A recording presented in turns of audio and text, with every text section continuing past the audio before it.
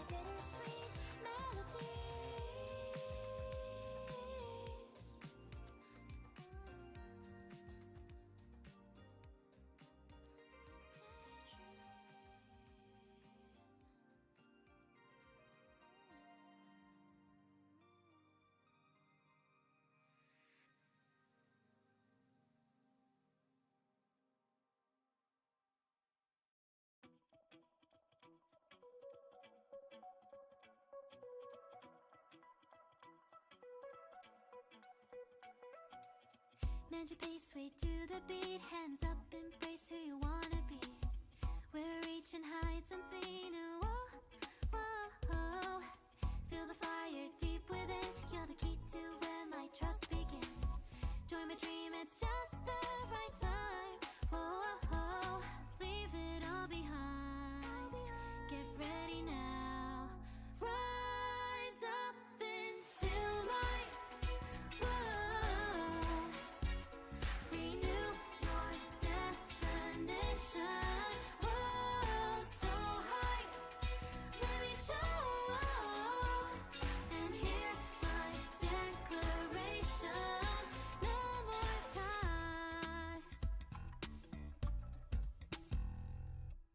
Off the ground and tap your feet. Look, stars are near when you feel the beat. We're bound for a greater height. Whoa, whoa, whoa. Take a leap into the place. Don't lose yourself in mundanity. Join my dream, it is the right time. Whoa, whoa, whoa. Leave it all behind. Get ready now. Sing along. Welcome to my world. Renew your definition. World so high. Let me show. And hear my declaration. Hello, hello. Can I hear myself on Twitch? Probably not, because I still haven't put my my sound on my headset. Now I should be able to. Never mind. The heck is that sound?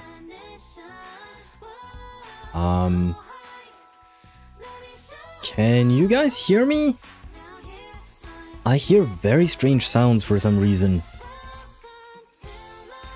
What's going on? Okay, something is definitely going wrong. Doo-ba-doo-ba-doo. Oh, you can hear me loud and clear. Ah, well, I guess that's good.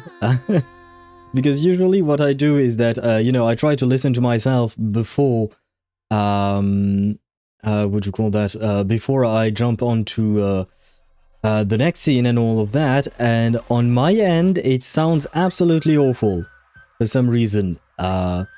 It sounds like a very accelerated thing. Let me restart my, my headset. Maybe something went wrong with my headset or something like that. Is there an issue? Yeah, I guess if the stream is okay, that's good. But on my end, for some reason, my headset seems to be doing something strange, which is weird because I... Okay, yeah, I keep hearing a... Okay, I hear the noise of the music. Okay, I genuinely don't know what's going on. I genuinely don't know what's happening.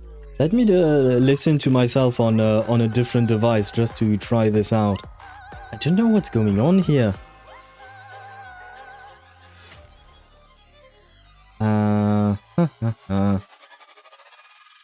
Right, this is of course very late.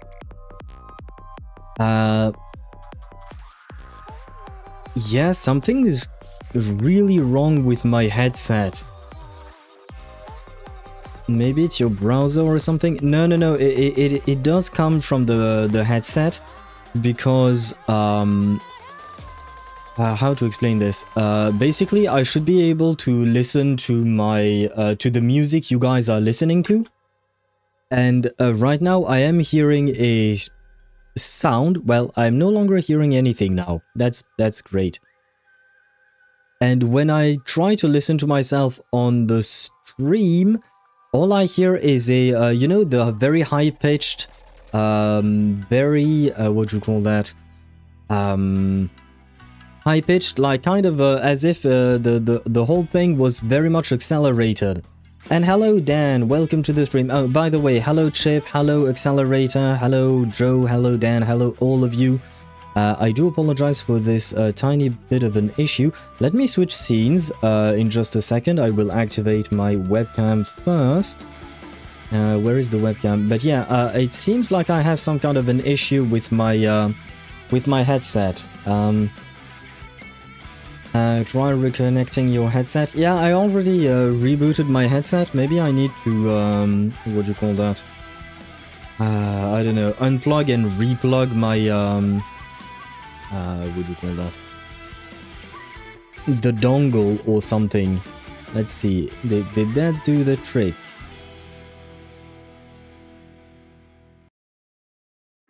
Okay, the dongle is connected, but now I hear nothing, which is not really good news. And the white balance on my camera is completely off. Okay, there you go. First and foremost, hello. And secondly, oh god, sorry, I bumped into my microphone. Yeah, unplug, replug. Yeah. I should probably do that, but there is one thing that you guys don't know. And it's the fact that the dongle for my headset is on the back of my computer, which means I have to go under my table and locate it again and unplug it and replug it. Because yeah, at the moment, nothing is working properly in terms of my headset at the very least. What if, what is the name of my headset? JBL. Quantum Engine. What if I activate the driver for it? Does that do... Oh, it does have an update. Ah, wait. Quick update. Install the update. Yes. Are you kidding? I mean, you know what? If this is the problem and it works out while I'm updating the driver from... well, it's not even a driver.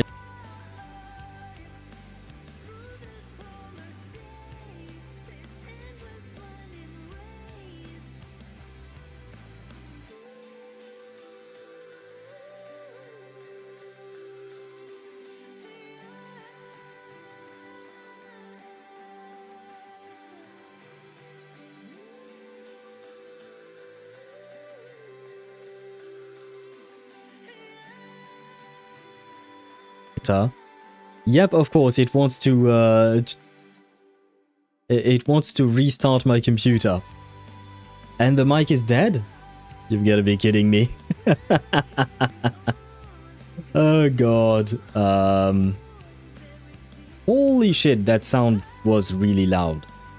Oh, it came back again? Okay, I'm guessing that it's because the thingy decided to restart. Okay, sound is good. Sound is live. Okay, my headset is working properly again. Phew. But I can't hear the music, which means I can't also hear, you know, the what you call that? The let me see. If I do this, for instance, just for a quick second, there. Because yeah, if I can't hear the music that you guys are hearing, like for instance right now it's Death Approaches by the Honkai Star Rail team, that means that I can't hear your sound alerts either, or the TTS for instance, which is a bit of an issue, but this might do the trick. Hopefully I don't have to restart OBS. I don't really want to be honest. Let me see. Which one was it? No, not wireless chat. This one. Apply? Yes, music is back. Okay, everything is working. Yes.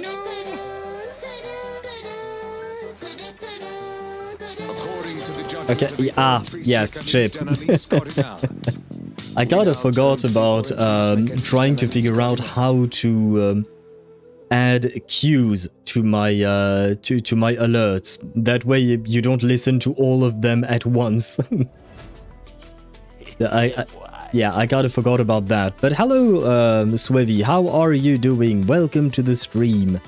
I hope you're doing well. And wait, yes, okay. I think I read pretty much everything in terms of chat. I am... okay, things are working, although for some reason it seems like there is fog. I don't know if it's the white balance or what. Let me try this on the webcam. Now I have to... Why couldn't this stream start properly? But it does seem foggy for some reason. Like, I don't know, there is something wrong with this. What if I do this? It's not exactly better.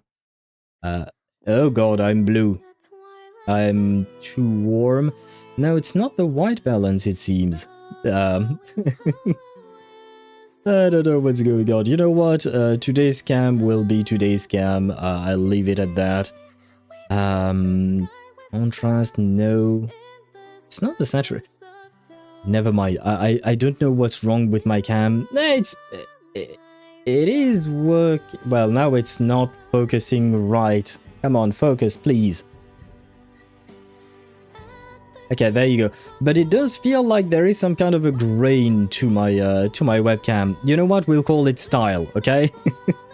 Give me some points for style or something. That is certainly one hell of a start. Okay, let me now read what you guys all wrote. Chip started with the dead emote for some reason. Thank you for using the dead emote now that it is indeed here. Let me know your thoughts about the emotes, because I've tried many variations on how to make this emote and a couple of emotes that are also on the Discord server, because there are some emotes that are exclusive to the Discord server, just because Discord has 50 slots for standard emotes, whereas Twitch is way more limited. So that's one thing, but also I spent more time than I care to admit, several hours on each of these emotes, just because I had to try a bunch of stuff, because it felt like we couldn't see much. Technically speaking, like I've mentioned, I draw my emotes in 4000 by 4000 basically. But it's getting reduced to 28 by 28, 112 by 112, and 56 by 56 by Twitch. So, yeah, the details that I put in there is not exactly as good as I actually try to make them. But anyway, let me know how you feel about those. And Chip mentions, nah, this is good for now, and this is probably my new oof. Well, the thing is, you can even combine the two, right? You can use the oof and this emote and alternate if that is what you want. The options are all around there. And hello, Accelerator, as I've mentioned before, how are you doing? I hope you're doing well. And yes, ass, titties and feet. Okay, bye. That was one entrance and one exit from Joel. I hope he's doing well wherever he may be. Oui, bonjour, cooking up dinner. Ah, bon appétit to you. I was going to call you Sata. Bon appétit to you, Dan. May I ask what you're cooking? Is there an issue? Maybe it's your browser. Rip, try reconnecting your headset. Yes, that much I read. Probably grounded or something like that. What do you mean by grounded?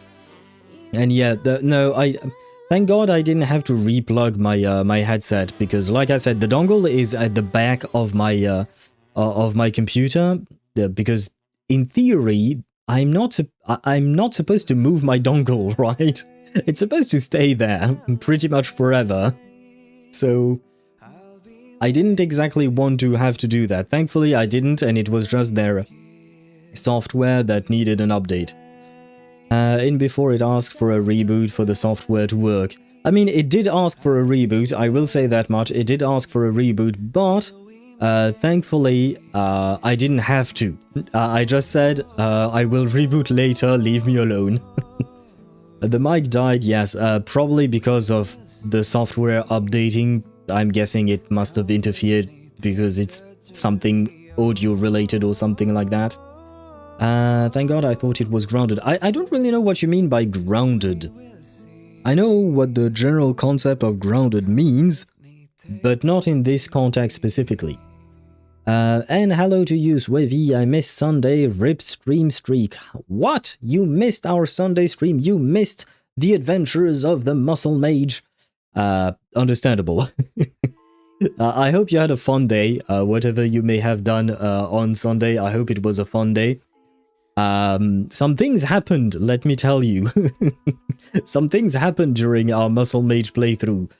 I died several times. Things did not go according to plan. Although, I will say, despite everything, despite being downed, and actually dying, I think, yes, I had to use a scroll of Revivify on myself.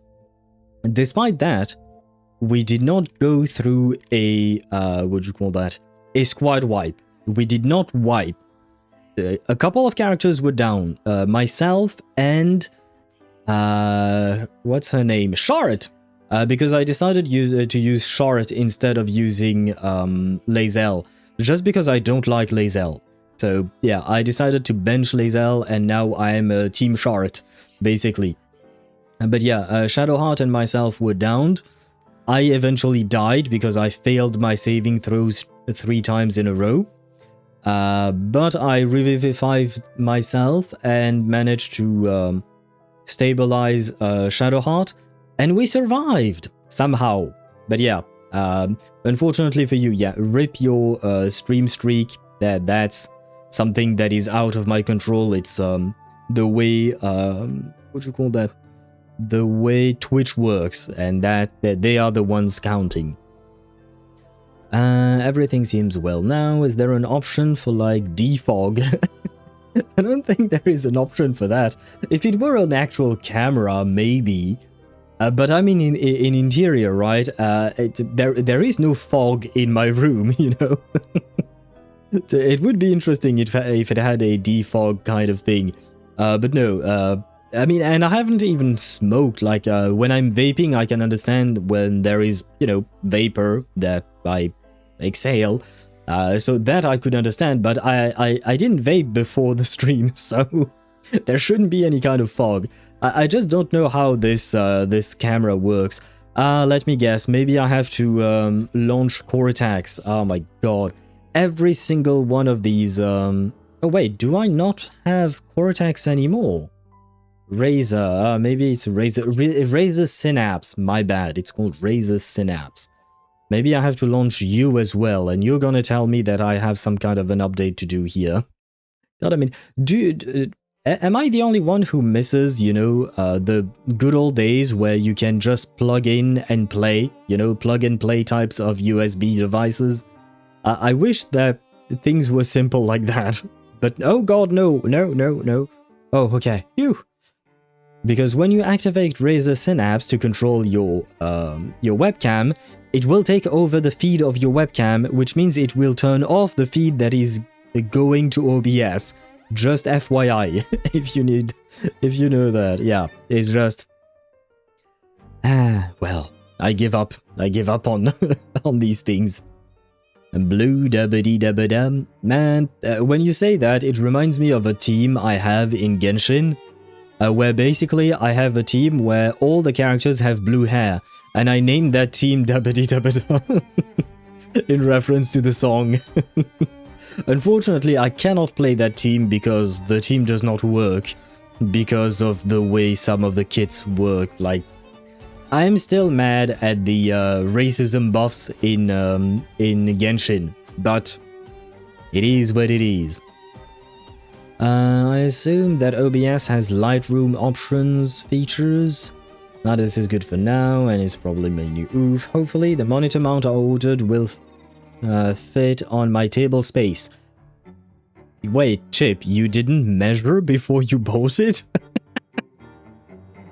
What I do, usually when I buy something like that, and even like when I bought my new computer, I was wondering if I should put my new case onto my desktop, onto my desk, sorry. So what I did is I measured everything, and I recreated everything in Inkscape. So basically I had a vector drawing of my desktop, of my desk, sorry, and everything that's on it. So I had my keyboard, my mouse, the mic is not much of an issue because it's on an arm, but also my laptop that you guys don't see, it's on the side here. my second monitor, my speakers, etc. I drew everything on Inkscape to scale, and then I also, and they were just boxes, they were just squares. It wasn't a proper drawing, it was just squares to see how much space each thing will take. And then I did the same thing. I made a square for the case, and I tried moving the pieces around on my desk to see exactly where I could fit everything, if things could fit. Unfortunately, it ended up not working as I hoped, and I couldn't fit the case onto my desk. So my case is now under the table. Just some fish and onions. Still contemplating if I'll go shopping during the stream or not. I have my strongest sweet tooth at night. Ah, I see. You know what, Dad? Speaking of sweet tooth, why did I want to do that? Oh, right. When I buy my rechargers for my electronic cigarette, they often package with it a candy for some reason, like a jelly gummy type candy. I don't really know what they're called. And the best part is that one I'm used to, but when I bought my pieces for my computer, I bought some fans. Which fans did I buy? The Arctic ones, I think. It was shipped from the Czech Republic, and with my case fans, they sent some candy. They sent some gummy bears. I was like, what? you buy case fans and they give you gummy bears? Yeah, the P12s, exactly. Chip. Yeah, I'm just like, what? I was happy, don't get me wrong. They were kind of tasty. But because of that, I've been craving some gummy bears and stuff like that. So yesterday?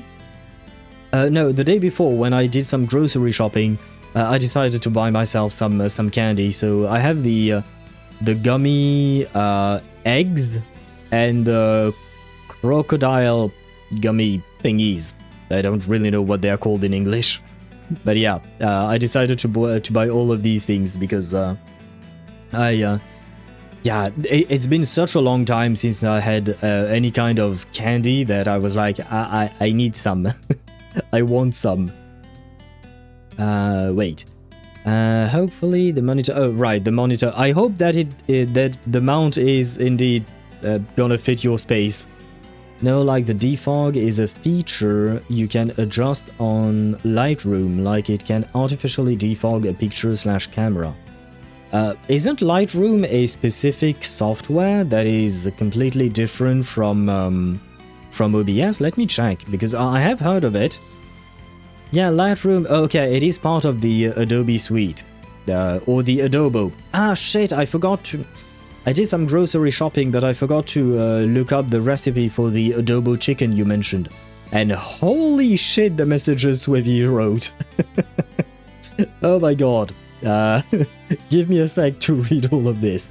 And yes, Flickering Candlelight is part of the playlist. Okay, let's start with Swivy's messages. See you in hell. Haribo sugar-free gummy bears. It was my last class of semester and the final exam was worth 30% of our grade. After a late-night study session, I felt confident, but I had to decide between sleeping in or cooking breakfast. My eyelids chose sleep. My stomach later regretted that decision, and after several uncomfortable stomach growls, I finally decided to make a quick stop by the campus bookstore and grab a snack before my test. Okay, you know what? Let me move my chat because my neck is hurting. Since the semester was ending and everyone was going home for the summer, a lot of items were on sale, including the snacks and candy that they kept up front.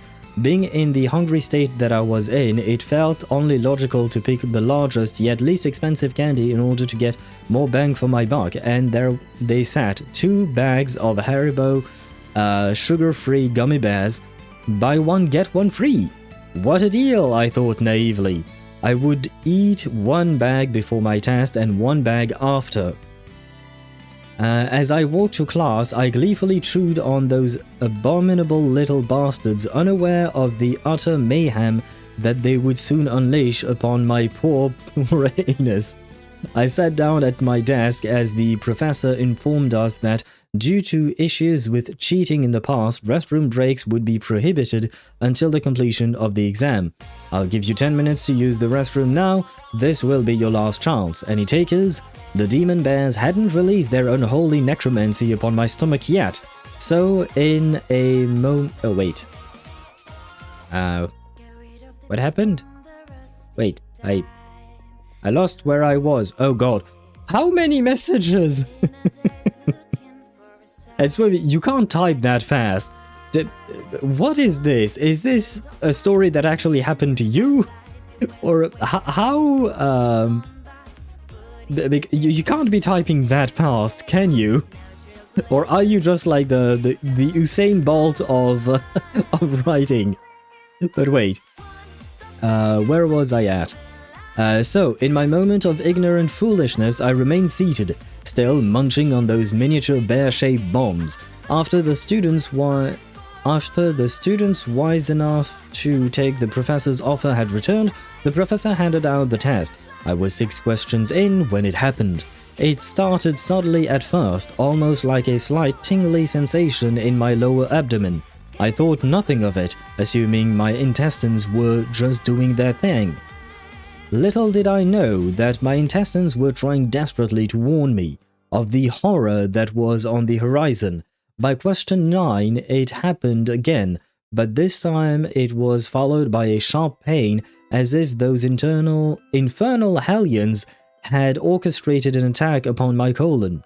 I fought to contain the groan that tried escaping my lips. It was at this point I began to panic. Something was going horribly long. Horribly long or horribly wrong? Maybe both. And I needed to get through this test before it got any worse. By question 14, my worst fear was upon me. Kept fighting through my exam, clenching my cheeks with all my might. Beads of sweat began rolling down my neck. Suddenly, a loud, gurgling war cry came from my belly, and the entire class lifted their heads. At this point, nothing mattered except expelling this ungodly presence from my bowels. With 15 questions left, I promptly wrote C for every answer and ran out of the classroom. My professor yelled something, but I was too preoccupied with the volcanic eruption that needed to take place before I could find sweet relief. I burst into the restroom like the Kool-Aid man, and behold, the handicap stall was empty. Sun rays from the adjacent window shone upon it, as if it were a gift from God himself. It took me less than 0.5 seconds to undo my belt buckle, pull down my pants, and finally relax my weary buttocks upon the toilet seat. It took absolutely no effort to expel this demon. Almost immediately, the floodgates of hell were opened, and the damned, liquefied souls of an entire bag's worth of gummy bear cried as they burned through my sphincter and into the watery abyss below. I had never felt such simultaneous relief and anguish in my life. After 30 minutes of this, I immediately went home, dug a hole in my backyard, and burned the remaining bag of gummy bears. I leave with this: do not, I repeat, do not eat these spawns of Satan. Not only did they cause me to fail my final test, but the anguish I experienced is something I wouldn't wish upon anyone, not even my worst enemy. The only place these god-forsaken hellbears belong are buried deep below the earth's surface. See you in hell, Haribo sugar-free gummy bears. The gummy bear story triggered memories of this green tech story. Okay. Okay, green tech story. Okay, that makes more sense. Oh god, I was wondering, like, how the hell are you writing that fast? But no, okay, you were indeed copying and pasting this story. And thankfully it didn't happen to you. At least I hope it didn't happen to you, right, Swivy? Oh, but god, this story. I mean, you know what? I ate my gummy bears from the Czech Republic, and they were fine. I didn't have any kind of an issue with them. But yeah, you know, whoever the poor person to whom this happened, I am sorry. Although I understand, I feel like I've probably had some bowel movement issues when I had exams from time to time. Only happened a few times, probably. Nothing to this extent. But I wouldn't have done what Swivy just wrote. I would have shat my pants and finished the test. No, I wouldn't have shat my pants and finished the test personally.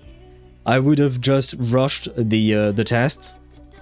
Because usually, when I see a test exam, I know if I know, right? If I know the answer to a question, I know, and I will just, you know, do it, answer the question.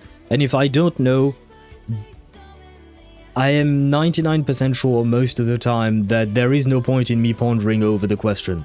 Like, if I don't have the answer right away, that means I probably don't have the answer at all. But, well, I probably would rush the exam and write down all the answers that I know. Usually after I do something like that, I try to polish my answers to make them look better. But if I don't have the time because I am in a hurry like that, yeah, I just give up on that and I get to the restroom ASAP. Essay by Gummy Bears, nice. Yeah, I wasn't expecting that much writing, especially from Swivy, because usually Swivy's messages are short and sweet, right? So I was kind of surprised when I saw these long messages from you. I heard that the sugar-free sweetener had laxative effects, but the recipe was changed since then. Ah, that could explain it then. I didn't know about that because I don't eat candy all that often, to be honest. Like, I just bought some candy recently, but other than that, I think it's well, other than that and the gummies I receive when I buy my rechargers from my e-cig, I don't, and it's just like one candy they give you in the box. So I don't really buy or have much of an interest in candies. So I certainly have learned something new today. Well, I've learned a few more things, I guess. You should try Indian street food. First and foremost, hello Risu, welcome to the stream. I hope you're doing well. Indian, if you had said Indian food, I would have been like, understandable, but also, it should be fine. But you had to add the street part to it. Yeah, I've never eaten Indian street food, and I probably will never. I already have a problem with some Asian foods like Indian and Sri Lankan, despite me being Sri Lankan. It's just that I'm not used to eating spicy food, and my stomach cannot handle spicy food, not too much at least. I can eat some, but at some point I end up in the same situation as whoever wrote that gummy bear story when I'm eating spicy food. But street food? Yeah, nah, I'd rather stay alive, you know? And alive and not in my bathroom all day long. And hello Mihai, welcome to the stream, I hope you're doing well. I've been farming to get Sentinel so badly that I'm at 60 pity and got 1 million dust. Ah, welcome to endgame. Well, I say that, but your dust will go away quite quickly as you build characters. Or if you do like me, give like 3 euphorias to characters on the same day, and build 2 of them. Those dust will go away real fast. But I wish you good luck on your Sentinel pulls. I hope you do get her. She is quite strong, by the way. Probably not as strong as Nautica, but to be fair, she is supposed to be a sub DPS for Nautica. So yeah, since I don't have pink, well, I do what I can with Gargoyle. Sweet, yes, Swivy, your usual messages are sweet or unhinged. You can call them whichever. I say sweet out of politeness, you call them unhinged because you know what you're typing. but they are usually, relatively short, at least compared to what you just wrote, with the green text copy-paste. Been farming, it won't be... What do you mean it won't be enough? Oh, the 1 mil won't be enough. Yeah, no. Yeah, Chip, I agree. 1 mil dust is not enough. If it were 1 mil Sharpodontes, I'd be like, okay, why not? Usually what I try to have is at least like 1 million Sharpodontes and 2 or 2.5 million, what would you call that? Dust. When I have that, I feel a bit more secure in terms of like being able to build characters, because like for instance, whenever you watch my streams, you will notice that I oftentimes, every time I pull a character, I build them straight away and I level 60 I3 level 60 R10 them immediately, but that's because I try to get enough resources to do just that all the time. Indian street foods are so good that they're cooked handmade. Yes. Yes, with the hands in the food. Yep. Yeah. I wonder how Indian street food vendors worked during the COVID period. I guess they didn't give a shit, probably. Sometimes your body just ain't used to it. When my mum visited my dad's family in Syria, she got hepatitis from the tap water. Everyone else was just immune. Yeah, I suppose if you have grown, or like not grown, I guess, yeah, the word is grown, but yeah, if you grew up, I guess I should say it that way, if you grew up with something, you will probably get used to it at some point. Like, I know that my family in Sri Lanka are used to eating extremely spicy food. Well, I call it extremely spicy, but for them it's just normal, you know? Like, I remember my uncle was eating rice at like 7 AM for his breakfast, and he had like, those tiny chilies that are extremely spicy. Yeah, he had like 5 of them in his plate, and I was like, huh, I'ma drink some tea, bro. I ain't eating that. That is not for me. If I had to eat that, number 1, my mouth would be on fire, and number 2, I would spend quite a few hours in the restroom, probably. So yeah, I'm unfortunately not used to it. But that's because, despite my family coming from Sri Lanka, I've lived my entire life in France. And for some reason, my mother... maybe it was lack of ingredients, I don't know. But when my mom used to cook for us, when I was a kid, she made spicy... She made Sri Lankan food, but she didn't make it as spicy as what my family was used to eating in Sri Lanka. So I never really got used to it myself. And I'm okay with that. I'd rather not have to eat that, honestly. I will say, I'm not a huge fan of very spicy food, because for me, especially spicy food from South Asia, because for me, it just burns my mouth for like a half an hour, and I'm just like, I can't taste anything. I can't eat. Like, what's the point? Whereas the spices, or something spicy, something hot that is very temporary, like mustard or wasabi, that I quite like. If it's a sharp pain, but only for a very small amount of time, I'm okay with that. If it's a high pain, but for a long duration, I'm like, nah, nah, I'm good, thank you. Anyone got through currency wars in HSR? I'm stuck on investment master 7. I don't even know where that rank is exactly. I think I'm Jade Steel 1 or something like that.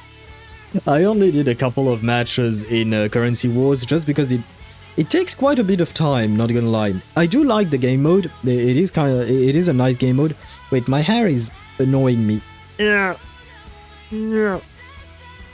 I have to redo this. Wait. Well, I'm not listening to the songs anymore. But that will let you discover the length of my hair. As you can see, my hair is indeed pretty lengthy. Because usually you guys see my hair being tied up, right? But this is my hair not being tied up. I do have long hair, just like my model. Anyway. What was I saying again? Oh, right, it's the third highest rank. Yeah, man, I have not moved on... I have not done much in Currency War just out of lack of time, mostly. The game seems fun. From the game mode, sorry. From what I understand, people are saying that one of the best teams is just to use Aglaya. Use Aglaya with full speed and be happy, basically. That's my understanding of how this game mode is supposed to be played. Well, not supposed to be, but I think she can just cheese anything and everything just like that. Yeah, I did, but I am struggling on the third plane. I'm doing AoE at the moment. I see.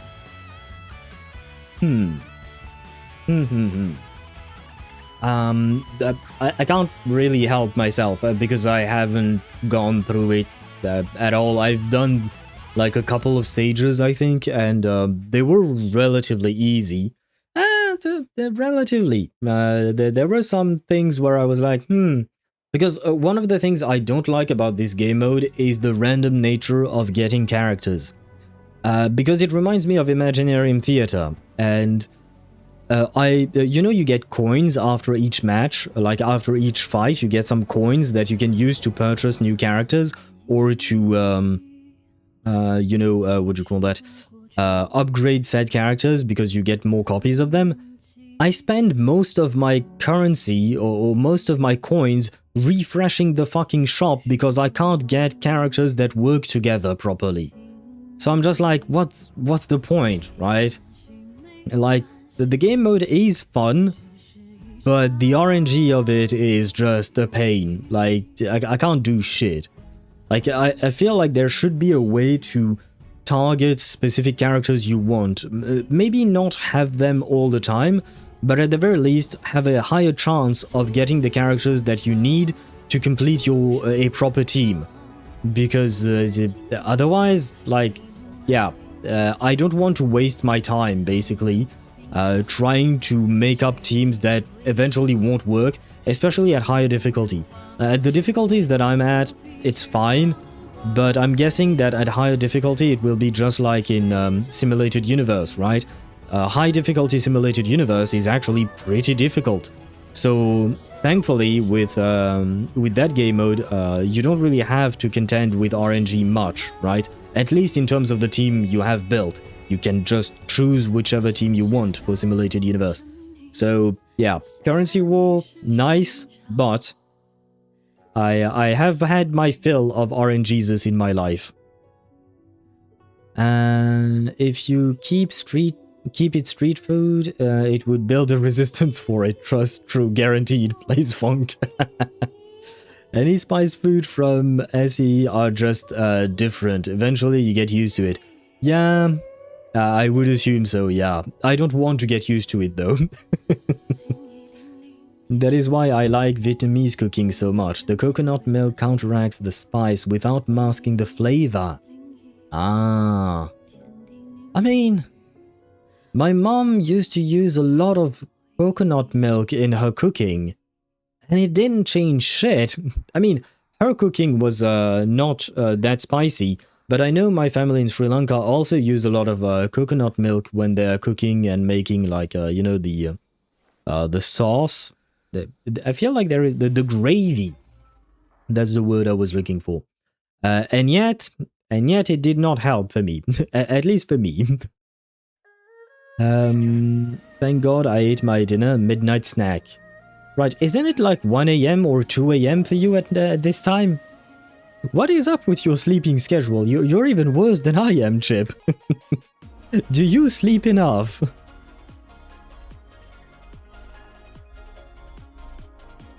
Ah yes, I say that as I'm drinking coffee at 7 PM. But I am tired, so I kind of needed the coffee to be okay during the stream. Yes, question mark. Really? Are you sleeping enough? Because every time I see you on my stream, and I see you pretty much every day, you're always here at the beginning and at the end of the stream. And it feels like you're only sleeping like 3 or 4 hours a night every time. Which, in my opinion, is probably not good, not enough. But, yeah, I'm just concerned for you, is all I'll say. I'm just concerned. What was that? You know what? I am going to launch the game because I can see that we've been, what do you call that? Yapping for an hour already. Blame daylight saving jokes. I mean, technically speaking, yes, because daylight saving time has changed when my stream starts. Let's go with that. You know what? Let's go with that. Let's blame those. Chip situations remind me of earlier this year for me. Used to watch this streamer who streamed at the ungodliest of times for me. I used to do the same. Like, there are a lot of streamers that I used to watch. Nowadays, I don't watch them anymore. Not because I dislike them or anything like that. They're still great. It's just that they stream at hours that I'm sleeping, basically.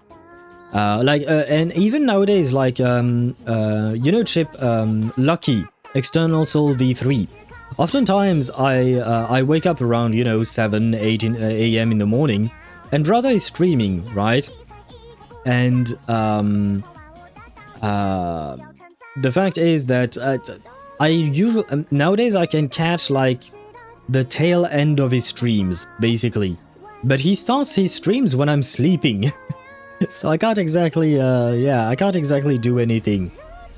And Swevy, we have a question from Dan. He said 4 Rin plus question mark. And he added you, at SwevyCat. 4 Rin plus. I don't know what that means. But I'm transferring the message. Yeah, I don't know what that means. He wrote that. 4 Rin plus. There. Dan wrote that with a question mark at the end. Maybe it's the name of the streamer that he thinks you might have been watching? I don't know. Dan, if you could give us more details, that would be helpful. Her name's pronounced Saren, that Hellhound streamer. I don't know who that is. I don't think I've ever heard of them. Let me check. Saren. No, not a Wheel of Time. Oh, I think I found them. On Twitter. Ah, the greatest platform of all time. Oh! Oh, they're a VTuber. They kind of remind me of Grace in terms of design. Grace from ZZZ, I mean. Their model is a bit spicy, but I do like it. Ah, and Chip does not like Dan Hong's song, I see.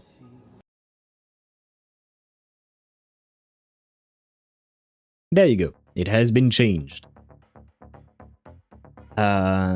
Wait. I need to grab my thing here. There we go.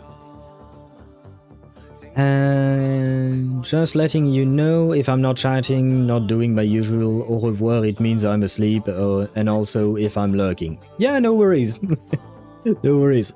Just in case, I do wish you a good night, if we miss you or something like that. But yes, a good night to you, Chip, if you are to fall asleep. Just letting you know. Not, I read that. No, ZZZ streamer Kete the 7th. I've never heard of them either. Let me look it up. I'm curious. Kete the 7th. Ah, they do have a YouTube channel as well. And they do stream on YouTube, not on Twitch. Oh right, Swevy, you had mentioned that usually you used to watch streams on YouTube, right? Oh, and they do streams on HSR as well. Interesting. Man, I need to expand my roster of people I watch. I like Dan Hang's song. Ah, well, you can blame Chip. You can blame Chip for that. But the worst part is, and I am still mad at Chip because of that, is the fact that every time Night Glow, the song from Honkai Impact 3rd Night Glow, the song for Chapter 9, Himeko, the final lesson, every time that song plays, Chip skips it. And I'm mad at him for it. Because I love that song. I know it's sad, but man, why do you need to skip it? By the way, we are going to roll some ads, and right afterwards we will start the game. Technically speaking, the game is already started, but let's chat for the next 3 minutes as the ad runs, and then we can actually proceed with the story. I've already done my dailies. I don't really know why I did that. I mean, I kind of figured maybe we could try and finish Reverse today, but I have a bad feeling about that. I don't think that'll happen, to be honest. My favorite streamer doesn't stream anymore.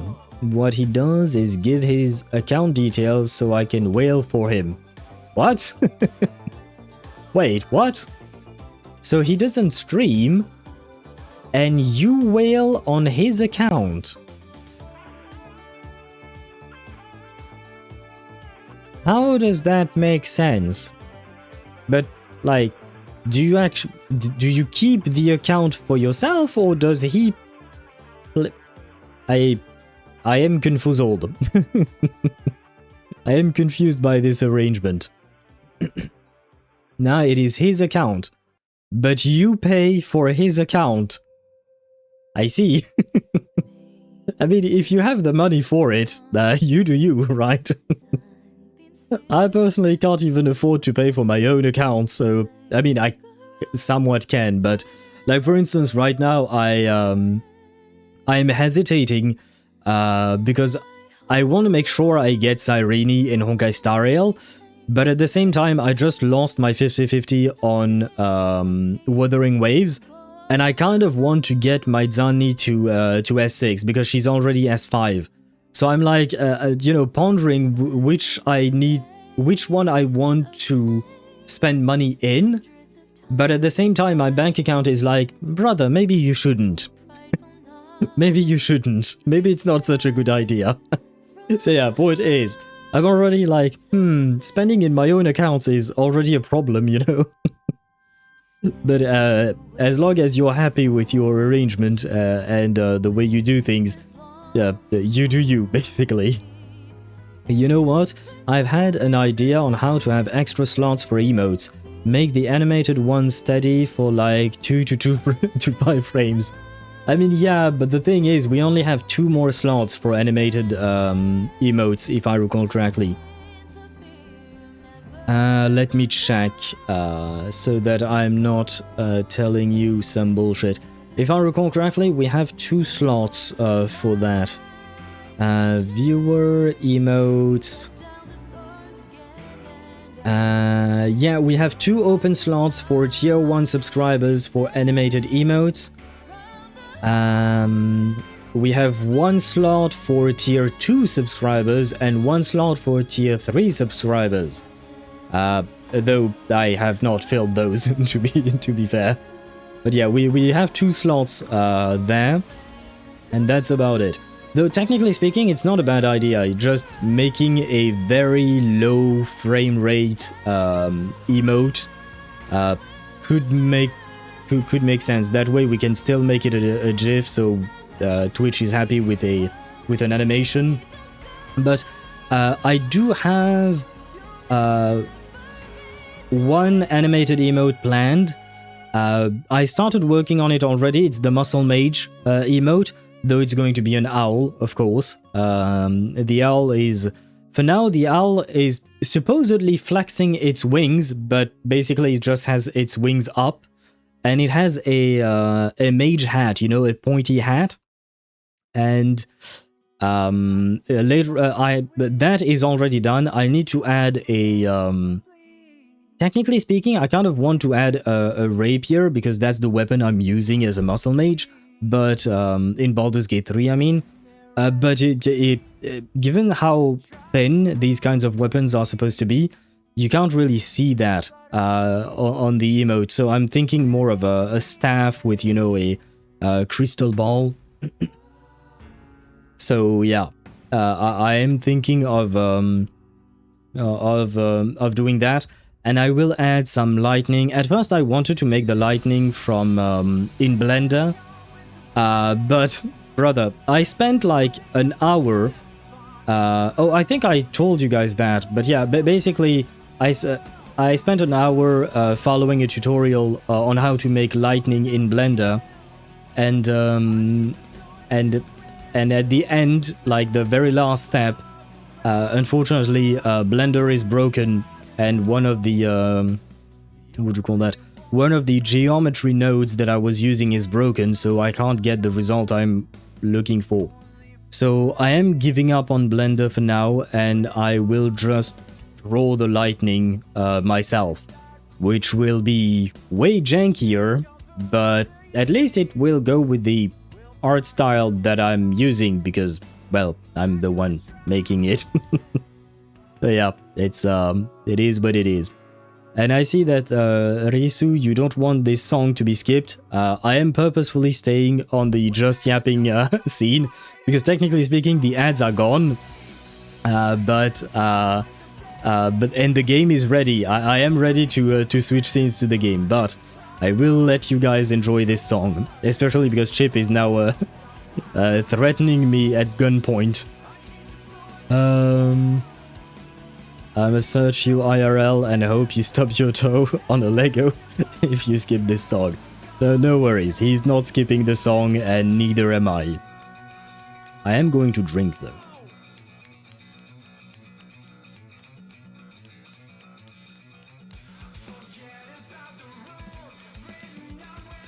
But are you guys ready to jump onto Depression 1999? Because that is where we're headed, right?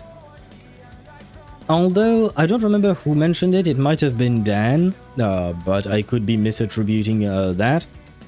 But the next couple of stages are supposedly happy, according to someone in chat. I remember that from last stream. What node are we on, by the way? 16. We're going to node 16. Spoiler warning for anyone who has not gone up to node 15. But we just witnessed the what do you call that? The end of, dude, what was his name? You know, the soldier, the German soldier, Braun, I think. Yeah, his name was Braun. Charon's friend. We just witnessed the end for him. Sasha Brown? Was his name Sasha? I don't think his name was Sasha. Wait, isn't Sasha Brown a character from Attack on Titan? Isn't she the girl who ate potatoes or something like that? I feel like that's her, right? Yeah, Sasha. She is Potato Girl. She is Potato Girl. Okay, wow. I still haven't watched the last season of Attack on Titans.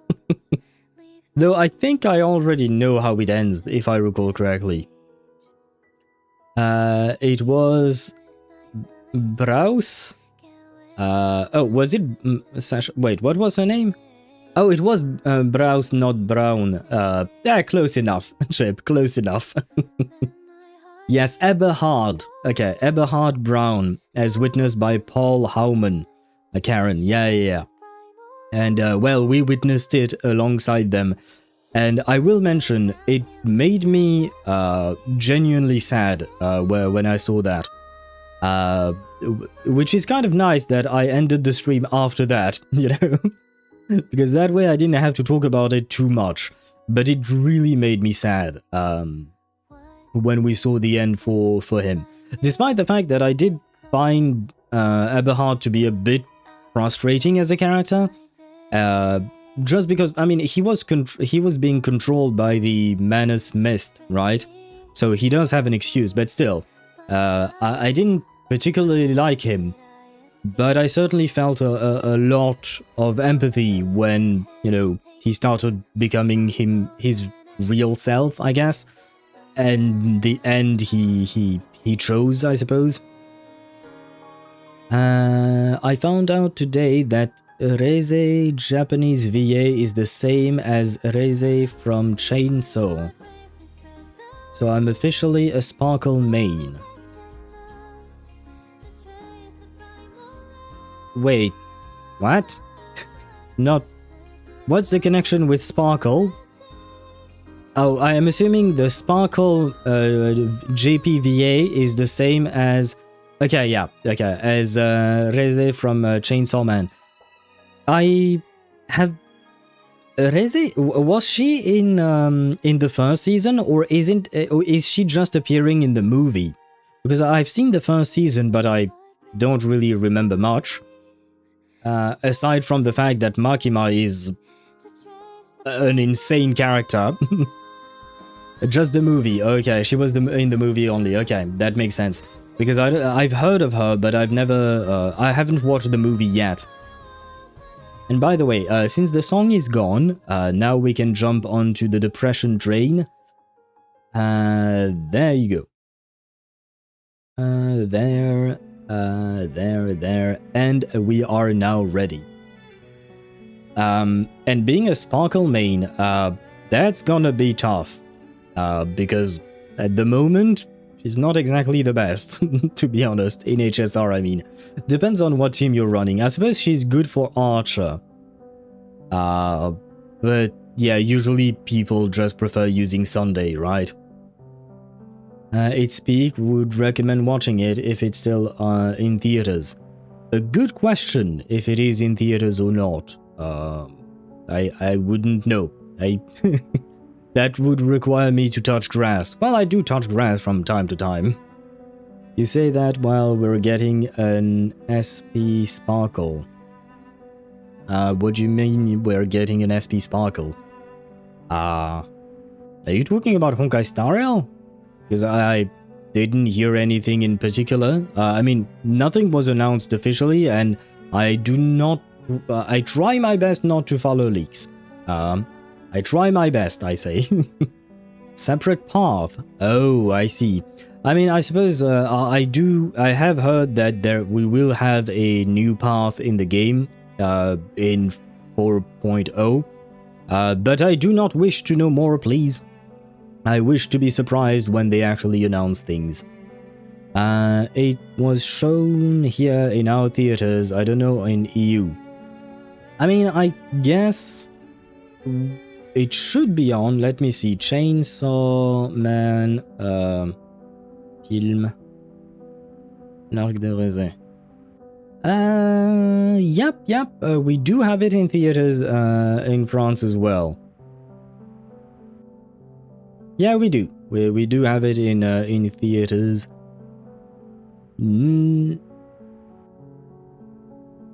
Yeah, okay, yeah, where we do... Okay, there are quite a few, not dates, but time slots for it. Now then, let us speak of something different. Let us speak of an unfulfilled promise. Well. Let me restart that one. Okay, pretend that nothing happened, and we go back to it, right? Now let us speak of something different. Let us speak of an unfulfilled prophecy. Even now, her tears remain. There you go. Let's pretend that I did that in one try, right? I can read, I promise.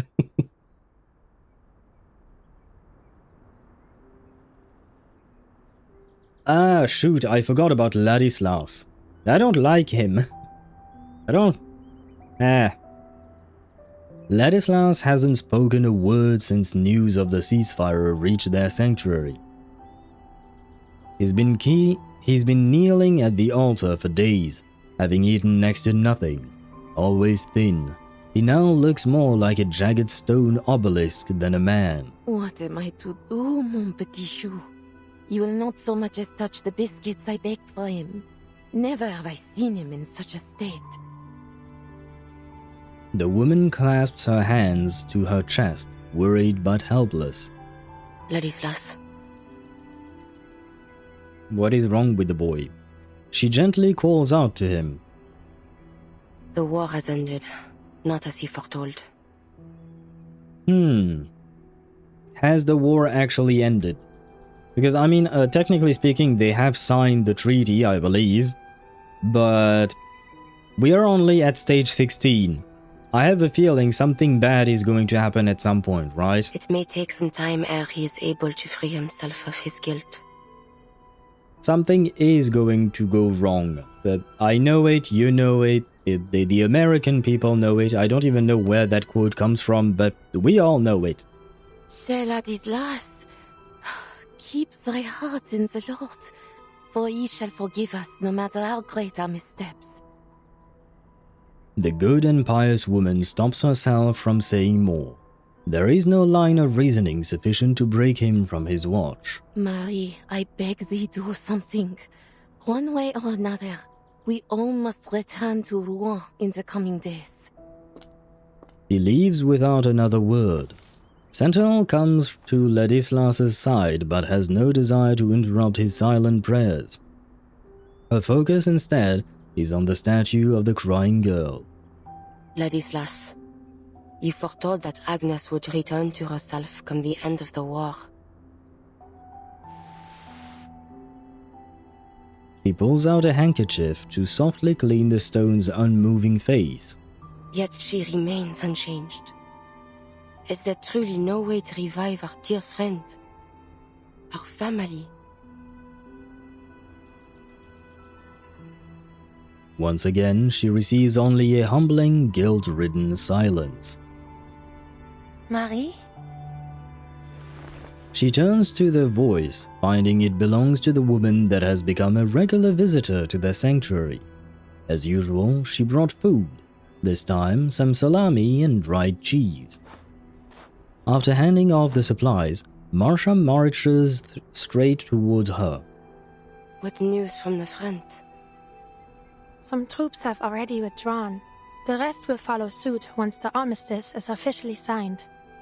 Ladislas, he still won't eat? Well, what is wrong with him? Why is he not eating?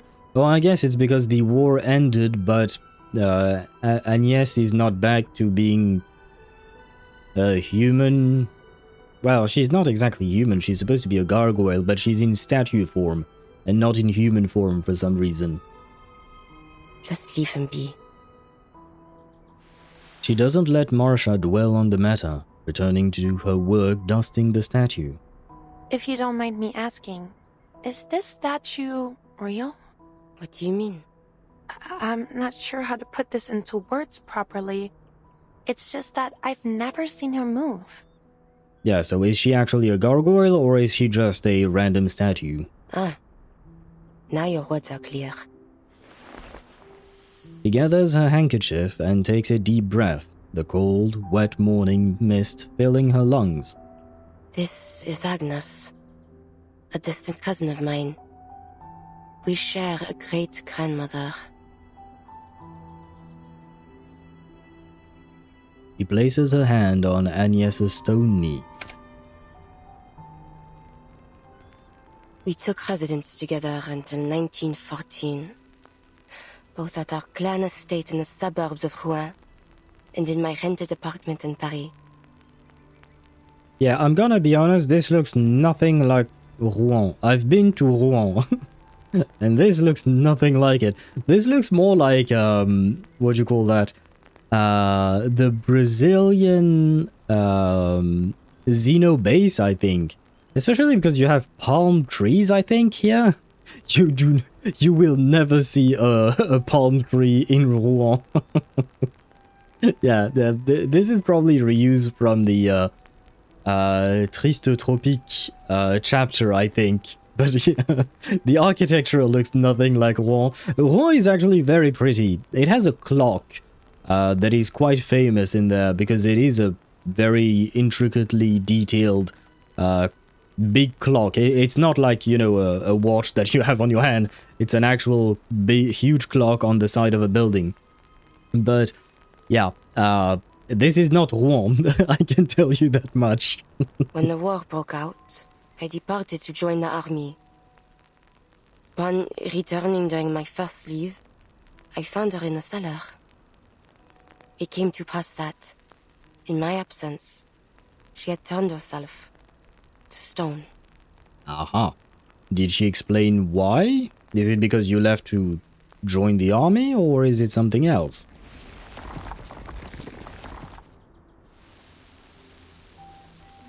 She can stay in this form as she pleases? That is a good question. Only so long as her heart yet beats.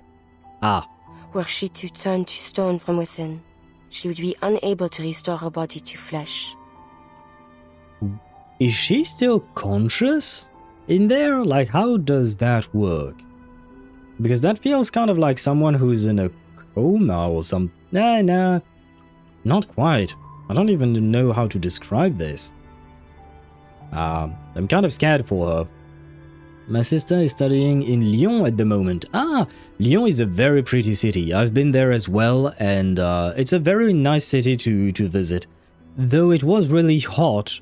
I was there during the summer, and I think it was a particularly hot summer that I was there. And still, I would highly recommend visiting Lyon.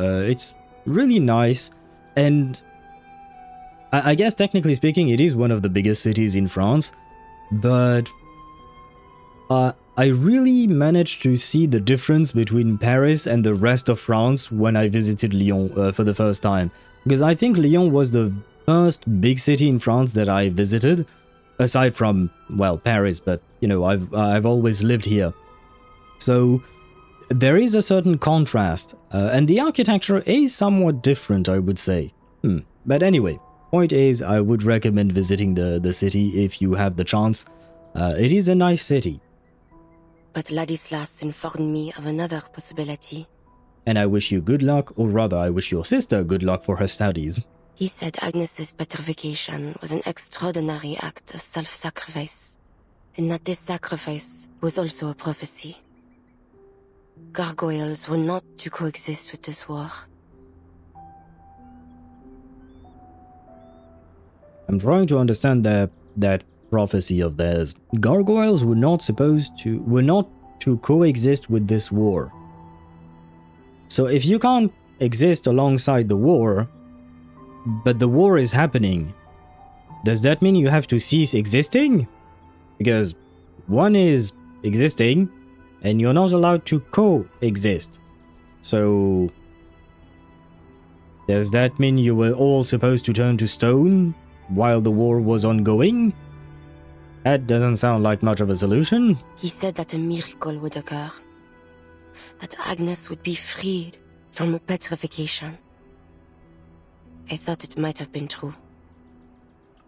To be more lore accurate, because I do know that, for instance, Matilda is rather famous for her divination, and I believe it runs in her family. So maybe he did something similar, or some... Yeah. How? How does he know that? Or is he just pulling things out of his asses? Asses, as if he has more than one ass. She glances toward Ladislas, still kneeling. But I suppose it was not. Agnes has shown no signs of recovery. Okay, best explanation I have is he invented this story to reassure himself that Agnes would be back, or something like that. I appreciate how the folklore arcanists have defined strengths and weaknesses, like Andro with her seal raises the stakes. Yeah, it does. Although Andro Nalan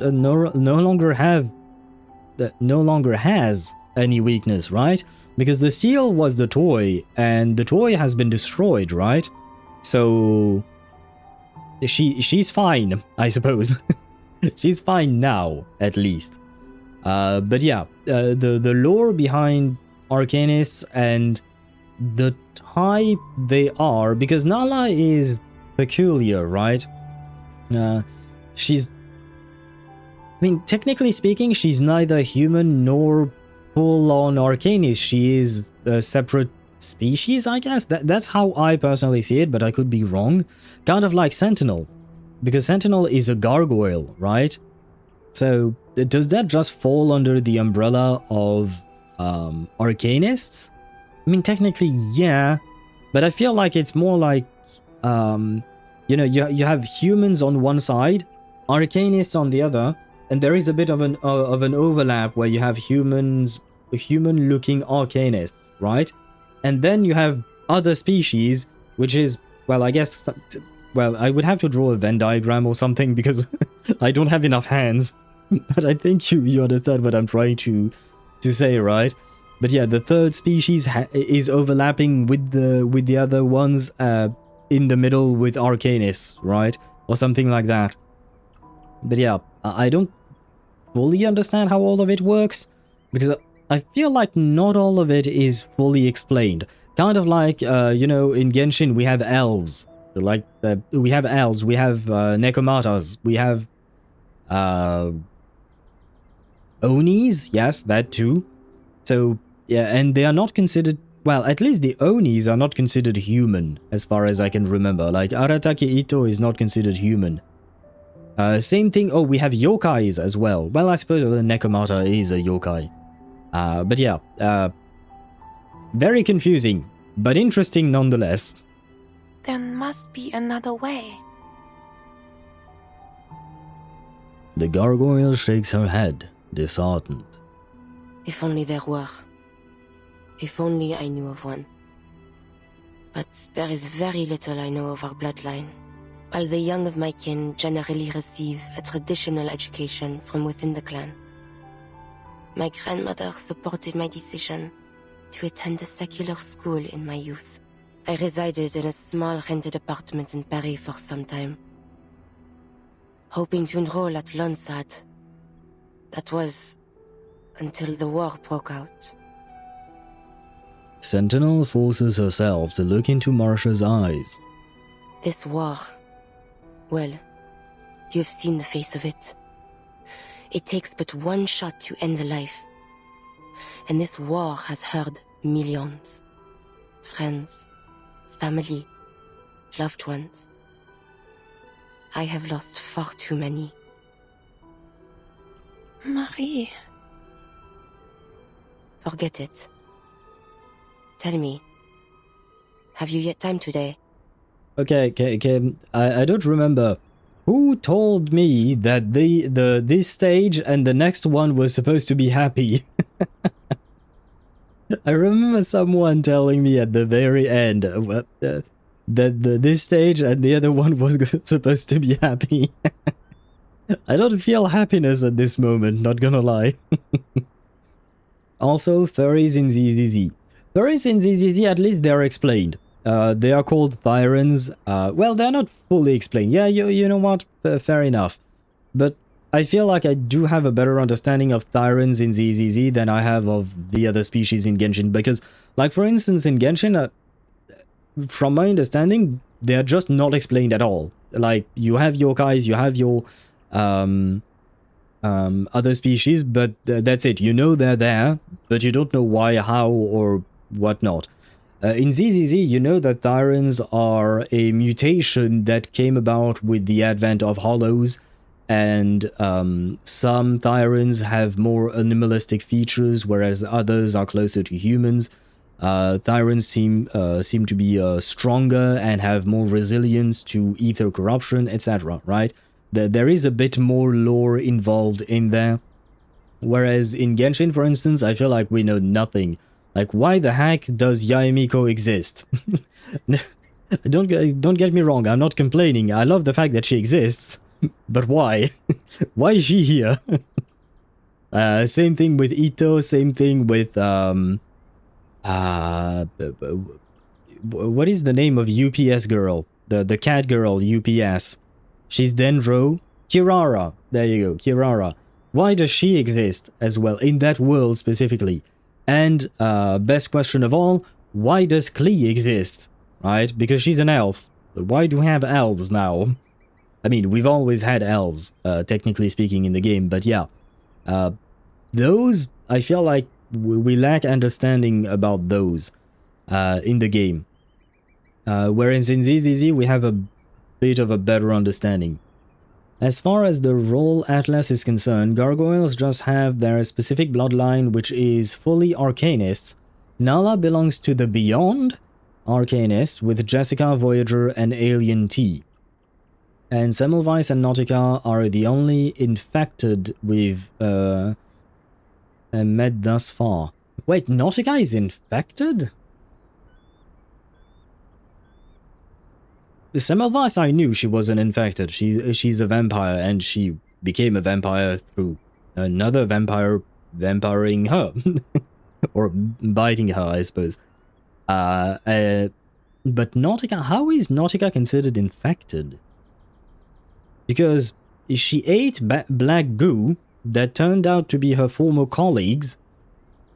Then she went into a portal space thingy, and she died. Kind of. She was lost in there. Then she was rescued by Vertin. But as she was rescued by Vertin, she became a half cute girl, half eldritch horror mix. For some reason. So... yeah, how is she... What infected Nautica is my question, basically. As for Nala being part of the Beyond, I didn't know that either, but it is interesting. So that means she is considered something from Beyond. She is considered something different completely from humans, right? And humanoid-like figures, because Voyager and Alien T are literally aliens from another world. Jessica, she's a changeling, but once again, I feel like maybe Jessica and Nala are closer in the Beyond category than they are to Voyager and Alien T, who come from a different planet altogether. As for gargoyles, I would have put them in the Beyond as well, but I guess not.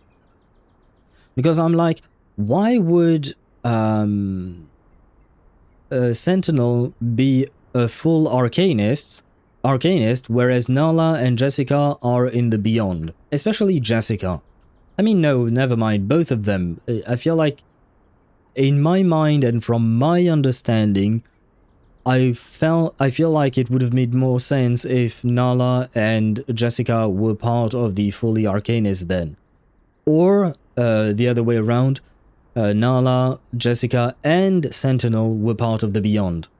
Because it kind of feels weird when you have that kind of separation that is currently in the game. Yeah, unless someone has a better explanation that will amend my knowledge. And hello to you, Charo Master. Lewa Dug Oui Ot To. Yes. Hello to you, Hoot Hoot indeed. Reverse for the reverse, yes. Hello to you. I tried my best to read it as it was reversed, but it doesn't really work out too well. But hello to you and welcome to the stream. I hope you're doing well. What do you want to do? Take a stroll. I've spent far too much time in the monastery. I suppose she does not like being cooped up too much. After a long journey, they return to the field once soaked in blood. A pilot? Their earlier conversation still lingers. Yes, that's what I wanted to be. Why? Many knights joined the Air Force at the time. They believed the sky to be the only battlefield that still maintained at least some semblance of knightly chivalry. Ah. Well, if you want to become a pilot, I know of one. Her name is Lilia. She might be drunk most of the time, but she is apparently the greatest pilot that has ever lived. It had more than the ground at least. Crawling through mud and digging trenches. I loathe airplanes. They're exceedingly difficult to withstand from the ground. And the engine noise. She swallows the complaints, not wanting to sound bitter. Marsha extends her arm over to her friend's back. Relax. You don't need to fight them anymore. In fact, I'd wager you'll come to like traveling by plane in time. Doesn't she have wings as a gargoyle? Can't she just fly herself? I mean, you know, we invented planes because we can't fly ourselves, but she can. Does she actually need the... I mean, I guess if you want to cross from Europe to the United States, for instance, you might not want to fly. I mean, I'm sure some birds can do that. Probably migratory birds, they travel across long distances, right? Well, I mean, Sentinel is not a migratory bird. But, I don't know. I don't know her flight capabilities. Could work. You liked my reversed writing for reverse? Like is a strong word. I will say I appreciate the effort, but it is hard to read. Because, you know, I usually read out the messages. But I suppose technically speaking, I could have reversed your reversal of your message that you made specifically for reverse, just so that it makes sense when I read it. That could have been a thing. Not sure, but maybe an infected arcanist is just someone who had low or no arcanum until an outside source, Valentina for Semmelweis, Manus Vindictive for Manus's Antarctic Gate for Nautica, gave them more arcanum. Okay. I like that explanation. It would make sense that way. She turns to the sea of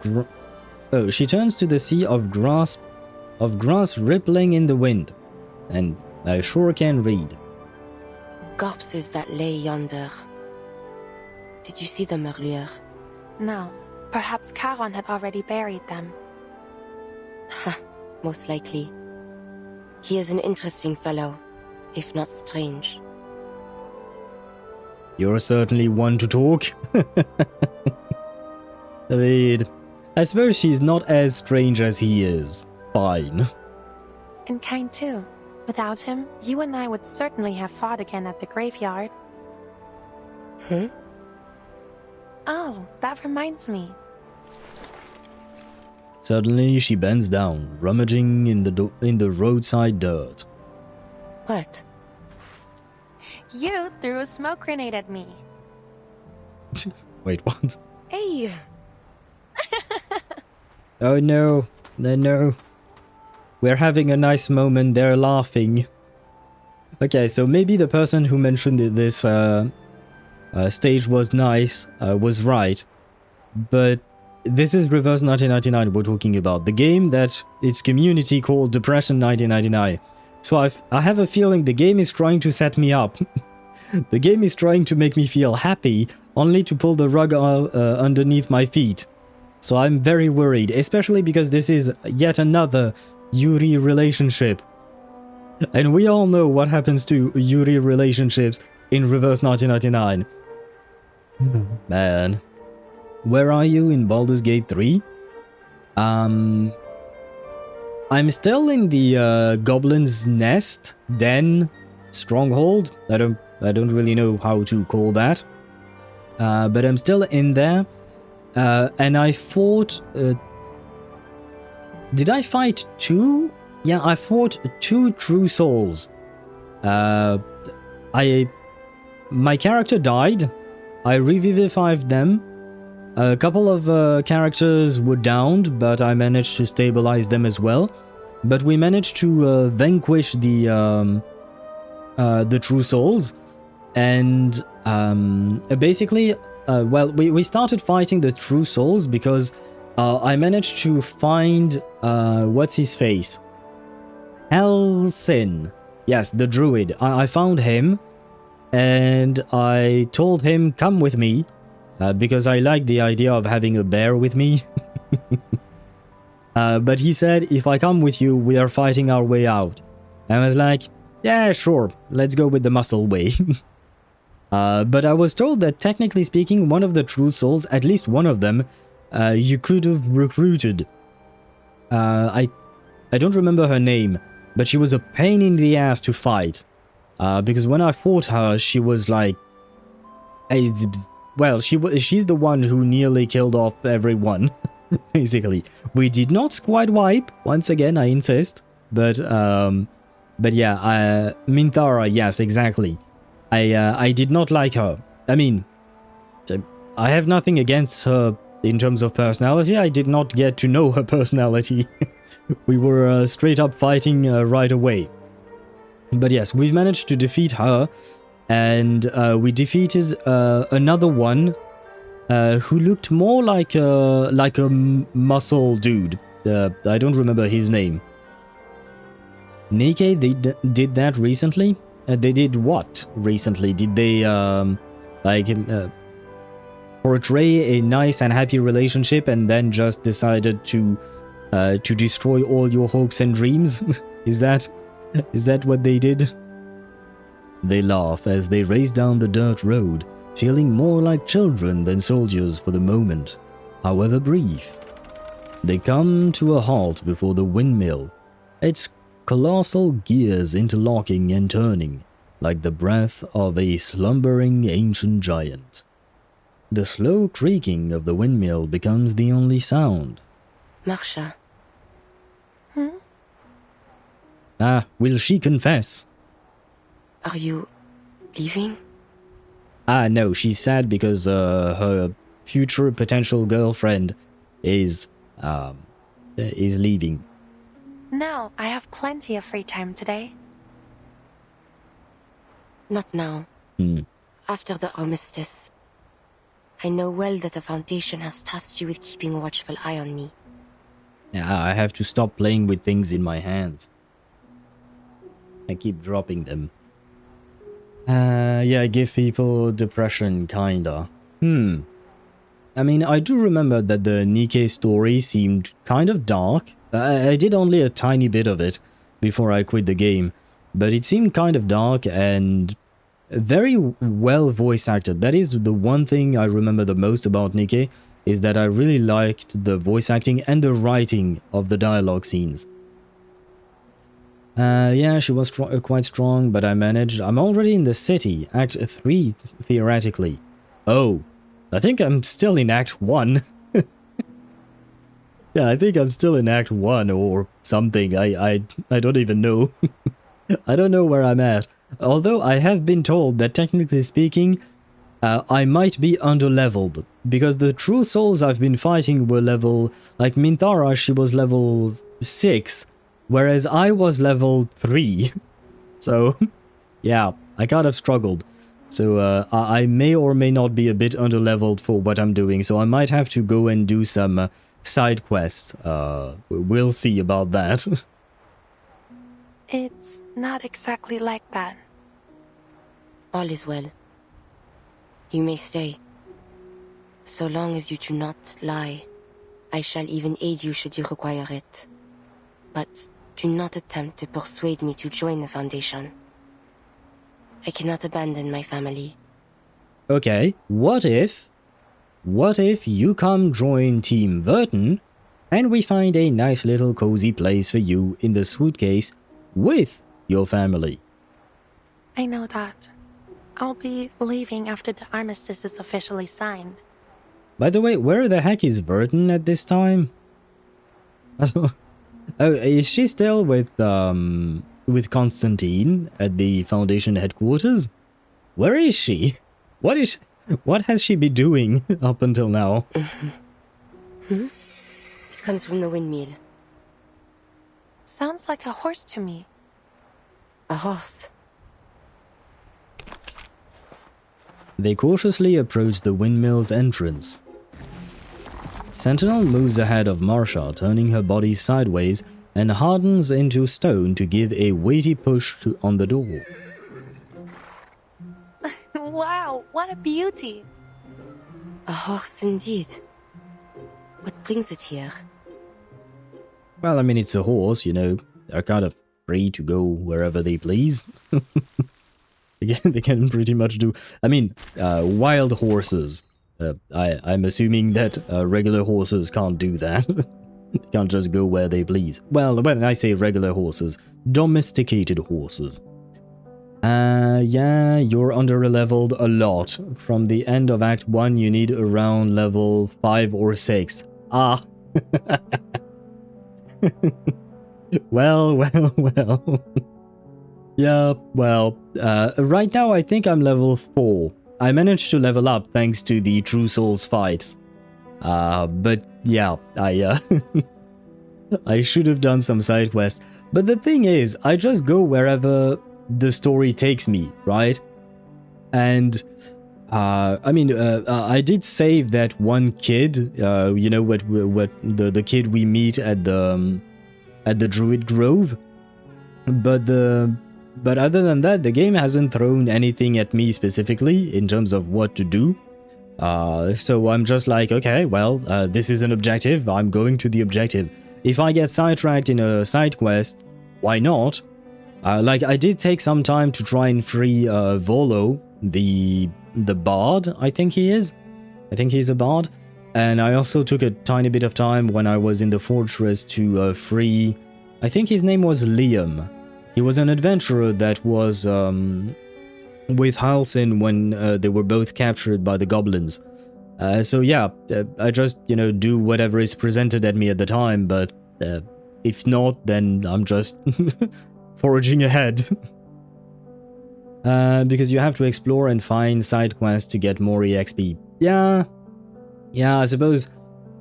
In theory, if I were to play this on my own time and on my own, I would probably do that. I would probably run around and try to find stuff.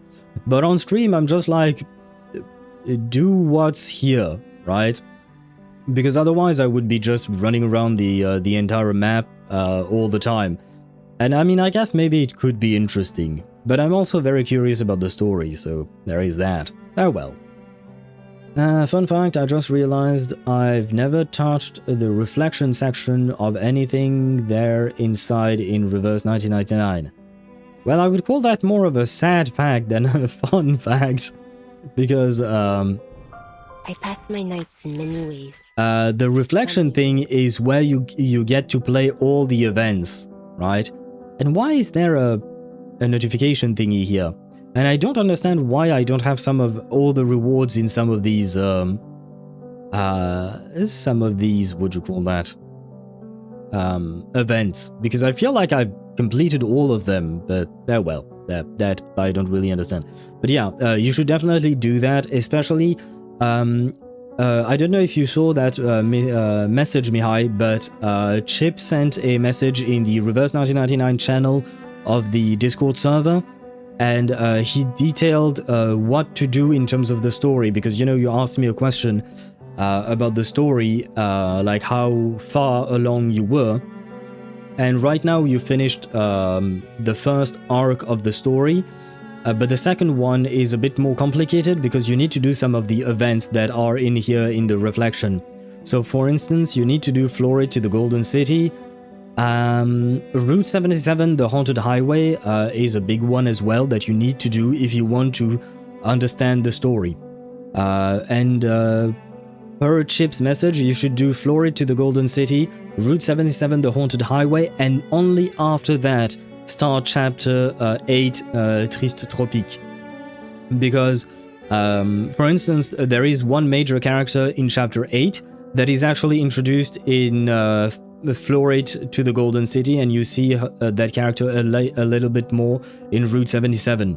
So yeah, you should definitely do that like that. Tuesday, I'm doing it now. You should do Florid to the Golden City first, it would make more sense. But after that, yes, Route 77, the Haunted Highway, is the event where they introduced Tuesday right there. So I recommend you do this one first, then this one, then Chapter 8, and then there is another event that will come out next patch in the Reflections. And then you can do Chapter 9 and 10, if I recall correctly. Just look at Chip's message on the channel, Reverse 1999 channel on Discord, and he detailed everything for you. The map is the first act. In the first act is really varied, and there is a lot to do and to get so running around is rather interesting. Maybe I shall try some running around. It's just that, you know, the idea of trying to remove the tadpole seems to be central to the plot line, but more importantly, it seems urgent. So, in terms of story, for me it makes sense to hurry up and try to remove the tadpole.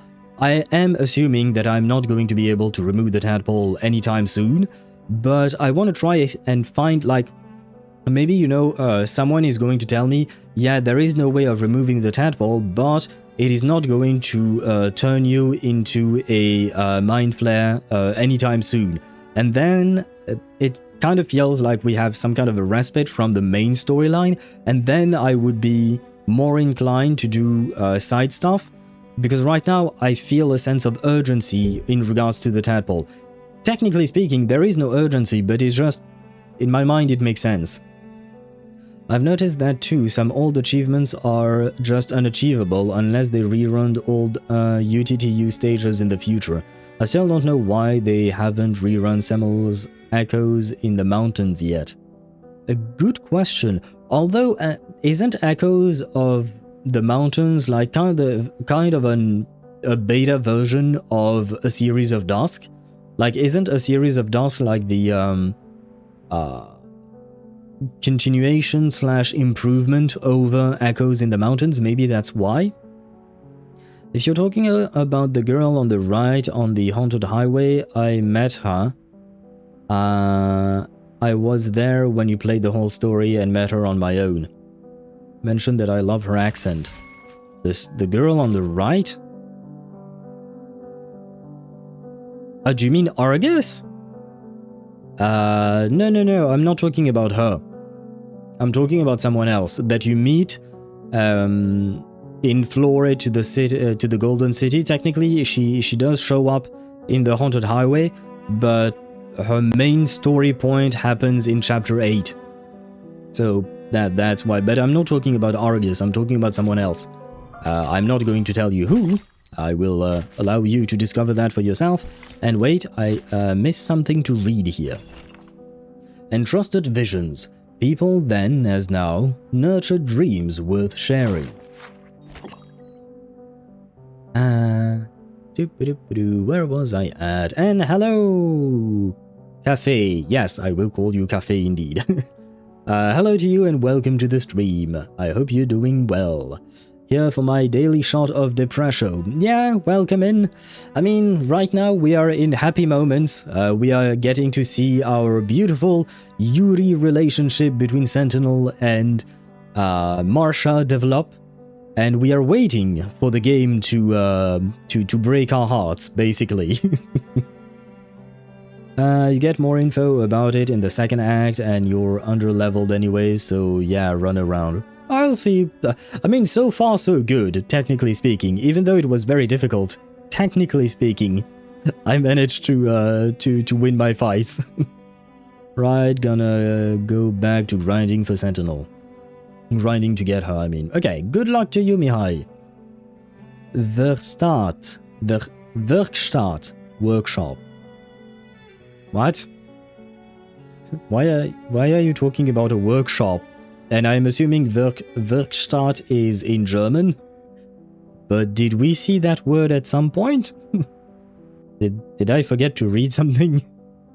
My characters are level 11 now, almost 12. Karlak is my bonk machine. Bonk extra attack, action search, bonk extra attack. I see.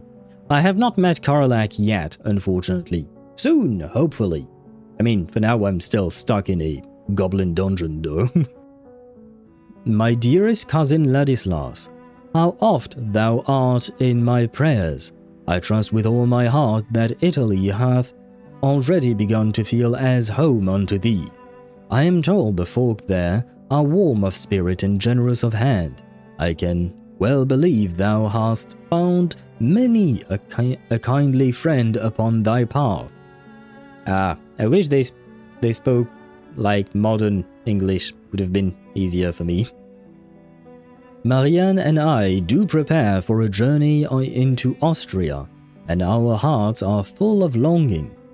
For there lieth as thou hast spake so oft, the very heart of the new art. I yearn to lift mine eyes onto the golden tracery crowning the secession building, whilst Marianne doth dream of wandering through the galleries and little shops of the Wiener Werkstatt. Okay, there it is. Was anticipating that you arrived at my comment later. Yeah, now I see it. What does Wiener mean? Isn't that supposed to be a sausage? I think in English you say Wiener for a sausage, I think. And for a specific body part that we shall not name. But isn't it just like a sausage? So is it a sausage workshop? Is that what we're talking about here? We have set our minds also upon the Karlskirch Fischer von Erlach, their great Baroque church. Yeah, sure. I mean, I guess it's in Austria. Ah, shoot! I should ask Kiwi if she knows about the Wiener Werkstatt and the Karlskirch Fischer von Erlach. I should ask her. Church. Ah, okay, so it's the Church of Karl, whoever the fuck Karl is. She's on that first map, so you have to run around anyways. Okay, I see. I will try to find her, definitely, because I am very interested in Karlach. Wien is the German name of Vienna in Austria. So it's a... Wait, how do you say Viennese, maybe? Like something from Vienna. Vienna. Okay, kind of like me. I am from France, which means I am French. How do you say something that comes from Vienna? I guess Wiener, maybe? But yeah, it's a workshop in Vienna, I'm guessing. Okay. I will ask Kiwi if she knows of it. Though it's been quite a few years since she's left Austria for the US, so who knows? And there is another thing, is that Kiwi was not alive when World War I happened. So who knows if this thing still exists nowadays. We have set our minds upon the Karlskirch Fischer von Erlach. Yeah, I'm gonna stop saying that sentence. I give up on this one. Too hard to pronounce. They say its 19 stained glass windows shine as jewels, and its nave holdeth a majesty not soon forgotten. Should any sketches from our travels serve thy studies, it would delight me to send them forth. Our past words dwell yet within me.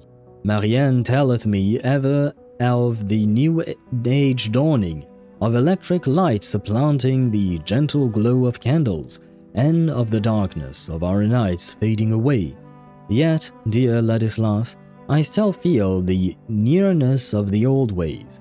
This age of machines hath left many unsettled and without refuge. Soon they shall crave a quiet place wherein to kneel and seek God's comfort and counsel. Then do I call to mind thy words, and my heart is moved, that our prayers must rise above the clamor of industry. And so do I begin to dream, with thee in my thoughts, of a church for this new century, yet still a haven for the soul. Though our cousin smileth at such fancies, her words have sown new imaginings in me, and I have begun to set them down in drawings. Mayhaps to raise such a place would take 10, even 15 years, yet it comforteth me to picture thee by my side when the time cometh, helping to bring our vision to life. Thou art ever in my thoughts and ever in my prayers, with all of my love, And yes, April the 2nd, 1914. Ah well. She seemed like a happy girl, before the war started at least. No joking. Oh, someone from Wien is a... How do you pronounce that? Vienna or Wiener? I'm not sure. No joking, and Wiener sausages in Germany are often called Frankfurter. So it's because it comes from Wiener. Okay. It is as I thought, okay. Though I don't really keep track of Wurst classifications. Wurst is the word I was looking for. But okay, so I guess it makes... So, does that mean that Frankfurt, the city, is well known for its sausages, then, I would assume? But yeah, because I do remember that when I went to restaurants in Germany, they had many kinds of Wursts. The only one I can think of is the Weisswurst, which is the white sausage, I guess, and the Bratwurst, but that one I don't remember what it is exactly, but I just remember the names. Though I think the one thing that I ate the most for some reason was... Wait, what was it called again? I think it was Ente. Let me check Google Translate. Wait, do I still remain... Oh god, no, not Amharic, I want German, there we go. Enter, yes, canard! Enter, yes, and that would be ducks. For some reason that word stuck with me. I ate a few times some duck in restaurants in Germany, but yeah, the word stuck in my mind. Enter is duck, yeah. I just wanted to check if my memory served me well. And hello Sparta, welcome to the stream, I hope you're doing well. Before asterisk with a massive asterisk. Lol. Before what? What? I am confused by your message, and this was just your second message. But hello to you and welcome to the stream. I hope you're doing well. At the coast, I had fish sausage once. It was nice. Fish sausage? I didn't even know that was a thing. I didn't know that, because for me, sausages usually are made of, well, pork and more pork, or the pig's meat. I don't know the difference between a pig and a pork. I guess pork is just what you eat, whereas pig is the name of the animal. I don't know the distinction in English. Because in French, un porc, yeah, un porc is the porc is also the name of the animal, and you can eat some pork. Yeah, never mind. Pork is the meat, pig is the animal. Okay, because in France, in French, we don't have such a distinction. We have cochon for pig, and we have porc for pork, but both are more or less this. Well, at least they are used interchangeably. There might be a distinction that I don't know of, but I've always heard them being used interchangeably. She was a nice lady before the war, with a massive asterisk. Yeah, I mean, war changes people, right? And it certainly changed her into a stone statue, apparently. But they are used... Oh, okay, so also in English they can be used interchangeably. Okay, I see. I've got gout running in my family. I've been avoiding most pork because of that. Wait, I've heard of that. That word, gout. I'm assuming it's some form of a... not... Oh my god, yeah. Meaning... it's a disease with a defective metabolism of uric acids causing arthritis, especially in the smaller bones of the feet, the position of chalk stones, and episodes of acute pain. Ah, I see. And eating pork is bad for that? I assume I don't have that myself, so I'm not... Sure, I will take your word for it. But I'm guessing eating pork is not good for that. Because the word is written G-O-U-T, right? But in French we also have that word, G-O-U-T, except we have a little circumflex accent on the U, and that is pronounced goût, just like the goût, but in English, but, well, in French, except it means a taste. Goût, G-O-U, with an accent T, means taste in French, so very different meaning, you know? Very different meaning and very different pronunciation, I suppose. As far as I know, with my 15 years of speaking the damaged language semi-consistently. Damn. What? What is the damn for? But as for pork and pig being used interchangeably, I think you're right. Not entirely sure. I think you're right. Replace damage. Ah, okay. I thought you called English a damaged language, and honestly, in my mind, it made sense. English is also a weird language. I mean, I guess every language is weird. But I don't know. I fully thought that sentence made sense. I did not question it.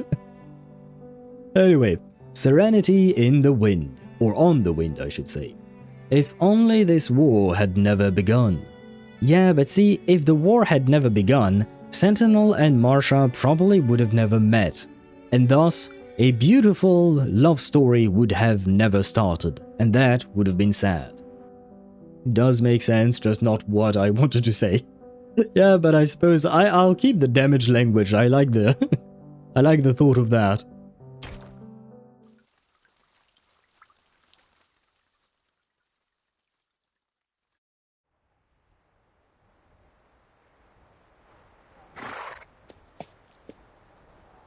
Here, come on out. That's a good boy. The horse seems to naturally gravitate to the knight, drooping its head to brush up against her. Oh my, Marie. Look at his beautiful coat. Not even the colonels have such handsome companions. He seems to have taken a liking to you. Can you ride? What sort of question is that, Marianne? You are talking to a knight. Even without a saddle, she mounts the horse with ease. Come on, take my hand. I'll give you a ride. Bruh, I'm jealous. I'm jealous because I wanted a ride and perfect timing, Sparta, you were mentioning Fleur de Lis. Because yes, I saw it very quickly. I didn't really have time to take a proper look at her, but I will take a look at her later on. But perfect timing, because I wanted to mention that I wanted a ride from the pony in Wuthering Waves. The pony being Imperator, the Sentinel. She was a pony, right? I mean, she was a unicorn. Legendary deity-like or godlike being. But I wanted a ride, and she ended up dying. So I'm jealous Marsha and Sentinel gets to ride the pony, whereas I couldn't. A huge-ass pony, yes. I mean, it is a godlike pony, to be fair. But, to my knowledge, Jue was the rover's pet, more or less. Kind of. I like to call Jue the rover's pet. So if the rover can have a dragon as a pet, I don't see why it can't have a huge-ass pony as a pet. So if it is your pet, you should be able to ride the pet. If the pet wants that, of course, but, you know, I wish we could have ridden the pet before it died. Though I appreciate the pet's sacrifice to save Cartethia / Fleur de Lis, but, you know, I wanted to ride the horse. After a moment's hesitation, Sentinel takes the offered hand and finds herself on the horse back as well. And now I have a question. I know it's improper to ask a lady how much she weighs, but I have to ask, how much does Sentinel weigh? Because Sentinel is supposed to be a gargoyle, right? And gargoyles are made of stone, and stone is very heavy, right? So like a stone statue that is the size of a person would usually weigh way more than a regular actual person. So, I'm afraid of breaking this poor horse's back. Although I guess maybe when she's in her human form she returns to a normal weight, even though that doesn't really make sense. But, oh well. Horses can carry a shitload of weight. Yes, I suppose so, but I'm assuming there is a difference in how you distribute the weight on their back, or how they are carrying said weight, right? You probably don't want a single point of very high weight and the rest of the horse is... You want to spread the weight load, right? Have you seen war horses? Not in real life, because I have not been to war. But I have seen them in documentaries and stuff like that, yes. This feels perfect for a gallop, but I'm worried you might fall. Let me off then. Enjoy it yourself. What fun would that be? Come on, just hold on tight. Giddy up! Hey. Okay, before the game removes this beautiful scene from my eyes, there you go. I have grabbed a screenshot of it. I can't believe you don't know how to ride a horse, but I can teach you. Just think of them as oversized hunting dogs. Oversized hunting dogs? But you don't ride the hunting dogs, do you? Do you? I mean, I've never gone hunting, much less with dogs, so... I'll come find you after you move. How does that sound? Where will you be if you're not staying with your family? Perhaps Paris? My mind is yet made. But wherever I am, I should like to open a clothing store. Oh! Then you'd better choose a store name I'll recognize right away. No, you'll become so famous that it'll take no work to find you. Could you make a parade dress for me? I have never before made such a dress, but I shall learn for you. Oh ho ho ho, she shall learn for her. And I'll grab a different screenshot because we see more. We see more. Yay! Wow! A parade dress tailor-made for me by a famous French fashion designer. It's like a dream come true.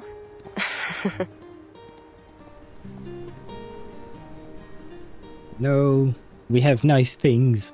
This might be the first moment of true peace they've felt since the war began. The horse grows tired. They dismount to let it roam and feed on the tall meadow grass. What of you? How may I come into your contact? The Lord only knows where the Foundation will send you once this is ended. You may be right. The fight against Manus Vindictae isn't over. But don't worry. I always find a way to get in touch with you.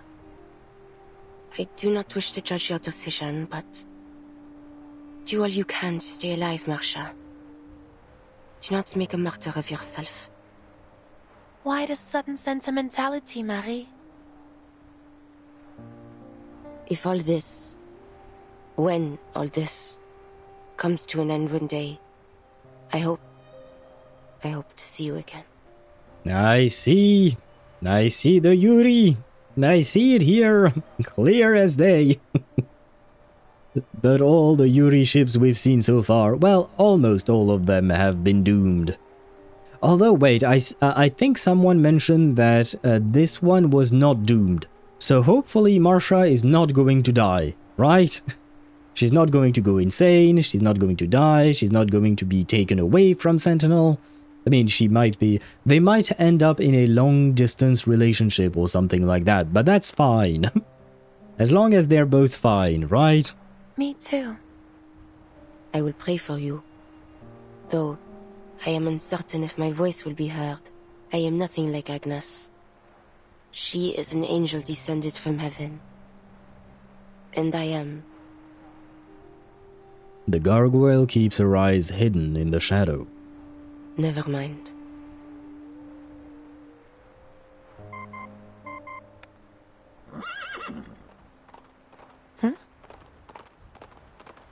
The communicator's noise startles the nibbling horse.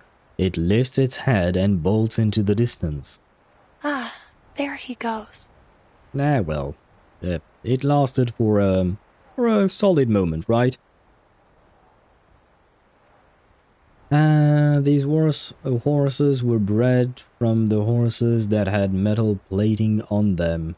Goddamn horse could carry 160 kilograms. Now think about half a ton coming at 40 kilometers running in your face. Okay, let me show you something just so you get how terrifying fully geared war horses are. Yeah, but here we are in a romantic scene. Don't come to me with terrifying fully geared horses. Here we need romance. We need romance. The war has ended. Really sweet. Also, a friend I had in college showed me YouTube videos she made for fun. Some Minecraft sessions. I also told her what an honor it is to meet an actual YouTuber. Ah, I see. I see. I mean, I hope that she is still making her videos, maybe, hopefully. I hope she has found success on her Minecraft sessions. Minecraft can be a very creative game, I will say. I mean, I feel like I don't even need to say that much. But I mean, I know a lot of people play the game, you know, for the competitive aspect, and I don't even remember the game mode that I'm thinking of, or rather the name of it. But I personally always preferred... I did like the survival aspect, it was pretty nice. But what I spent most of my time in Minecraft doing was more creative stuff, like terraforming a place and creating a whole little town and stuff like that. I really enjoyed myself doing that. So anyway, not the point. The point is, I hope your friend is still making videos. I hope they're still having fun with the game. Ah, yes, the amazing Yuri looks back. Let me show you some more horses, buddy. Yes. Yes. But, I mean, war horses are, I'm sure, amazing. And technically speaking, the horse we had in this scene was also a war horse, as it was written in the subtitles. But right now, we are in romance mode. We are not in military mode, because the war has ended. We are supposed to celebrate, hopefully. Because I'm still waiting for the other shoe to drop, you know? The game has me in this anxiety-inducing state, where I'm constantly wondering, when will the shoe drop? When will I be sad again? She picks up the device. Again, it's an anonymous caller. Marsha, we need you on the front immediately. I've already sent you the coordinates. Ah, well, I think my answer is there. Bring the gargoyle if she's willing. Who are you? We'll meet soon enough. Well, well, well. As we said, nice things can only last for so long. And I remember you guys mentioned these two stages were nice, but you guys didn't say anything about the stages afterwards. And I have a feeling they're not going to be nice, especially because we have a fight incoming. The armistice. History will remember this day. Yeah, so will I suppose. So will I, probably.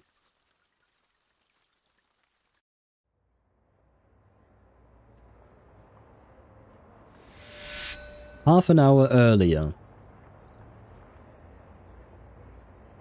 Oh, am I supposed to... yes. Herr Chancellor. The delegations have arrived in Montpellier. The armistice will be signed before dinner time.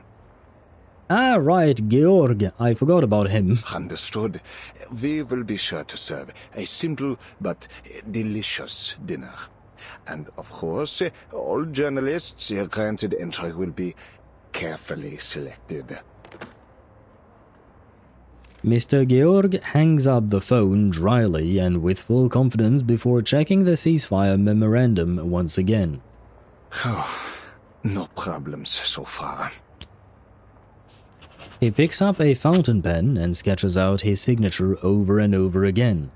Each loop of the pen is taken with utmost seriousness, aware of the gravity it will soon hold. Another impatient ring, and the tip of his pen slips, leaving the letter O in a rather unsightly shape. But the call isn't on his phone. It's the one on his assistant's desk. Which, thankfully, means it isn't his concern. What are you waiting for, Friedrich? Pick up the phone already. Friedrich. I know it's a common name, but wasn't Friedrich the name of Isolde's sister? I mean, he was an artist, so I suppose he wasn't working as a clerk, probably, or as an assistant. The assistant, buried in paperwork, fails to react to the ring. Pick up the phone, you hear? Verdammt! I still fail to understand why they would assign me a deaf sloth as an assistant. I'll have you fired the moment I set foot on the fatherland. Georg storms over to the assistant's desk to scold him. Jolting alert, the assistant grabs the receiver. That's more like it. To Georg's surprise, his assistant then immediately puts the receiver down. That was an awful racket, sir. How dare you! The man checks his watch, paying no mind to his superior. I have more pressing matters to attend to. Yes, it's about time. Yeah, okay, never mind. The guy does not sound at all like Isolde's brother. But I do believe his name was Friedrich, I think. I remember of Heinrich, but that asshole was not Isolde's brother. And, well, he had a different name altogether, so there is that. All I can do is pray for them, even the slightest. Hope, even, I believe. Yeah, let us hope and cope and believe that Sentinel and Marsha can end up like Jessica and Bloney, right? Hopefully, they can end up like them, because Jessica and Bloney is one of our first Yuri relationships in the game, and they are still going strong as far as we know, right? The ones that followed, not so much, right? Isolde's siblings are Trista and Theophil. Oh, Theophil. Ah, my bad. My bad. So why do I have the name Friedrich in my mind? Is it just because it sounds similar to Heinrich and my brain... Well, the ending part sounds similar and my brain confused the two? Or was there a character called Friedrich somewhere at some point?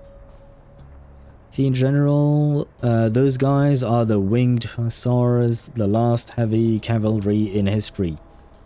Oh, right, but that is a painting.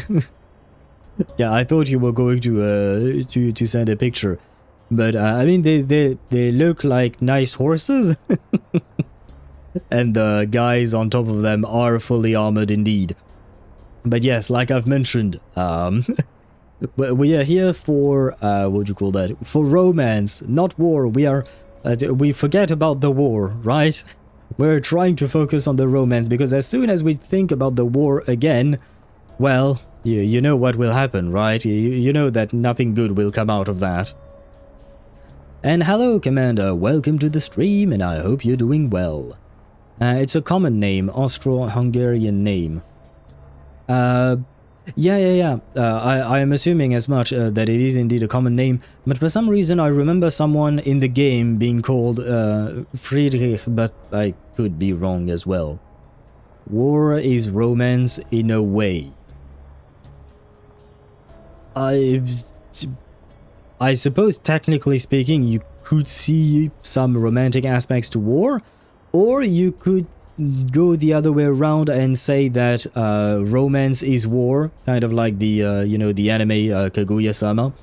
That could also be a thing. At least the anime is funny, you know, and it's not about what you call that, the people dying. Oh, thankfully. I mean, I haven't watched the last movie, but I would assume it's not about people dying. I've watched everything up until the last movie, I think. Blood for the blood of God, for the blood of God.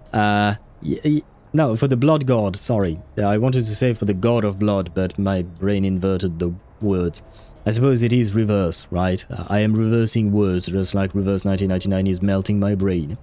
The armor weighed 13.6 kilogram along the rider, so the horse is still pushing 500 kilograms.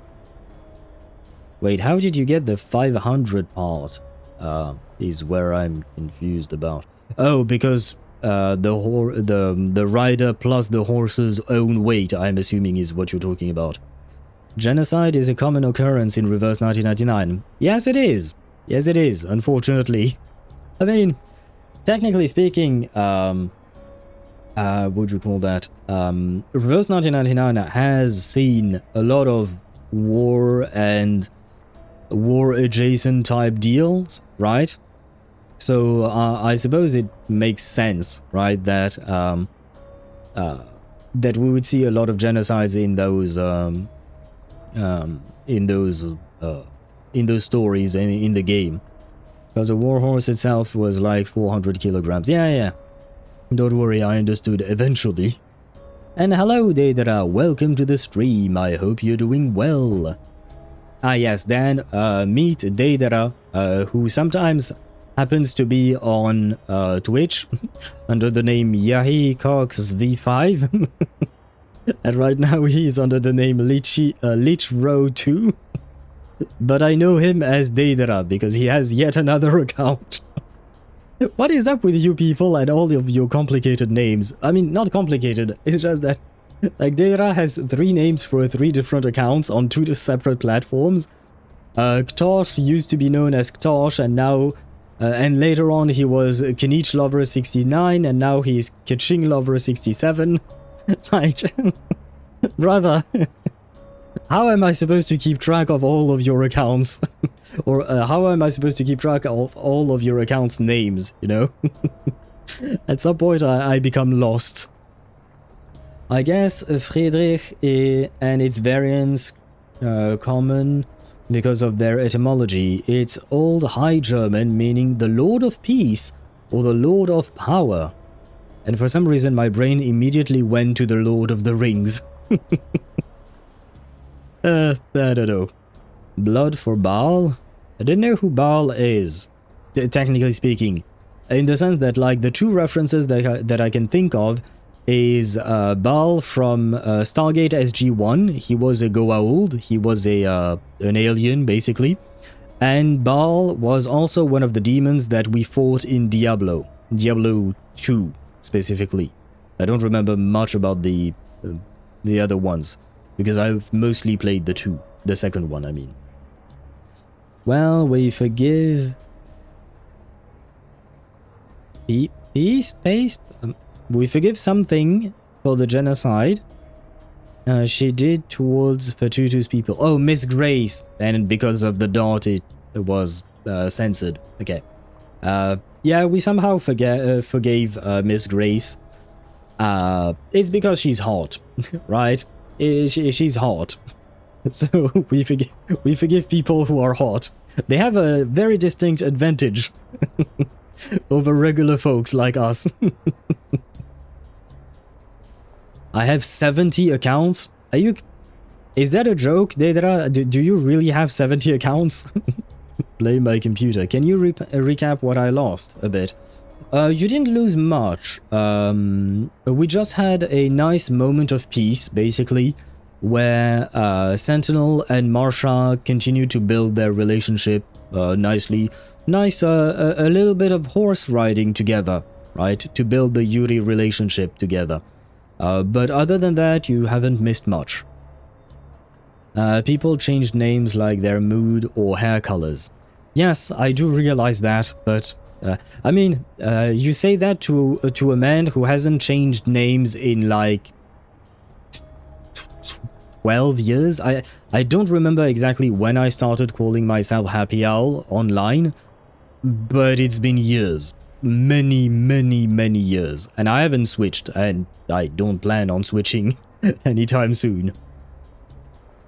400 plus 13.6 plus 70 to 80, man, is roughly 500 if you slap on the 2 to 3 kilogram sword, shepherd's axe, 2 kilogram, the lance, which was 4 kilograms. But I do take your word for it, Sparta. It's just like you're too focused on the war part of the horse. The more important part is the romance of the horse. Baal is the god of murder in Baldur's Gate 3. I did not know that. I know very little of the context of Baldur's Gate 3, to be fair. I'm still learning. He stands up, picks up the receiver again, and hangs it up once more without a word. Another thing that you missed, Dedera, it would be, basically, yeah, Sentinel and Marsha were riding a wild horse that they found, what do you call that? On their own, like, it was just roaming around, so they were riding a wild horse, until Marsha got a call from someone unknown. Probably, I'm guessing, someone from Kreyas's Squad 12. You know, the big redhead guy? I believe one of his men contacted Marsha, and things are probably going to go wrong. What? Explain yourselves this instant! Huh. I owe you no explanation, sir. I'm gonna guess that the assistant is a traitor, he's working for the Manus, and they're going to try and reignite the war or something. Who could that be? Come in. You!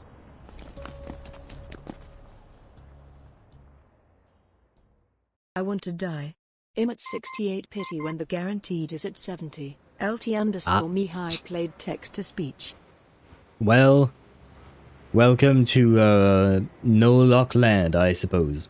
I mean, you're talking to a man who lost a 50-50 today, and who lost a 50-50 2 days ago. So, and I actually managed to reach 70 pity in reverse 1999 when I was pulling for Cassandra. So yeah, I welcome you to the club, Mihai. It's a shitty club, not gonna lie. It feels like shit. Oh, by the way, that reminds me, I'm, what do you call that? I updated my spreadsheet on my polls for reverse 1999. I don't remember who thought that I was lucky in reverse 1999, but let me tell you that, where was it? Let me check my, my spreadsheet. There it is. My win rate for 6 stars, knowing that it is supposed to be 50-50, right? My win rate is 36.11%.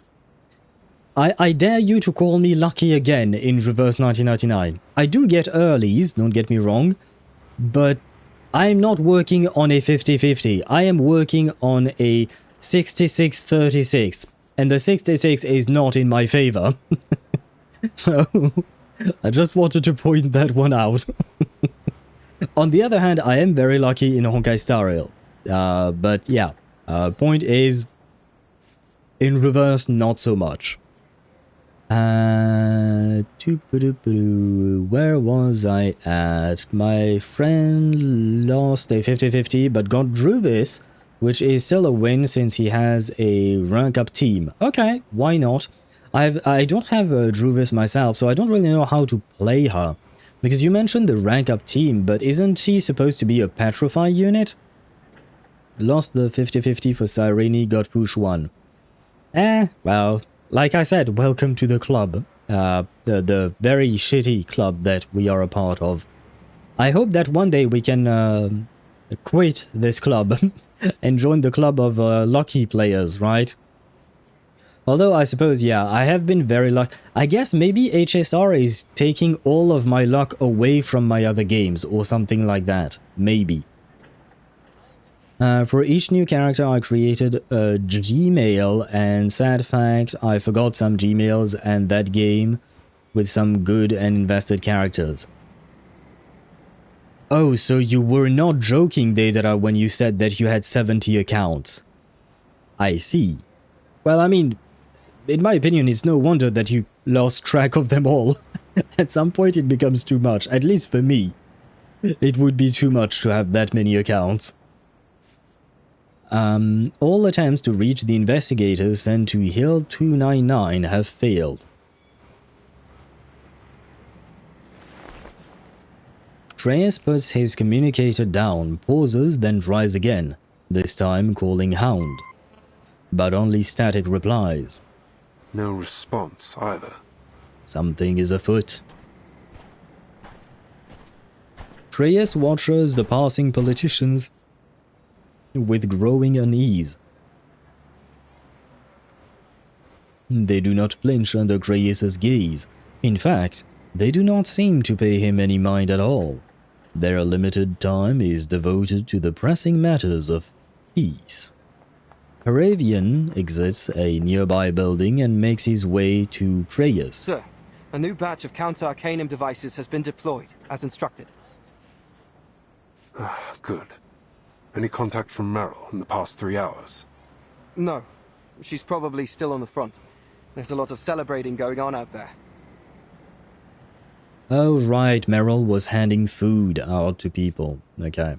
And that's what led us to follow Charon along and... Ah well, let's not get back to those sad times. Druvis, the second Euphoria, you literally get it for free in that quest things. What quest things? And her second Euphoria, she turns into AFK Pickles Buffer, but for plant. Oh, that sounds very interesting, because Pickles is really good for mineral characters, right? I didn't know that about Druvis. I mean, like I said, I don't have her, unfortunately, even though I kind of really like her as a character. Though, to be fair, she hasn't shown up in the story a whole lot these past few patches. Well, for quite a while, technically. Not joking, I may reach 15 Gmail accounts. In fact, I suddenly remembered one of those. Ah! Good on you, Deidara. Speaking of luck, I didn't get lucky in Honkai Impact 3rd. I already shared it. Ah, did you lose your 50-50? Who did you lose it to, though? I don't know if I saw that post. I saw the Sushang posts, but not sure. Yeah, there might have been too many posts. At some point, I kind of lost track of all the posts in the general section of the Discord server. Reyes tries the communicator once more, this time calling a different squad member. Not the 50-50, just hard pitties. Okay, I mean, you know, hard pity is annoying, but at least you don't have to go to hard pity twice, right? Because that's what I usually have to go through in order to get something. Because, like, for instance, today I lost my 50-50 on Arlecchino's banner. And technically speaking, I was mostly pulling for Constellation on my Lanyan, but I was like, hey, you know what? If I get C2 Arlecchino, I'd be happy with that. But the fact is that I lost my 50-50 at 79 pity, I think? Or 77 pity to Diluc. So wrong pyro character, but a pyro character nonetheless. And then I kept pulling because I wanted more Constellation on Lanyan, and once again I was like, why not C2 Arlecchino? And then I reached a 73 pity. So, yeah. And I still haven't gotten my C2 Arlecchino. Eventually, I decided to give up, and I got C5 Lanyan, which is good enough. I mostly wanted her C4. Her C6 would have been nice, but yeah, it is what it is. So right now, I'm just keeping the guaranteed for whichever next character I want. Probably Varka, I would say, or Colombina, depending on which one comes first. But no, to answer your question, Commander, Colombina's banner has not passed yet. She's not out, as far... well, as far as I know, but no, she's just not. Next banner should be Durin as a 5-star and Yahoda as a 4-star. Next patch. But for now, no signs of Colombina being playable and no signs of Varka being playable, because those are the two that I'm actually waiting for. The ones we get... Wait, I missed a message from Commander earlier.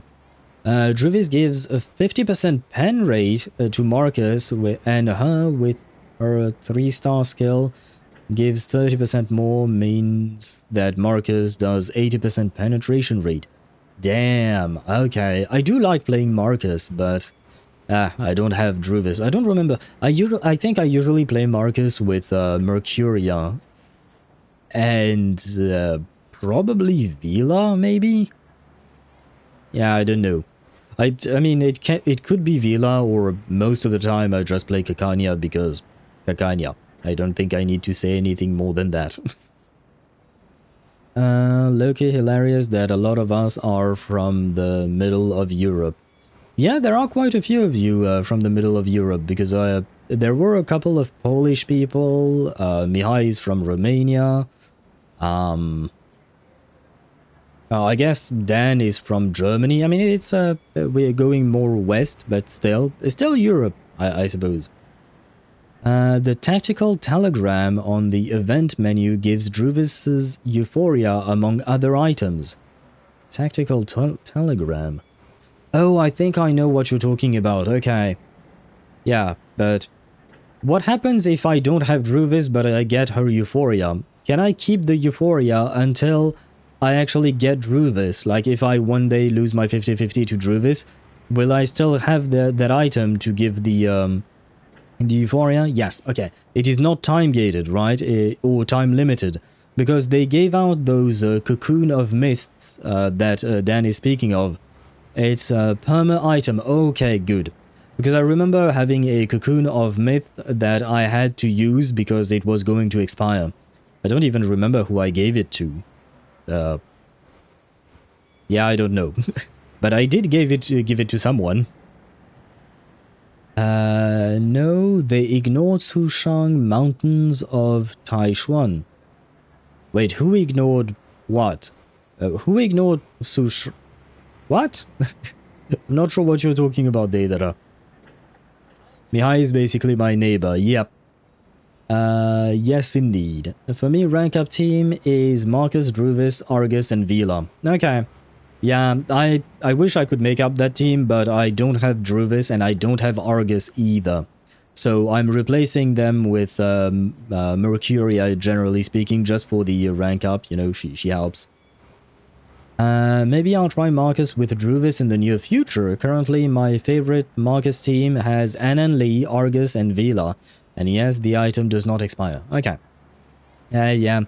Same. I still don't have poor Argus. I do like her. She's hot, especially her I2.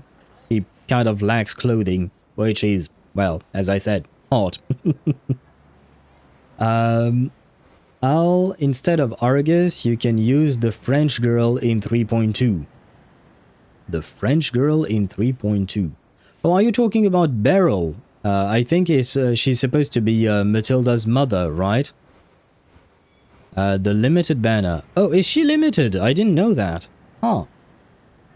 Ah, wait, wrong window. Ah, there you go. Static. Something's not right.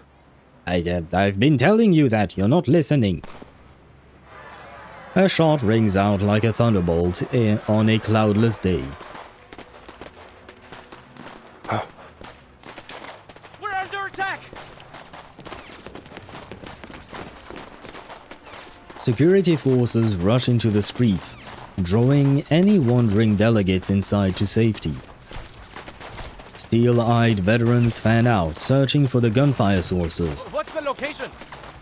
I saw them in that house. They're wearing black. Ah. I have to. The young man begins a charge, only to be held back. Get back here, Parabi! We need to get to the command post and inform all security staff to resume combat positions. Yes, sir. Foundation security regroups around the most heavily guarded buildings. Across the street, a man in a jet black uniform exits Georg's makeshift office. Of course.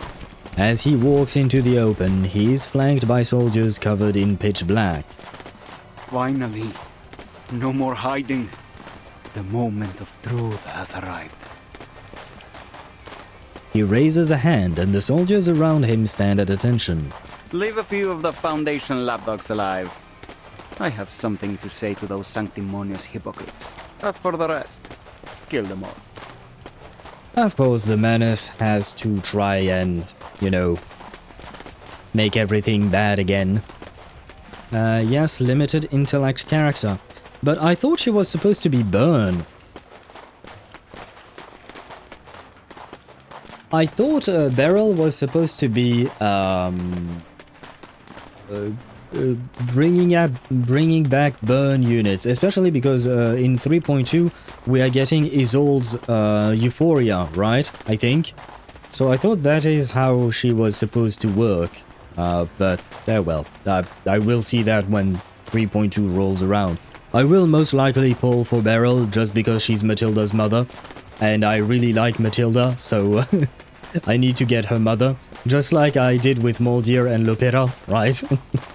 Feel like it makes sense. I have to reunite the family members together. Oh, and I suppose now we fight.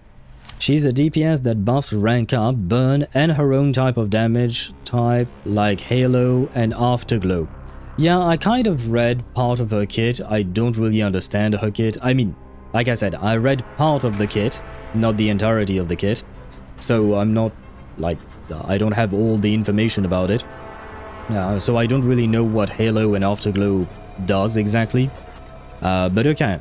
I mean, my plan is most likely to play Beryl with Isolde in order to make a burn team.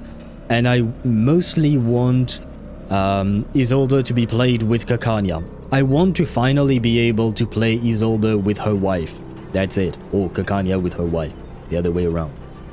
Think of it like Ezio's build mechanic kits, 6 different kits. Wait, Beryl is the same? Holy shit, I barely have a proper understanding of... I mean, no, I do have a somewhat good understanding of Ezio's kit, but yeah, well, it is complicated. Please stand behind me.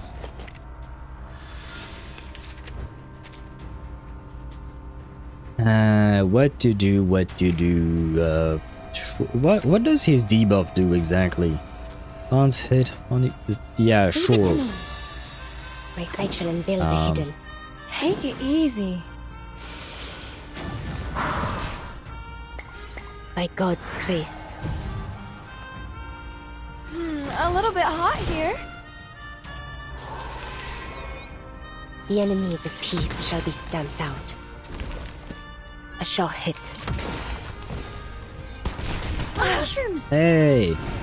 How dare you? How dare you shoot at them? Well, since you shot first, you can die first. Get our gateblocks down. The enemies of peace shall be stamped There out. you go. Now is the time for repentance. Oh, I have seen to the that heart did of you. not do that much damage. Huh. The enemies of peace shall be stamped out. Now is the time for repentance. Ah well, I guess we still won in the end. Before the fall. I've been there. You better take it. Every time you say Beryl's name, I hear barrel. Ah, the different word. I mean, I don't know, maybe she will have a gun, and it will have a barrel. Could be. At the beginning of battle, you merge crystals to give different buffs. Oh boy, she's going to be complicated. Okay, I'm gonna have to actually read her kit. Technically speaking, I still haven't read Sentinel's kit. Oh no, I have, I think. Yeah, I vaguely remember reading it. Never mind.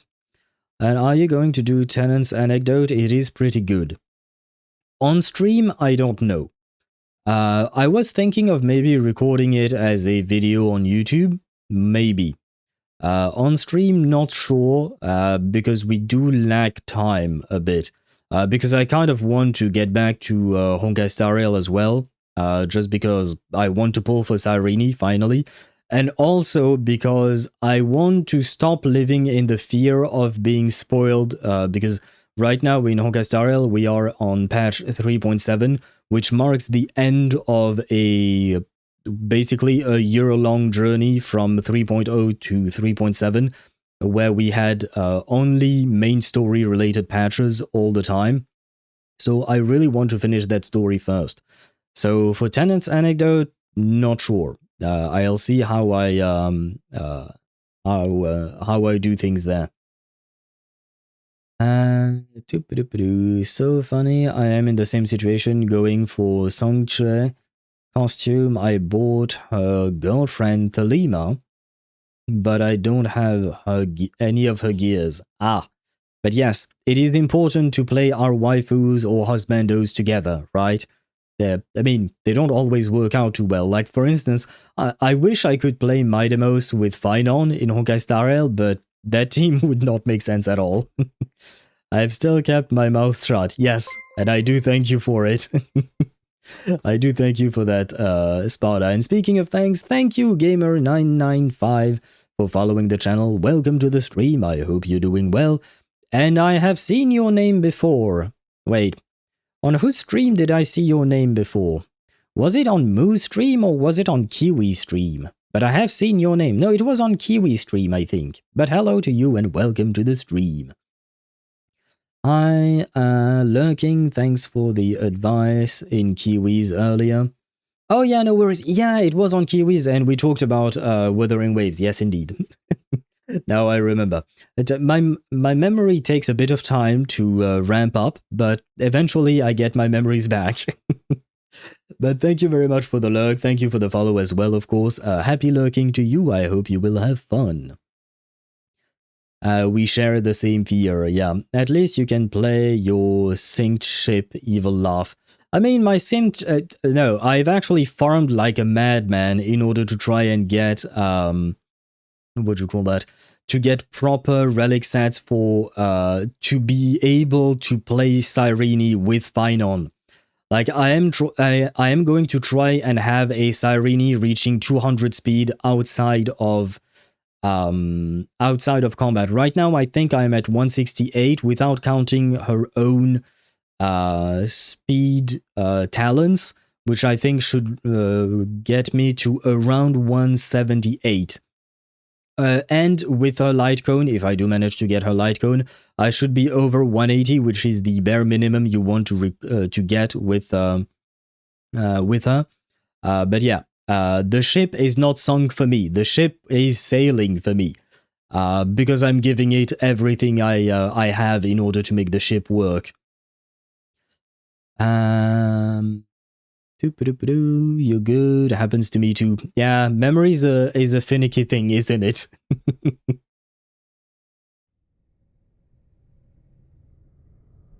The ceasefire signing descends into a bloody firefight. Ah yes, gamer, you've arrived at the right time. We had finally signed a peace agreement, or were about to end World War I. And then the antagonists of the game decided to show up and murder everyone, basically. Search every room. Leave no stone unturned. Every few seconds, a heavy and soft thud echoes as something limp crashes to the ground from above. Foundation security offer what resistance they can. The counter-arcanum devices they've deployed, providing them with a moment's respite. Oh, but keep that signing desk and the documents on it intact. It'll make for a great headline shot. Perfect for the front page of the papers. Wait, Manus Vindicta is now considering news coverage? Now, bring her out. Who? The soldiers of Manus Vindicta carry out their orders in wordless lockstep. Soon, bodies in white and black riddle the streets.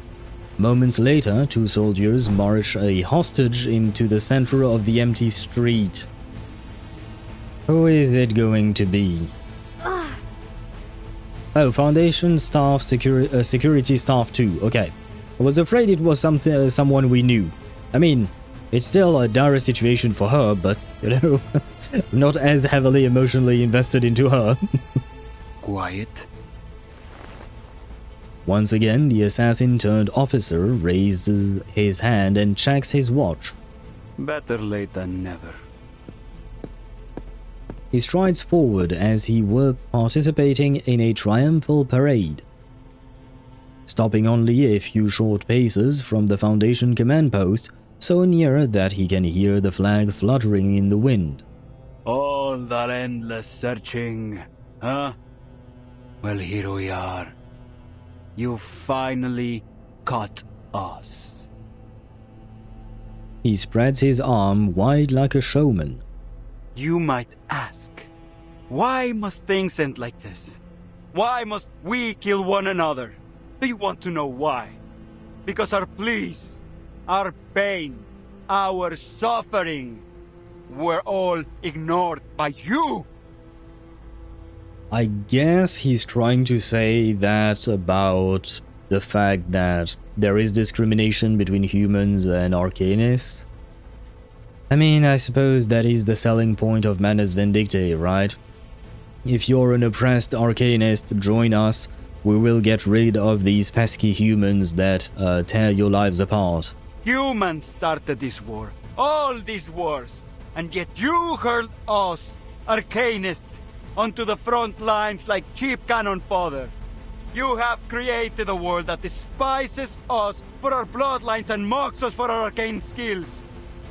Yet you force us to use those very skills to fight the war machines you built. You humans have sown untold horrors in the name of conflicts created by your own hand. And still, you refuse us even a single scrap of bread in reward. These are the lessons history has taught us. A history of arcanist suffering that must end. He draws a pistol from his waist and toys with it. Ah. I fear for Foundation Security Staff number 2. I don't think she's going to survive this encounter. Typical Manus relying on terror. Marcus emotionally and intellectually eviscerated them against Heinrich in chapter 6. Yes, Marcus was amazing and her VA was out of this world. I really loved Marcus at the end of... Yeah, it was at the end of chapter 6, right? Yeah. It was amazing. He's the villain. He is a villain. He's not the villain. The villain is Arcana, the really hot mummy that got resurrected last chapter. But he is just one member of her organization, I suppose. What guarantees if Arcanists were in power they wouldn't have started World War I?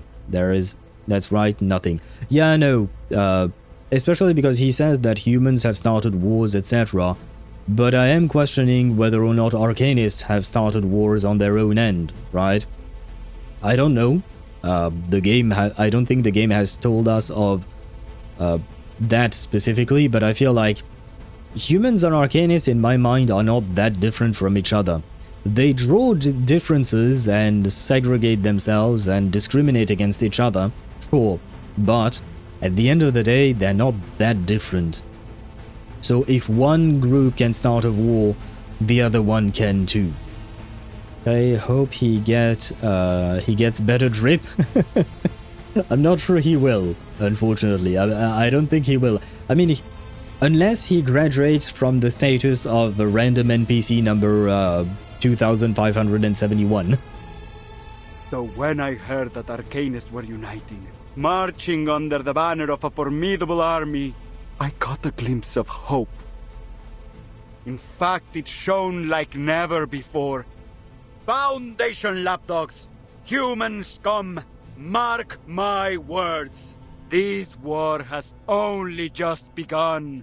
From this era onward, The unjust reign of humanity shall be overturned. All arcanists from every era shall march under the banner of Manus Vindictae. What if they don't want to? Until the ultimate, most glorious era arrives.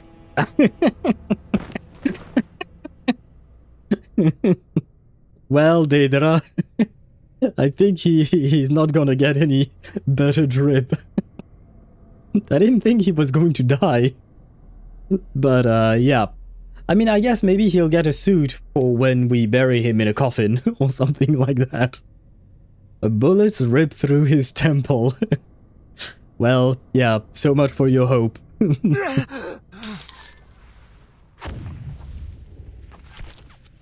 That was unexpected. Very funnily unexpected, but funny nonetheless.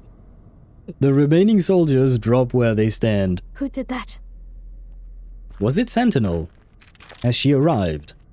Lapdogs, eh? Ah, Couldn't come up with anything more original? never mind, that is one of Kraeus' men. I don't remember which... Oh, the stray hound at last returns. He marches straight through the command post, kicking the fallen Manus Vindictae officer's corpse for good measure. Command post's clear now. Oh, we get to see him. He's pretty good looking. The door swings open, security staff cautiously scanning for trouble. Kreia stands inside, waiting. You're late, Yemalai. Yermalai, okay. At least you're not dead. Yermalai balks. His voice, like his face, carries a permanent smirk. You won't always have someone around to cover your ass, Kraeus. As always, Kraeus finds it easier to simply sidestep his insubordination. What have you found? Long story short, we're a step behind the Manus. They've got an army, launching an assault on the front lines as we speak. Man, aren't we always a step behind the Manus? I feel like that has been a theme for the past 2 years in Reverse 1999. We've always been a step behind them. But, no well, it is what it is. Man has a good voice, he does, and I like his accent. It is, well, as always with Reverse 1999 accent, it is different, right? We're talking about a force the size of a traditional brigade, possibly even 2. They're hiding out beneath Hill 299, and every one of their soldiers is an arcanist. Well, that's going to be a problem, and I assume that is why the soldiers you sent to Hill 299 disappeared. Hill 299. Any news on Charles and Amanda? He lets the swagger drop from his voice. Yeah. They're both dead. Yeah, I suppose, we could have expected that. I think they meant the Manus officer. Wait, what? When? In regards to which section?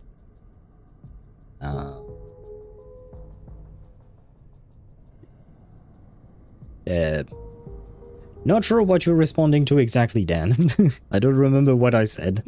That would prompt this specific response. They did leave behind some critical info.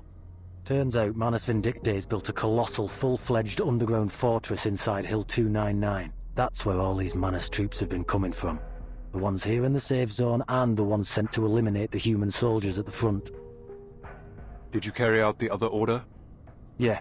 I've sent the request for reinforcements and your frontline contingency plan to headquarters. All available Foundation personnel in the region are moving towards the designated locations on the front. So I guess, you know, the Foundation has been wondering whether or not they should engage in a whole war against the Manus Vindictae, right?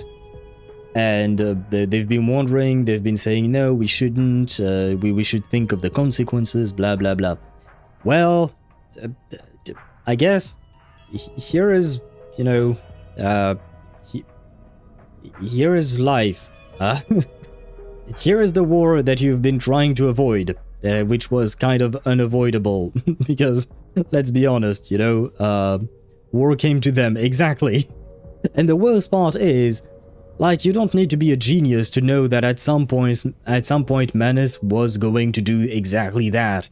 Like, they've been antagonistic from the very start of the game, and technically speaking, they were already antagonistic before that. So, yeah, I still question the decision making of some of the Foundation's leaders. Thing they meant that. Oh, you meant Deidara or Lichiro too was saying that the Menace officer had a good voice. I see. Well, he had a good voice for the few moments he had in this world with us. Unfortunately for him, he could not stay with us anymore. But that is what happens when you try to ruin a good thing, and we had a good thing going. And he ruined it. All except Meryl. I haven't been able to make contact with her.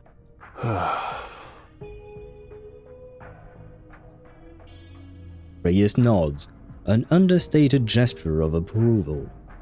He says nothing about Meryl's radio silence, as if he had anticipated it all along. You really gonna do this, huh? This so-called frontline contingency plan? I don't think we have much choice. How are we gonna deal with Hill 299? It came out of nowhere. Every plan has its surprises. We'll deal with it. Follow me. We're going to the front lines. You can fill me in on the details on the way. I do wonder what kind of a plan he had in place. And he does seem surprised with the whole Menace having an army part, even though I still feel like it's not much of a surprise. In the Foundation's defense, good guys are usually not proactive but reactive. Yeah, but after 2 years of being reactive, it might be time to start being proactive, in my opinion. And I'm not talking about like launching a full-scale war against the Menace. Like, right now you don't have a choice, they are launching a full-scale war on you. Fair enough. But it does feel like the Foundation was too much on the defensive.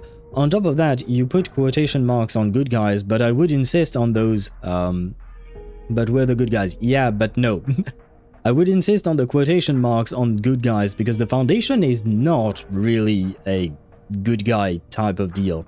It does feel like maybe they have other concerns that we may not be aware of, but the Foundation has its own objectives, and I would not characterize the Foundation as being the good guys. Vertin, the main character of the game, the protagonist of the game, Vertin is a good girl. She is a good person, I would say. She is full-on protagonist. She is, interestingly, very neutral in the way she talks and behaves, but overall she seems to have a good heart, I would say. The Foundation overall, not so much. They are more morally grey, you know. The Menace, we could say that they are more like on the grey scale, they are more towards the black. The Foundation is more towards the middle-ish. It's a muddled grey, I would say. But yeah, I do get your point, yeah, but still, once again, at some point when you have a big organization like this and you want it to keep functioning, when you have a different organization that is constantly attacking you in some way, shape or form, at some point you have to try and do something. You can't just be reactionary to it, right? Because otherwise, well, you are eventually going to lose everything. And hello Ninja, welcome to the stream. I think I saw you on Kiwi's stream earlier when she was streaming Fortnite, I think, probably. But I was kind of semi-lurking, so I wasn't fully there. I mean, I was there, but also kind of not there.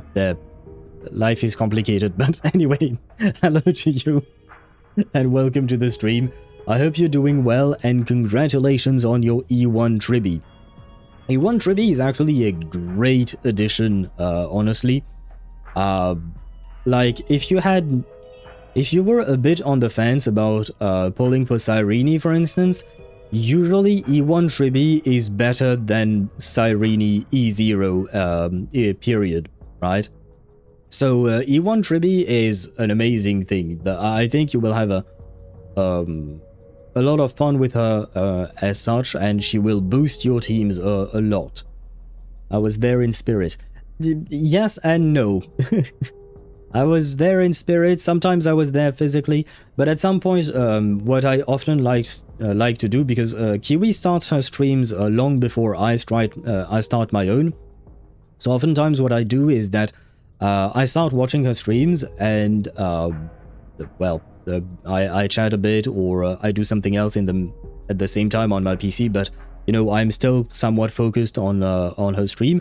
But at some point, I try to get to my bed and watch her stream from my bed, because I don't like being seated all day long.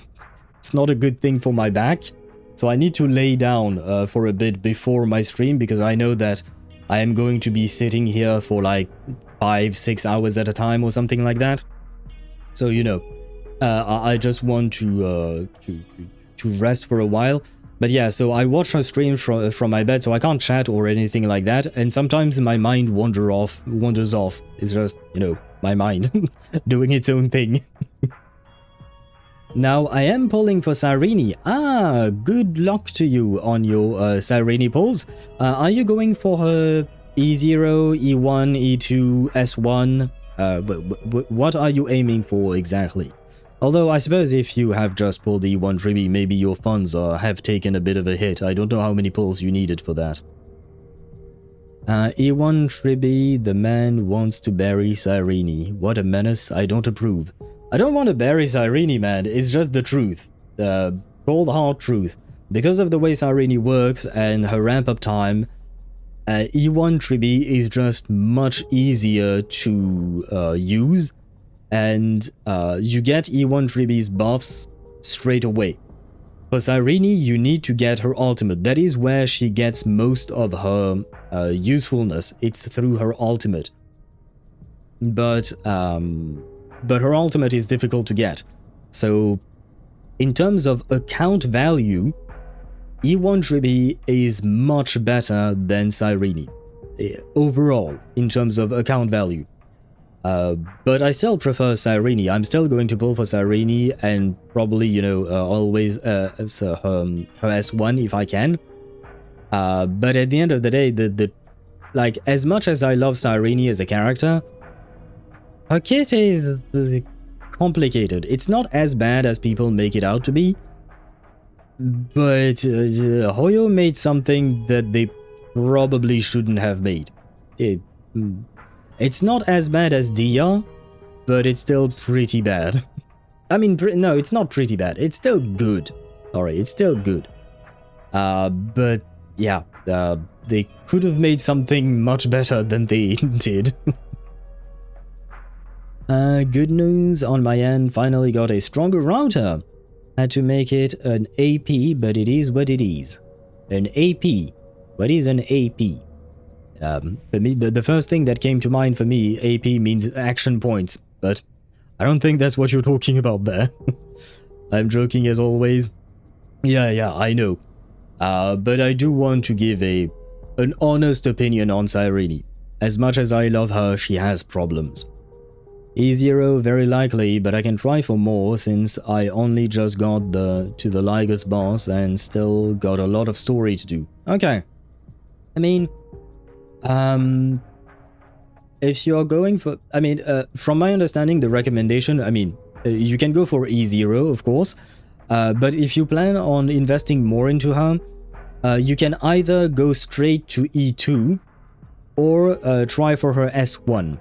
That is the order recommended.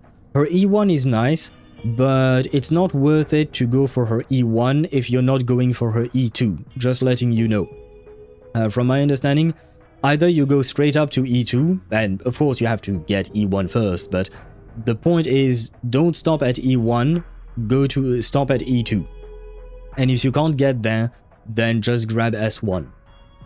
Access point. Access point. So wait, does that mean you're using it, you're using your router wirelessly, like with Wi-Fi? Is that what you're talking about?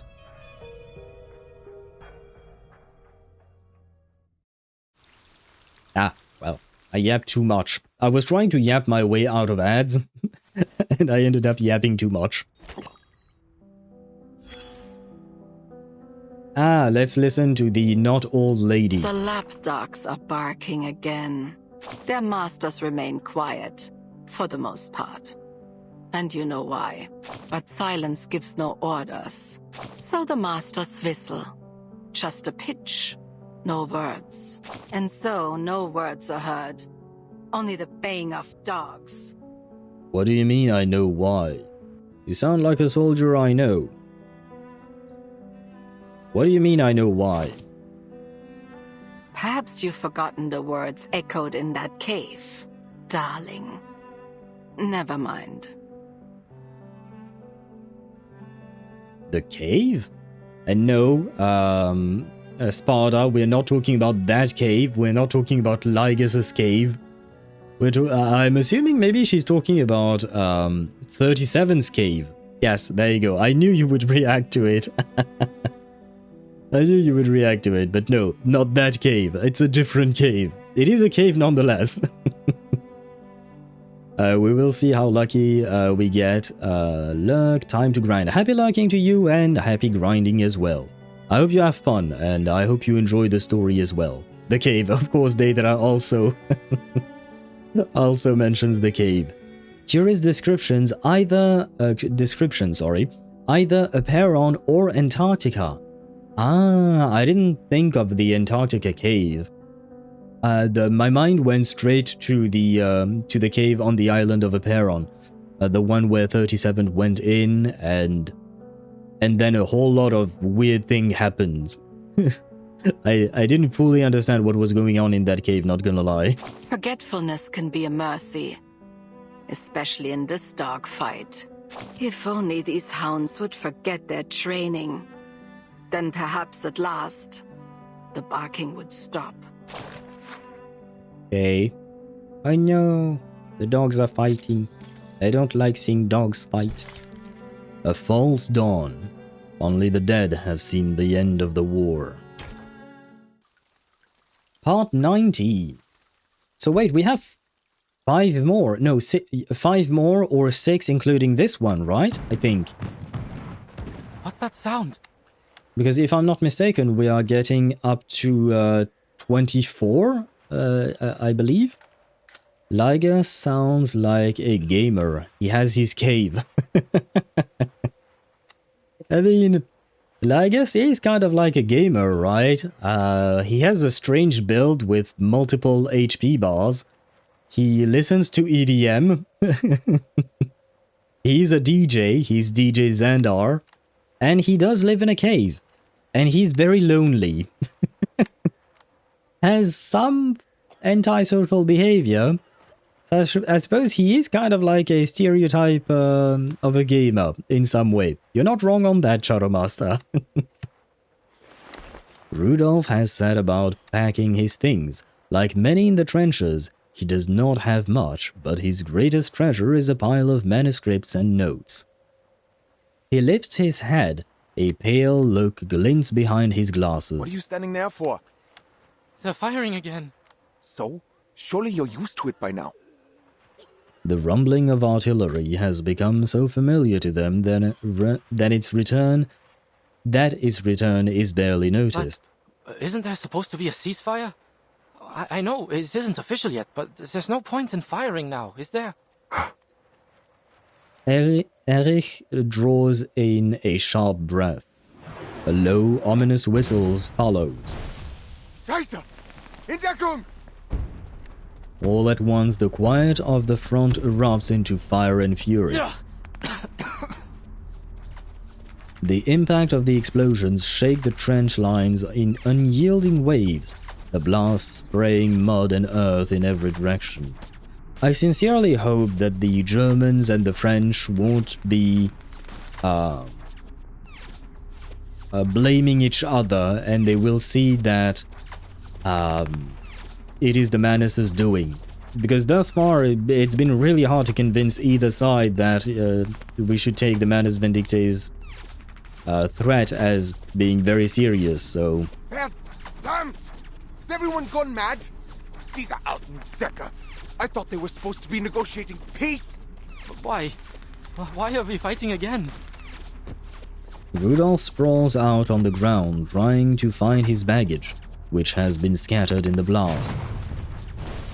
I hope he doesn't die.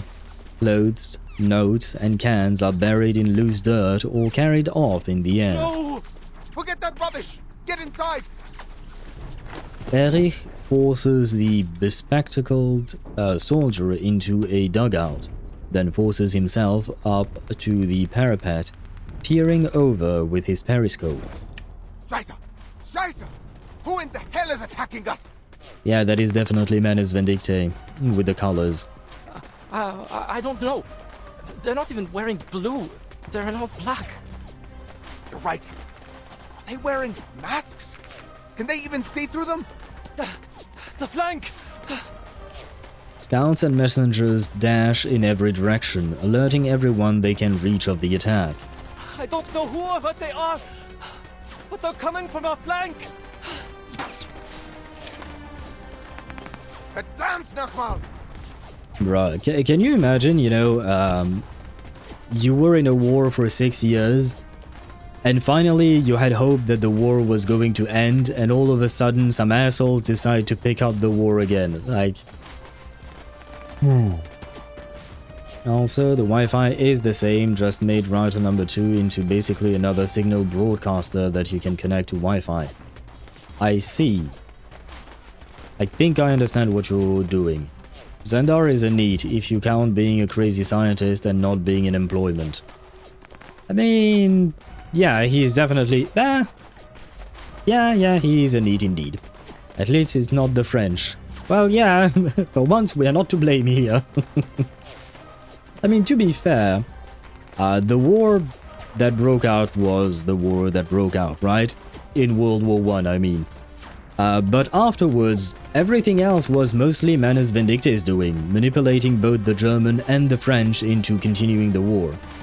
In hindsight, missed opportunity by the Manus. If they had attacked in their signature dark blue, the Germans may have blamed the French. Fair enough, that could have been something indeed.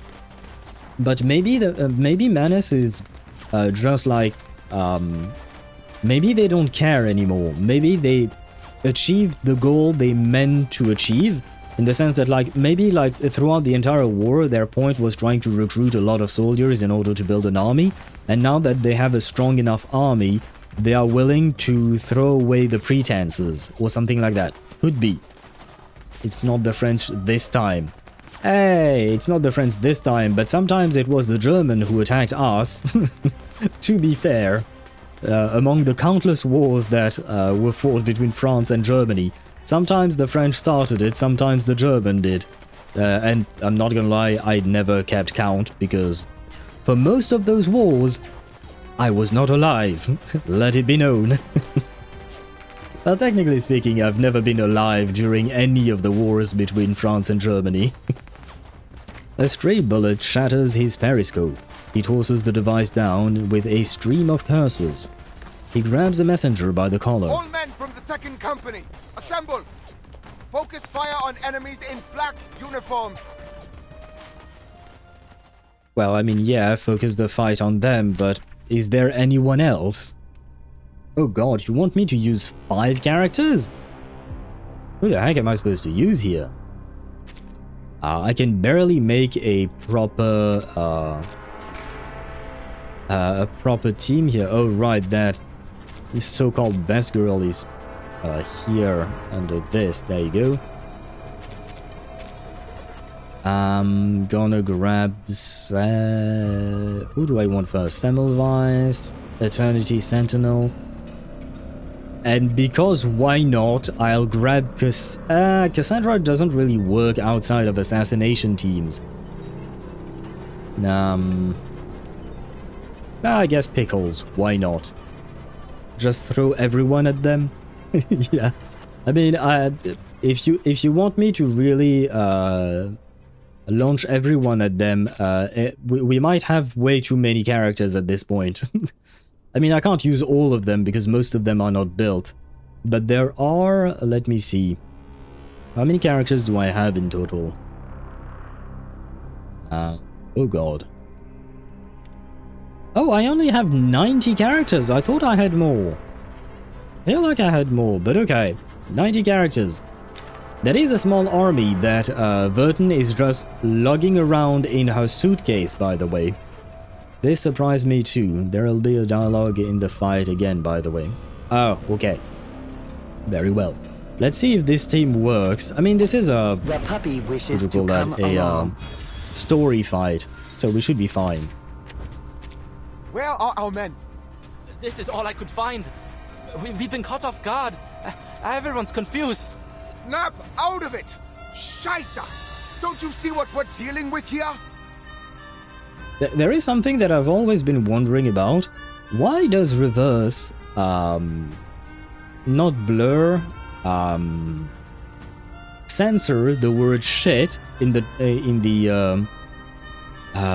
translation in the subtitles, sorry, but they don't censor the word Scheisse, because Scheisse literally means shit, right, in German. So why do they not censor the spoken word, the audible word, but they do it for the written one? Get to your positions, boys! Fire! You hear me? Fire! Send these Scheisskerle to hell!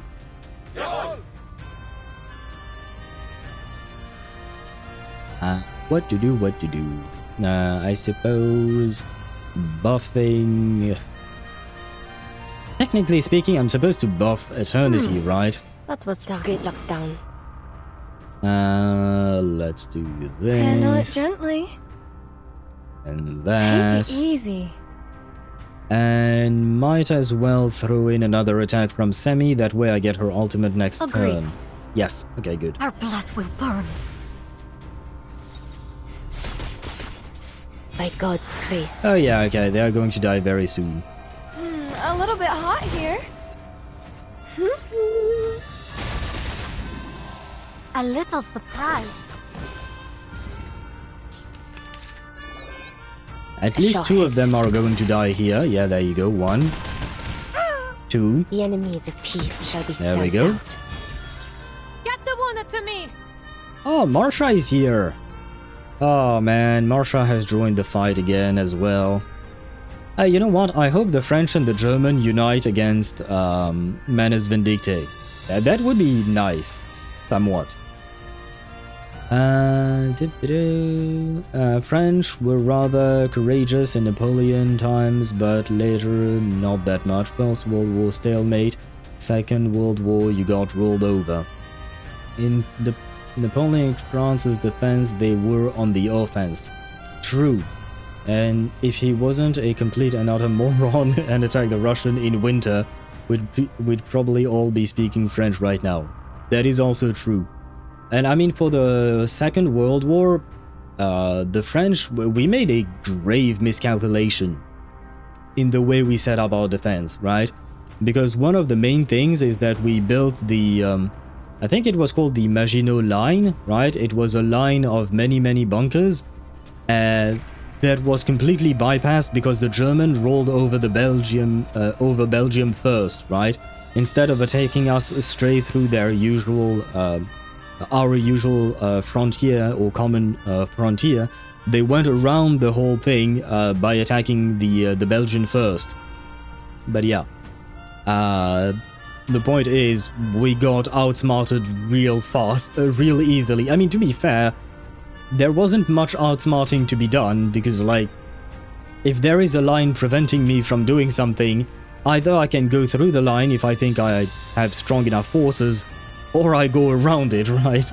And they decided to go around it, and I mean, to the credits of the German, it makes sense. I am here now, welcome to Twitch's side, Deidra. Stand strong! The Foundation's reinforcements will arrive soon! The Foundation? We stand together as brothers in arms! Well, they're all going to die thanks to Semi I here, hope so you like a splash of red. there isn't much I can do here. Or Leave it to me. be useful, Ezra. Heal someone. And debuff. And I mean, you're not going to do anything, to be honest. But The puppy well. agreed with your decision. Close your eyes. It will all be over There soon. wouldn't have been a World War II if Napoleon stopped at Russia. Not really, because Poland would always survive. We're the warriors of Europe. Rather, you get Pride the goes point, crazy before the bastards, fall. all of you. I've been there. He didn't You dare better anybody. take it. I mean, to be honest, had Napoleon won over Europe and stopped before engaging with Russia, I don't know what else would have happened. Like, would Napoleon's empire still stand? Don't know. Usually, bigger empires tend to fall at some point or another, right? Because they extend too much, the central figure that was holding the thing together dies, and afterwards it all goes to shit, basically. It has happened so many times before. Even if Napoleon managed to conquer the entirety of Europe at some point, whether it is from an external threat or just from within, the empire would fall. We disappeared from the map several times and still kept our history, language, and culture. That is a strong point. I mean, at the end of the day, the country may have disappeared, but the people remained, right?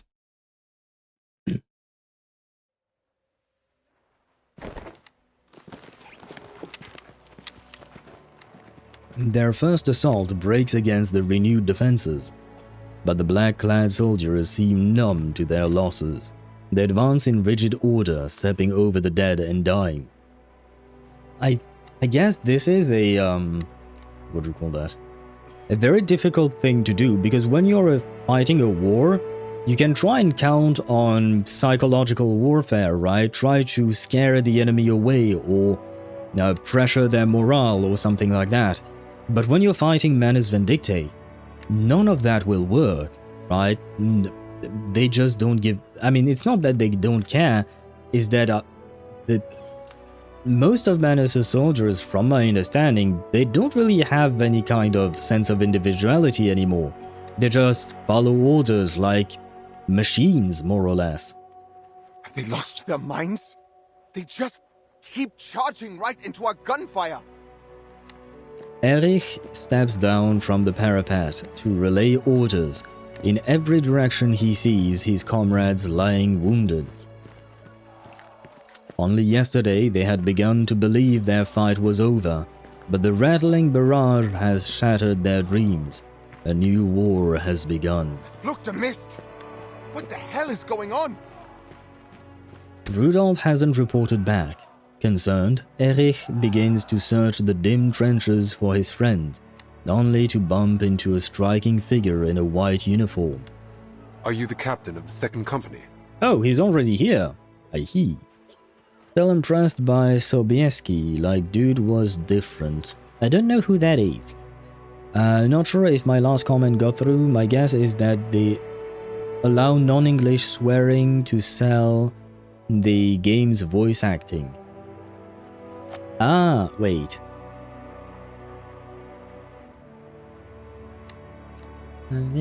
Probably to put emphasis on the game's major selling point, artistic performance. Okay, yeah.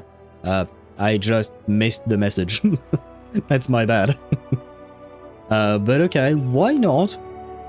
But the thing is, in English, for instance, they... but I guess maybe it doesn't carry the same strength. Because sometimes in English you will hear the word fuck in the game.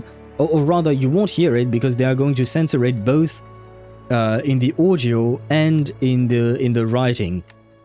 Though at the end of the day, the one thing that makes me really laugh about censoring things is that people always censor things, and I do it myself on my own videos, not on stream because it's live and it would be a pain for me to do that.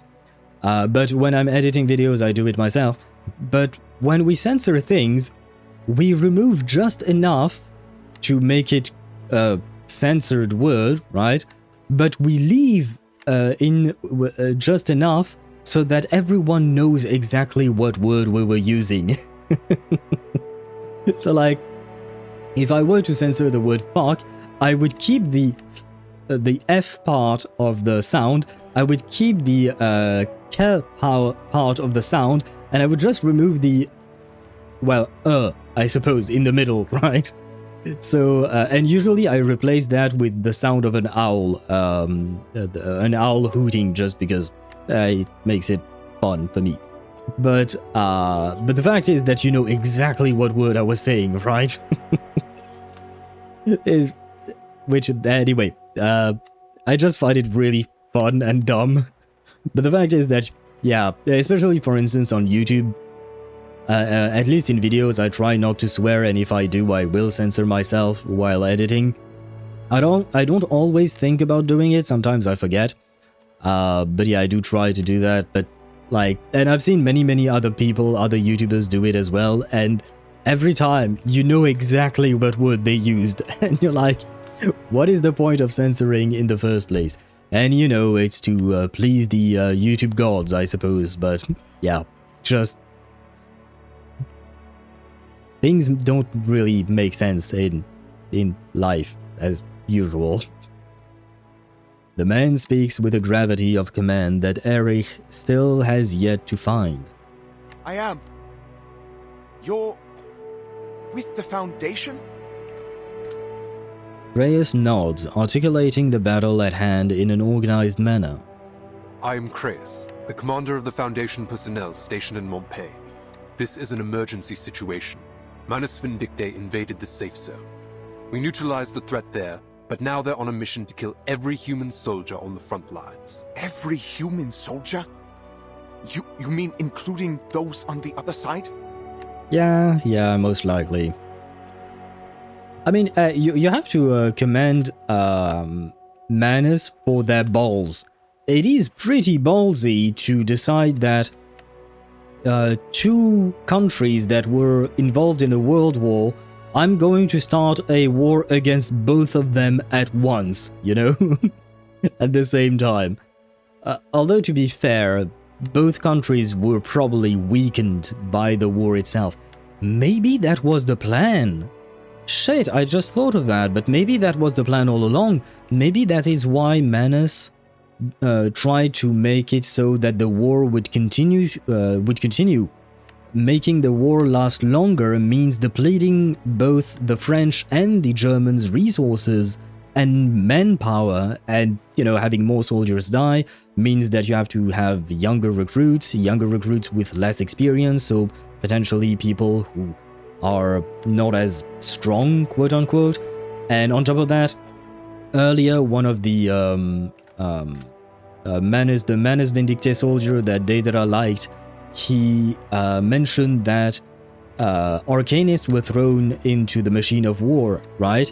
But maybe by prolonging the war, they wanted more arcanists to die, so it would be easier to just win against them later on.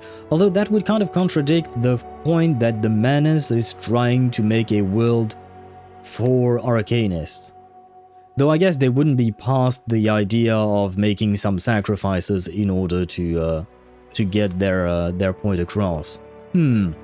Anyway.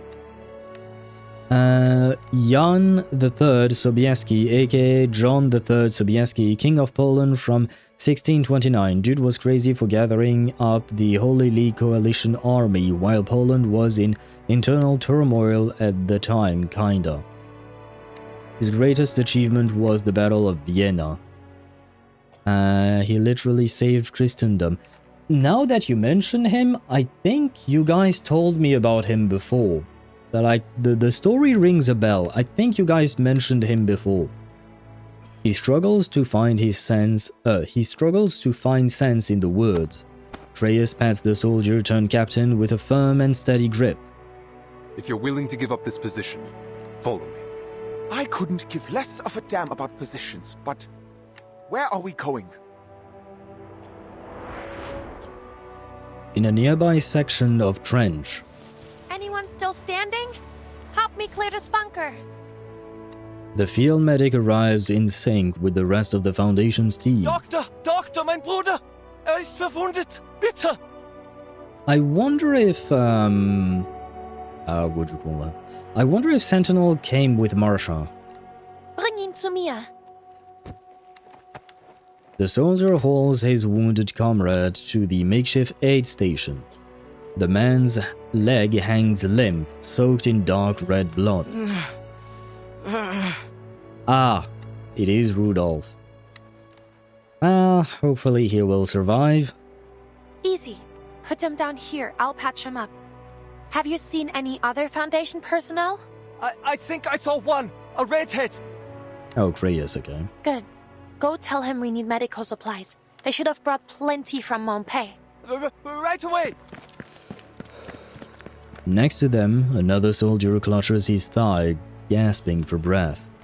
Only a moment passes before yet another man is carried in. Marsha makes a brief inspection and returns to the soldier with the injured thigh. I'll stop the bleeding first. What about him? He's dead.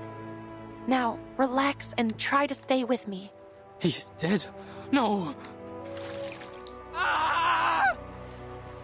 Are we going to witness an amputation right away?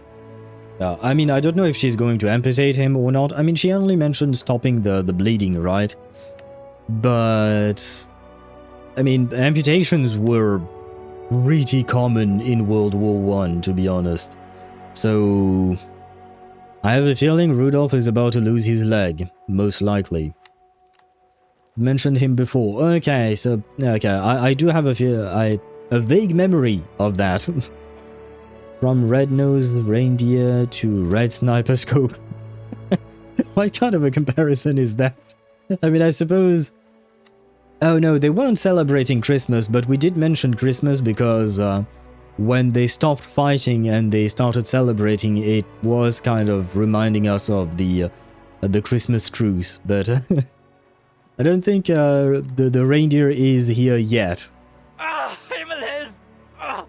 It's over! I'm dead! I'm dead! No, you're not. Not today, anyway.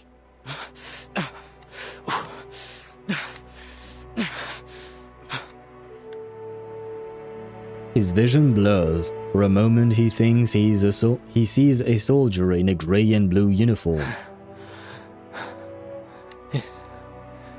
Is that... Oh, could it be Sentinel? Then he blacks out. Update? Have you located Kreas? He's somewhere in the trench. A soldier spotted him. The man soon appears before them. With solemn deference, he nods to the sniper he once pursued. I didn't expect to run into... Save the pleasantries. The response is blunt. Marsha made known to me the situation. The Foundation ought to have a sure plan, having requested me to join her. Speak then. What would you have me do? As usual, she's very much to the point, right? Kreas adjusts his tone to match. The frontline soldiers have little experience fighting enemies with arcane skills. If they stay here, it's only a matter of time until they fall to the Manus. I'm going to move them to a safer strategic position. However, enemy forces on Hill 299 have us pinned down in the trenches. Manus Vindictae has turned it into an underground fortress, housing an estimated 10,000 troops. They've even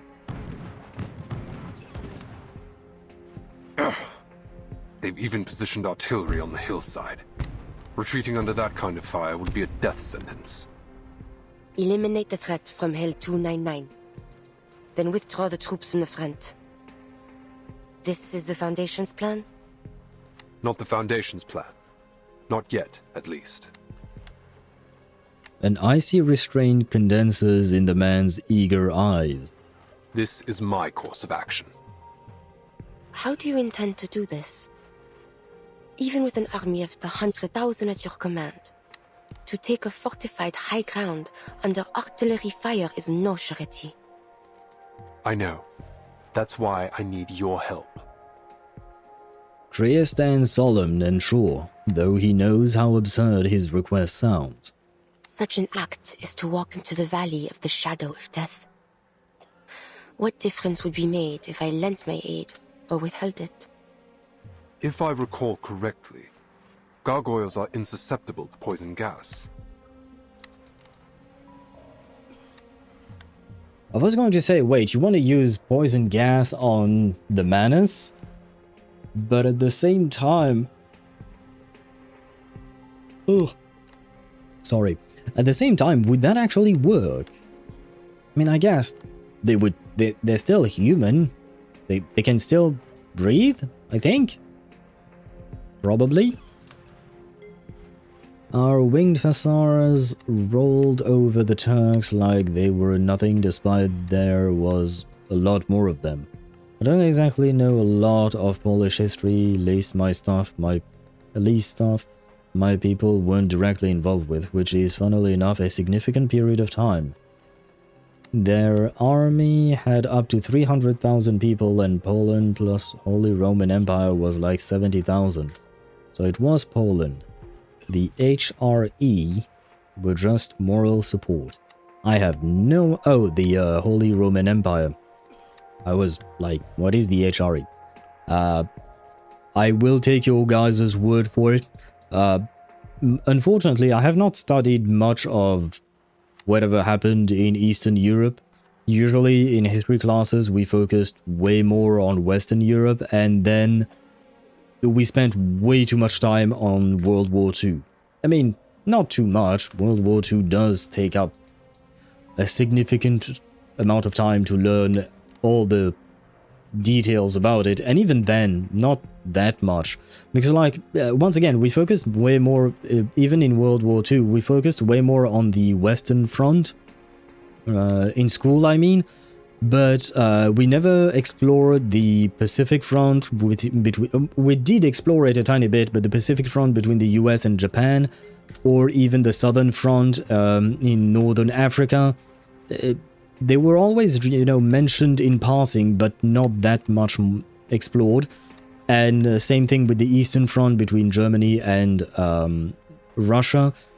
It was mentioned, but not in great details, in my opinion. So anyway, it just goes to show that, unfortunately, history classes tend to focus on very specific things, and there is a lot that leaves to be desired. Although, I guess maybe they just don't have the time to teach us all of it. History is a long thing. So? It is kind of lengthy. So we may be able to take a subtler approach. Please, come with me. My subordinate will give you the details. So, by the way, just so we're clear, Chris wants to use poison gas. Isn't this nowadays considered a war crime? Like, so is his suggestion perpetrating a war crime? Like, I think there is something wrong with his plan.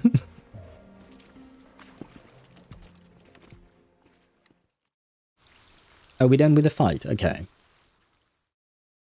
Yes, it is a war crime. Okay. So brother is casually suggesting we perpetrate a war crime. Sure, why not? Let's go. Let's go for it. Similar experience in Germany. We spent years dissecting National Socialists' rise to power and how they disabled the German constitution for their dictatorship. Yeah, sorry. I've heard about the emphasis that a German school or the German education system puts on what happened and what led to the rise of Mustache Man, as Sparta likes to call him. I love that name, by the way. But yeah, I've heard that in Germany you guys spend a lot of time studying that specifically. I feel like it's maybe kind of in a way of trying not to commit the same mistakes, so that your kids know what happened before, and we try not to repeat the same mistakes, right? Which is all the more surprising for me when I heard that in Japan it was the exact opposite. They spent very little time learning about World War II or the atrocities their government had conducted and their armies had conducted during World War II. They do mention the World War, technically speaking, but they apparently spend much more time learning about other things that happened throughout their country's history, very long history to be fair. But yeah, like the fact that they don't teach them much about World War II, because I remember it took us months to get through World War II in my own history class in France, whereas apparently in Japan, like, you can sum up World War II's program in like 2 pages of a book, basically. So I'm like, the differences that you see between one country and another in the way they teach about things is quite astonishing, I will say. But the Germans didn't care back in World War I. The Germans wanted to make shotguns war crimes, just saying. Oh really? I mean, yeah, the German might not have cared, I don't know, I'll take your word for it. But Greyes is not German. Greyes is from the Foundation. So, as far as I know, Greyes comes from the year 2000, or 1999, I suppose, technically speaking. So, he should have the same knowledge about war crimes as we do, right? More or less, right? So, he does not have the excuse of being from 1914 or something like that. So, yeah, Greyes is purposefully planning to commit a war crime. And he probably knows about it.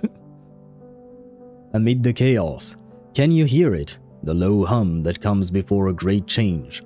Plunge into chaos. Wait.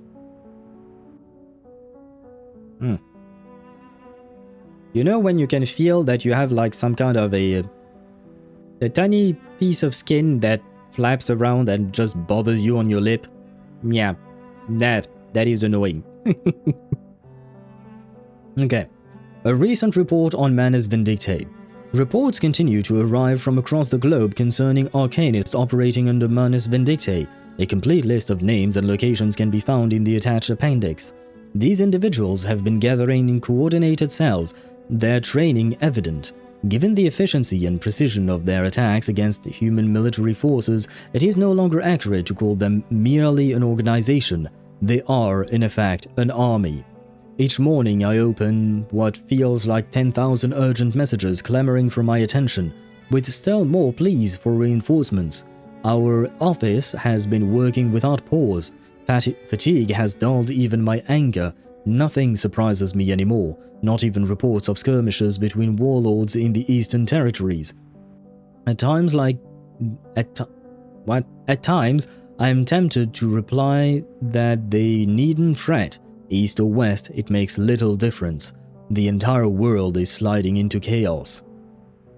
And thank you for the hydrate data. I welcome some drinking, and my coffee is almost done, and I forgot to fill my bottle of water. During the next break, which should happen in 10-15 minutes or something, I will probably go and grab some water. But thank you for the hydrate indeed. The contingency plan drafted by Greyes has now been submitted to the committee for review. It addressed the escalating threat posed by Manus Vindictae. Should they succeed in building a large-scale regular force, or if their attack continues to spread disorder, the proposal urges the Foundation to form its own standing military rather than rely on Xeno. Greyes set forth what he claims is the most efficient approach, recruiting and reorganizing both humans and arcanist soldiers already at the front. This is madness. Does he intend to make the Foundation a rival to every government on Earth, an entity viewed with still deeper suspicion? Greyes has always been radical, but war elevates such voices. He shows no concern for how the world might react, arguing instead that we live in an age the storm could race at any moment, so we are not obliged to heed their protests. Only recently would such words have been unthinkable. His position is plain. If Manus Vindictae declares open war, governments will have no choice but to align with the Foundation. Yet, should we follow his plan, we begin the most perilous of games. I mean, honestly, I agree with Greyes here. I didn't think of the repercussion of like the Foundation if they had their own army, that maybe the other governments in the world might be against it. I understand that it is a valid concern, it is a valid point. But at the same time, if you don't have an army, then you get crushed, and then you have nothing you can fight for or fight with. So what's the point? Like at the end of the day, if your survival is at stake, you might as well piss off a couple of dudes, but still survive, Because if you don't survive, then who gives a fuck if you pissed off someone or not? Right? So like, yeah, the survival comes first, because, well, if you don't survive, you can't do shit because you're too dead to do anything. At least that's my opinion. Wait. Germans wanted... I read that. I call him Mustache Man because Twitch is trigger happy with some things, words / phrases. Yeah, I know why you call him that, Sparta. It's just I like the name Mustache Man. For some reason it makes me laugh. Even though he's not exactly the most funny guy ever. In my country, they narrate the most important happenings and always was my country support this band with resources and low importation fees. To be fair, Colombia is further removed from the conflict, right? When we're talking about World War II. Most of the conflicts happened in Europe and in the Pacific Oceans, right? Ocean. There is only one Pacific Ocean. It's already big enough. So I suppose in a way your country didn't need to directly get involved, and for good reason. Like, usually you don't want your country to be involved in a war, much less a world war, right? I let my intrusive thoughts win. Just got back from the supermarket. Did you actually buy pizza and chocolate, or did you buy something else? Because you used those emojis, but you might have bought something else. Madness, this is Sparta. And now all we have to do is kick a messenger down a hole. And by the way, maybe he's Canadian. They collect war crime like achievements in a game. Geneva checklist. He could be Canadian. I mean, he wears white and has green hair, right? He could be Canadian for all we know. Gates of Hell. This marks the beginning of another tragedy. Of course it does. Of course it does. I was right in titling this, what do you call that? Depression 1999 Strikes Again. They race through the mud and debris. At Swevy, I saw the hydrate, but I can't hydrate right now because I have nothing to hydrate with. I'm just waiting for the next ad break to myself take a break and grab something to drink, but I shall not forget to hydrate at that moment. How much longer? About 10 more minutes at this pace. Maybe less if there's no interruptions. What an optimist. There isn't anything more to say. They just keep moving. Until they leave the trench behind. Take cover. They dive into a shell crater. A bullet skips off the lip of earth in front of them, kicking up wet clods of dirt. Pin them down. Oh, I guess we fight. Okay. Sure, let's go with this team. Anyone offer your seat to the senior? And... Loaded. Target locked down. Take it easy. Power from the soil. I have seen to the heart of you. Hey! So I guess if I want to make this team feel complete, I would need to pull for Nautica. A sure hit. Which means I need to wait for a year, basically, Now right? is the time for repentance. Although I would also have to pull for Rubushka, and I don't really plan to because I need to save for Beryl. Ah well, and I need to pull for Charon as well. Oh god, yeah, never mind. we're not finishing this team anytime soon. What to do? Sure, you know what? Down. My sight shall unveil the hidden. The enemies of peace shall be right, I have stamped nothing to out. drink. Now is the time for repentance. A worthy victory. But the fight is far from over. Where was I at? Surprises me. You remember my country? Yeah, I do try to remember what you guys tell me about yourselves. I'm not gonna lie, I don't always remember everything, but I do try to remember. Sadly, we had our own civil wars. Yeah, that's the thing. Even if you weren't involved in World War I or World War II, you were involved in wars at some point or another. Whether civil or with other countries, there are always wars to be fought, unfortunately. Because likewise, my family is from Sri Lanka, right? But,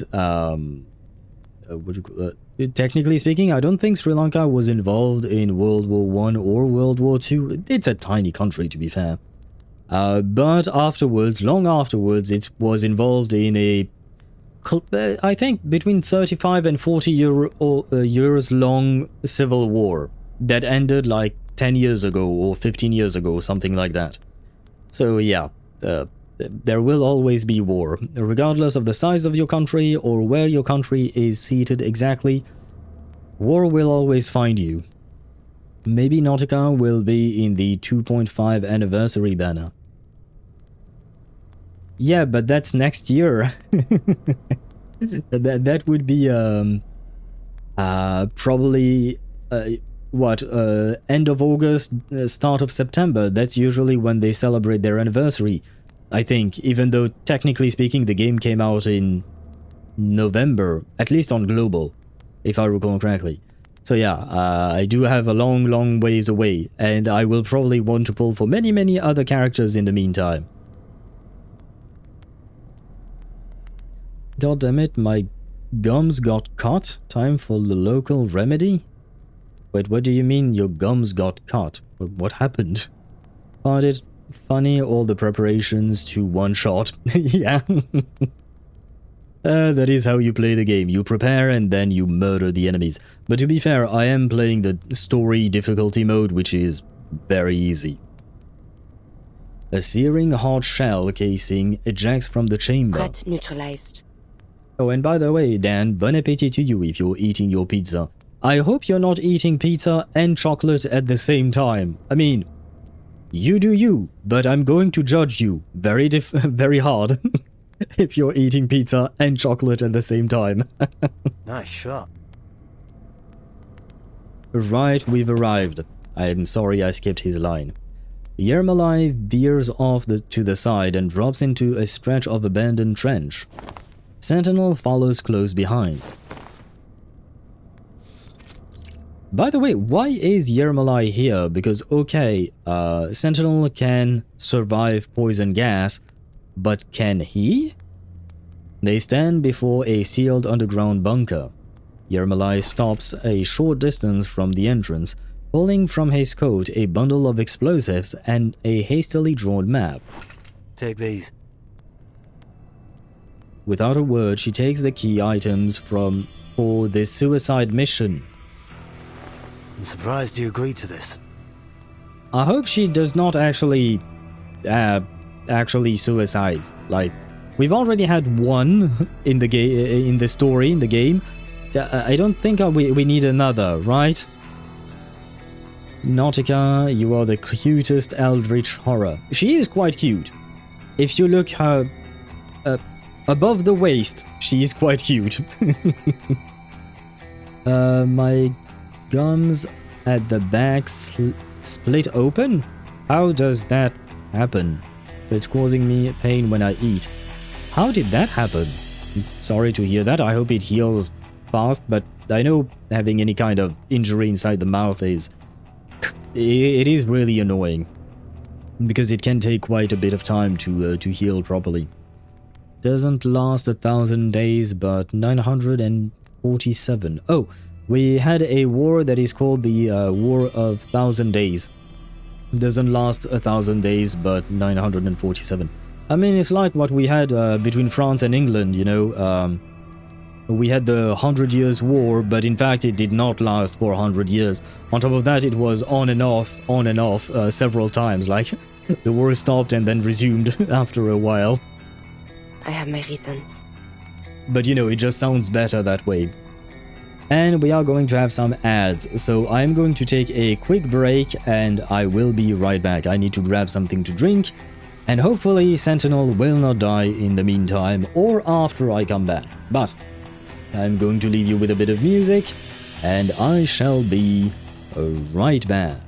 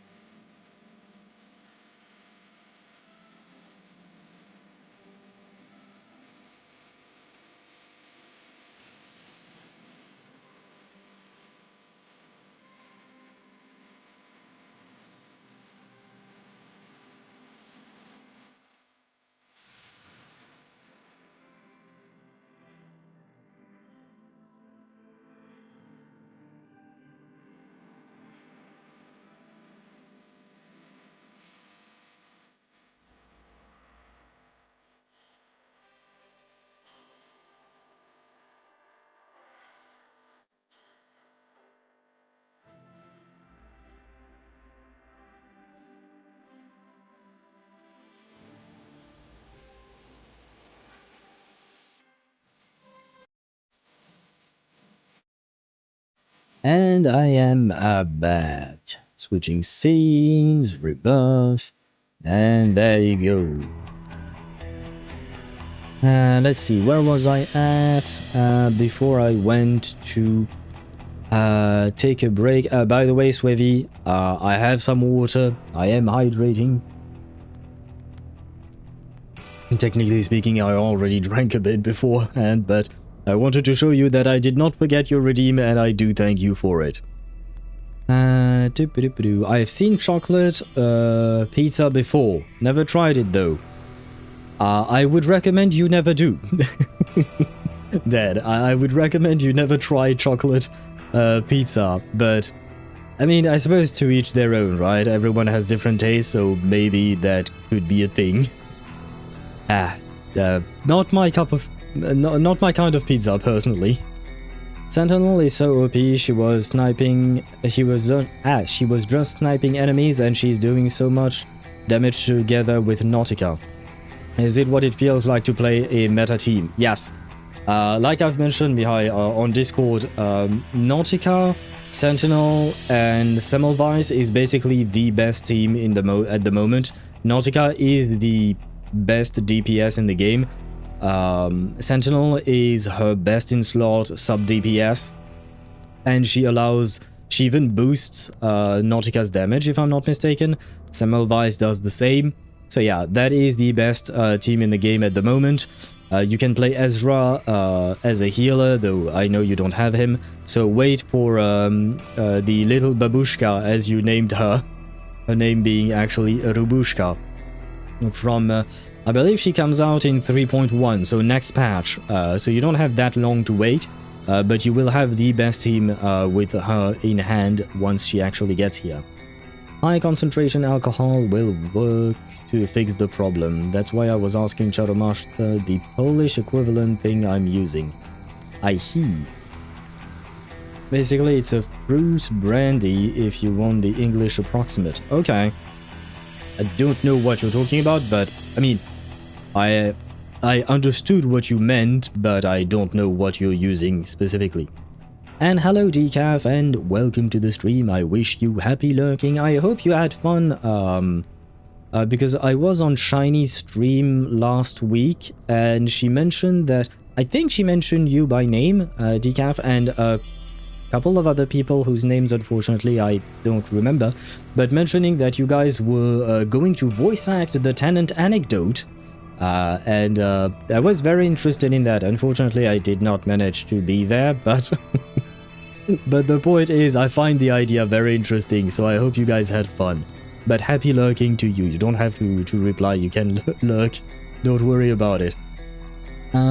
Technically, Blood Tithe doesn't even need a dedicated healer, because the stacks can be used to heal if necessary. And yet we'll get a Blood Tithe healer anyway. Yeah, true. Technically, Blood Tithe can work as is, but I'm assuming that Rubushka is going to make things even crazier than they already are. Probably, right? Sure. Let's go over the plan one more time. 2 of our investigators discovered a number of tunnels running under Hill 299. The one we've just arrived at leads directly to the Manus' ammunition depot. After the war broke out, the Manus sealed all accessible tunnels with poison gas. Judging by the bodies I found earlier, this gas can penetrate all existing gas masks. On the bright side, that means there aren't many guards in the tunnels. At least, that's what we think. Your goal is simple. Reach the ammunition depot, detonate the explosives, and destroy the fortress. After that, the Foundation will evacuate with the soldiers. What about the part where she doesn't blow herself up? I didn't hear about that part in your plan. Good to know the Foundation's investigation bore some fruit. Hill 299's so conspicuous that everyone just unconsciously overlooked it. I'm prepared. You may leave now. Alright. Good luck. The man offers a wave. Only once Yermalai's footsteps have faded into the distance does Sentinel open the bunker door. So I guess he's not accompanying her indeed. Violet-red mist billows out.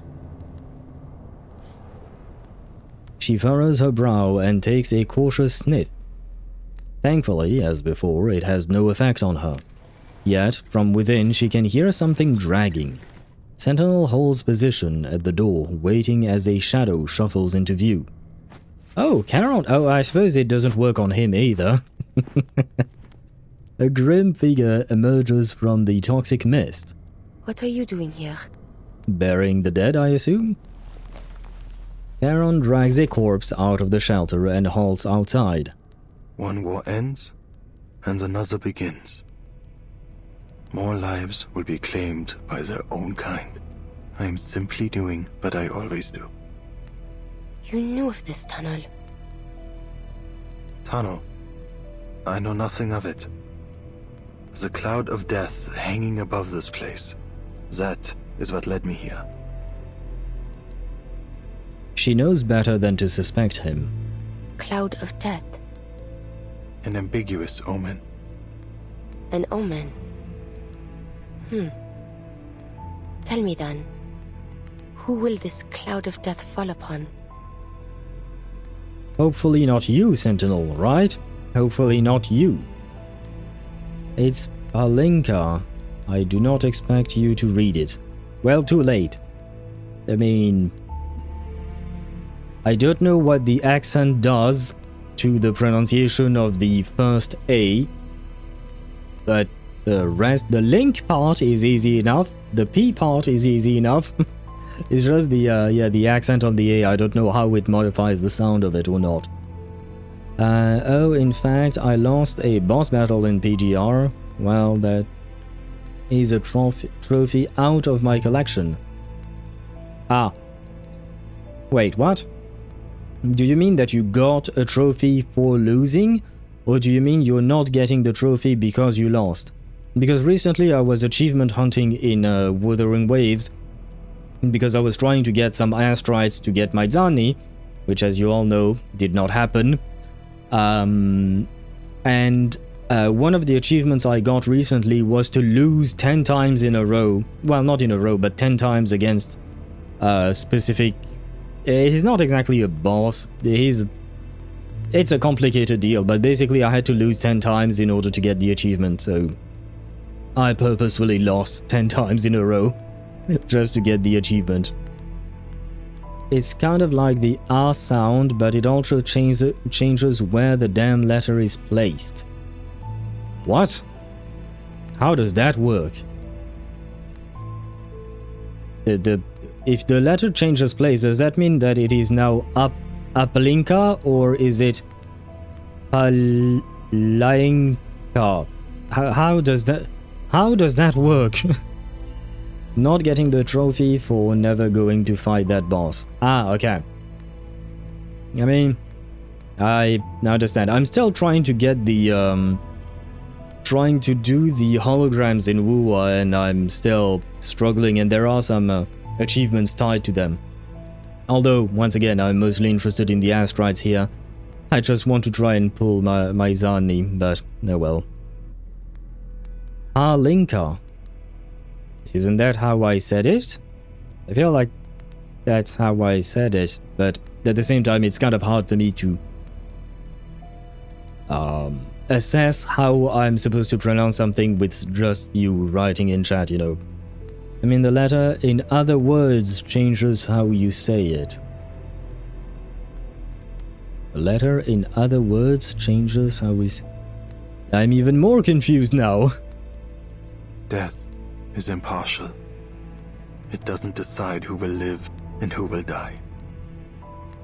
But I can. She breathes in the toxic air without concern. I suggest you leave. Should this cloud not fall upon me, an explosion will soon obliterate Hill 299. Do you intend to claim the lives of all the Manus Vindictae troops here? Do you intend to stop me? He broods for a moment, as a silent war is waged behind his mask. I should leave. Time is pressing. But as she turns, Charon's voice breaks through with sudden clarity. I do not wish for such carnage to occur. yet I am powerless to prevent it. But before you go, a word of warning. The war you've been fighting is, in fact, over. What lies before you is a conflict all its own, a much harsher path. You still have a chance to turn away from this and relieve yourself of the burdens placed upon you. Well, yes and no. If Manus wins, humanity is kind of doomed. In view of the sufferers of this war, my burden is light. Harsh or not, I shall not waver from the path I have chosen. You first set foot on the battlefield 5 years ago. What makes today different from that day? I now know the true cause of the conflict, and I have seen the face of the true enemy. If I must sin to fulfill my sacrifice, then so be it. Your willingness to suffer, your passion for sacrifice, it is beyond me. Perhaps you possess a wisdom beyond my comprehension. Yet, still, I feel a deep sadness for you. I am in no position to stop you from walking through the gates of hell. You could be in a position to help her, though. Just saying. You could help. But I guess not. 21, 22, 23, 24. There are 24 stages, right? So that means we only have 4 to do. Wait, guys, we might actually be able to do this in one stream. Huh. Well, I am surprised. Let me say that. I am surprised. So, R in a different word will sound different. That's what I meant. That's what I mean. Ah, so the R with the accent in Palinka, it sounds like Palinka, but in another word it could make a completely different sound, even though it looks exactly the same. I see.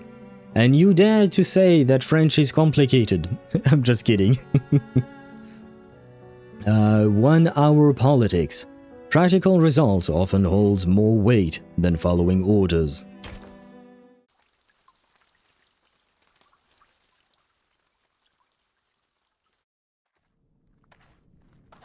Deep underground, darkness reigns. At first, she travels through cramped, unlit dirt tunnels until she reaches a poured concrete doorframe. Its cold echo tells her she's entered a wider space. Le peuple qui marchait dans les ténèbres a vu une grande lumière. Ceux qui habitaient les pays de l'ombre de la mort. Sur eux, la lumière a resplendi.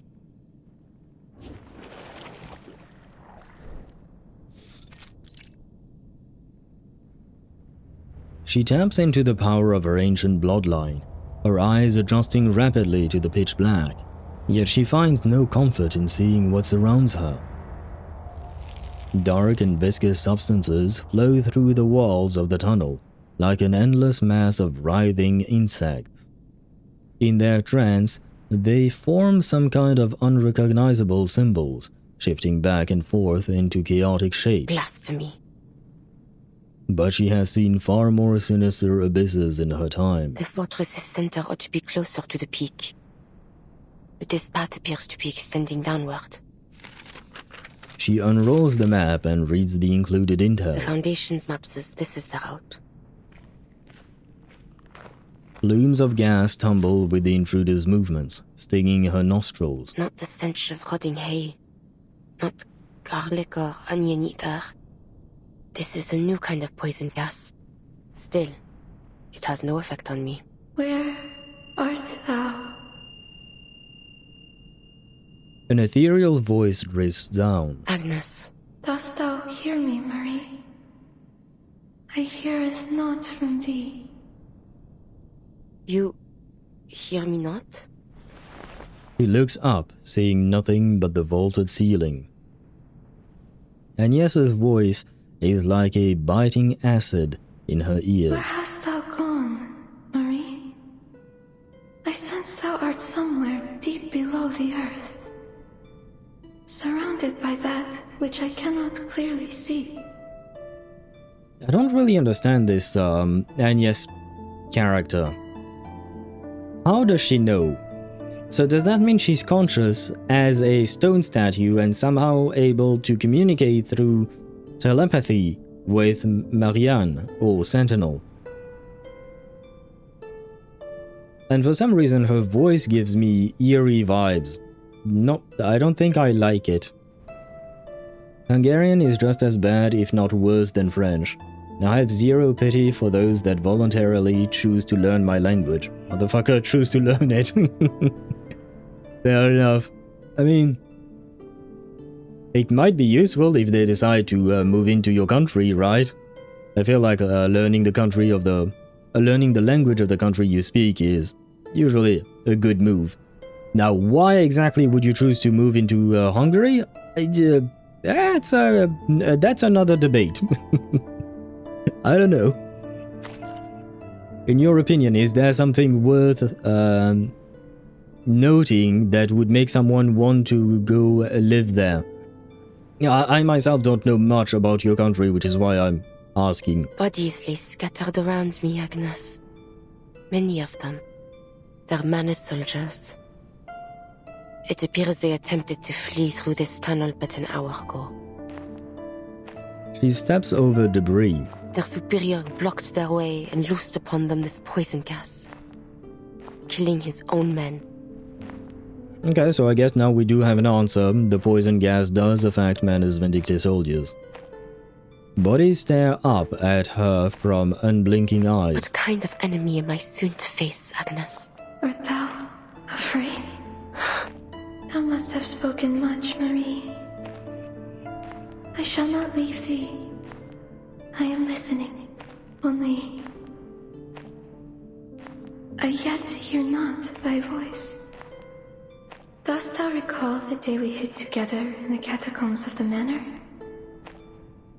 Thou said unto me, thou feared not the ghostly tales thy grandmother once spake. Thou saidst thou bore a devil more terrifying than any tale. But on that night thy breath did tremble. Thou art afraid. She halts at the descending stairway. That was not the thing of which I was afraid, Agnes. Once again, she realizes her words cannot reach beyond the heavy rock above. From the depths of that pitch-black void, something waits, stretching out sharp black claws. I worry for thee, Marie. The path that thou dost walk holdeth no light. I can feel thee growing ever more distant from me. I'm still kind of wary of this Agnes person. Something strange. It's a step better than living in Russia. Does that count? I mean, I suppose yes, technically speaking. But I mean, I suppose you could also do worse than Russia as a country to live in, technically speaking. But you could do so much better, right? For a moment, I heard who eats shoes to learn my language. And was like, Hungary, what the fuck? What? Who eats shoes? Oh, who would choose? Okay, okay. It's me perhaps mispronouncing words, and that's how you ended up hearing who eats shoes. I mean, you can make the word Hungary with the name of the country, right? So maybe they do eat shoes. Sparta, do you guys eat shoes in your country? I'm just kidding, of course. In all seriousness, the place is not bad. It has issues? Or I have issues with my own people given I live outside of Hungary proper. I'm in a territory that was cut off in World War I. Oh. Yes, we've heard all the Hungary jokes. Okay. I mean, fair enough. Your country has had that name for a very long time, so I'm assuming. Yeah. I've met a few people in life who had very punnable name, if that's even a word. Like, you could make a lot of puns with their names. And usually I try to refrain from making such puns, but here it was just like... He was talking about... Dan was talking about eating shoes, or rather, he heard that. But yeah, I felt like at some point you just have to, right? Whatsoever it is, whatever thou dost wish to do, I know thou art determined to see it to its end. But I pray thee, make haste and come unto us soon. Wilt thou? Jusqu'à ce moment-là, je prierai pour ton âme. Okay. Once again, I have to say, the French in this patch is not French enough, is how I'll put it. It's not disappointing or anything, but it's just like, yeah, okay, this is not native speaking French people that I'm hearing. Yeah, I can't even say that, oh yeah, maybe in 1914 they spoke with a different accent. This is mostly just, or at least it feels like mostly English speakers trying to speak French, and they're doing a great job at it, don't get me wrong. But you can clearly tell that they are not native. Oh well, it is what it is. It's kinda there, yeah. What means Hungary? It's a name of Sparta's country? I'm not sure what you... oh, you mean like the actual origin of the name? I don't know personally. You kinda have to make the joke at some point, at least to get it out of your system. Yes, I suppose yes. What is the origin of that name? Okay, yeah. And the actual name is Magyar? I hope I'm pronouncing that right. Yeah, I actually don't know the etymology of the words. Ah. My country is named after our discoverer, Cristobal Colon. Is that how you say... Wait, how do you say it in English? Because in French we say Christophe Colomb. In English, I guess it's... Oh, Christopher Columbus, maybe? I think? And in Spanish, you guys say Cristobal Colon. Goddamn. Poor guy's name. Why does each language decide to pronounce the name of the guy differently? Christopher Columbus, yeah, okay. But yeah, in French we have one way of saying it, in English we have another we have another way, and in Spanish we have a different way again. Like, why? Why do you have three ways of saying the one guy's name?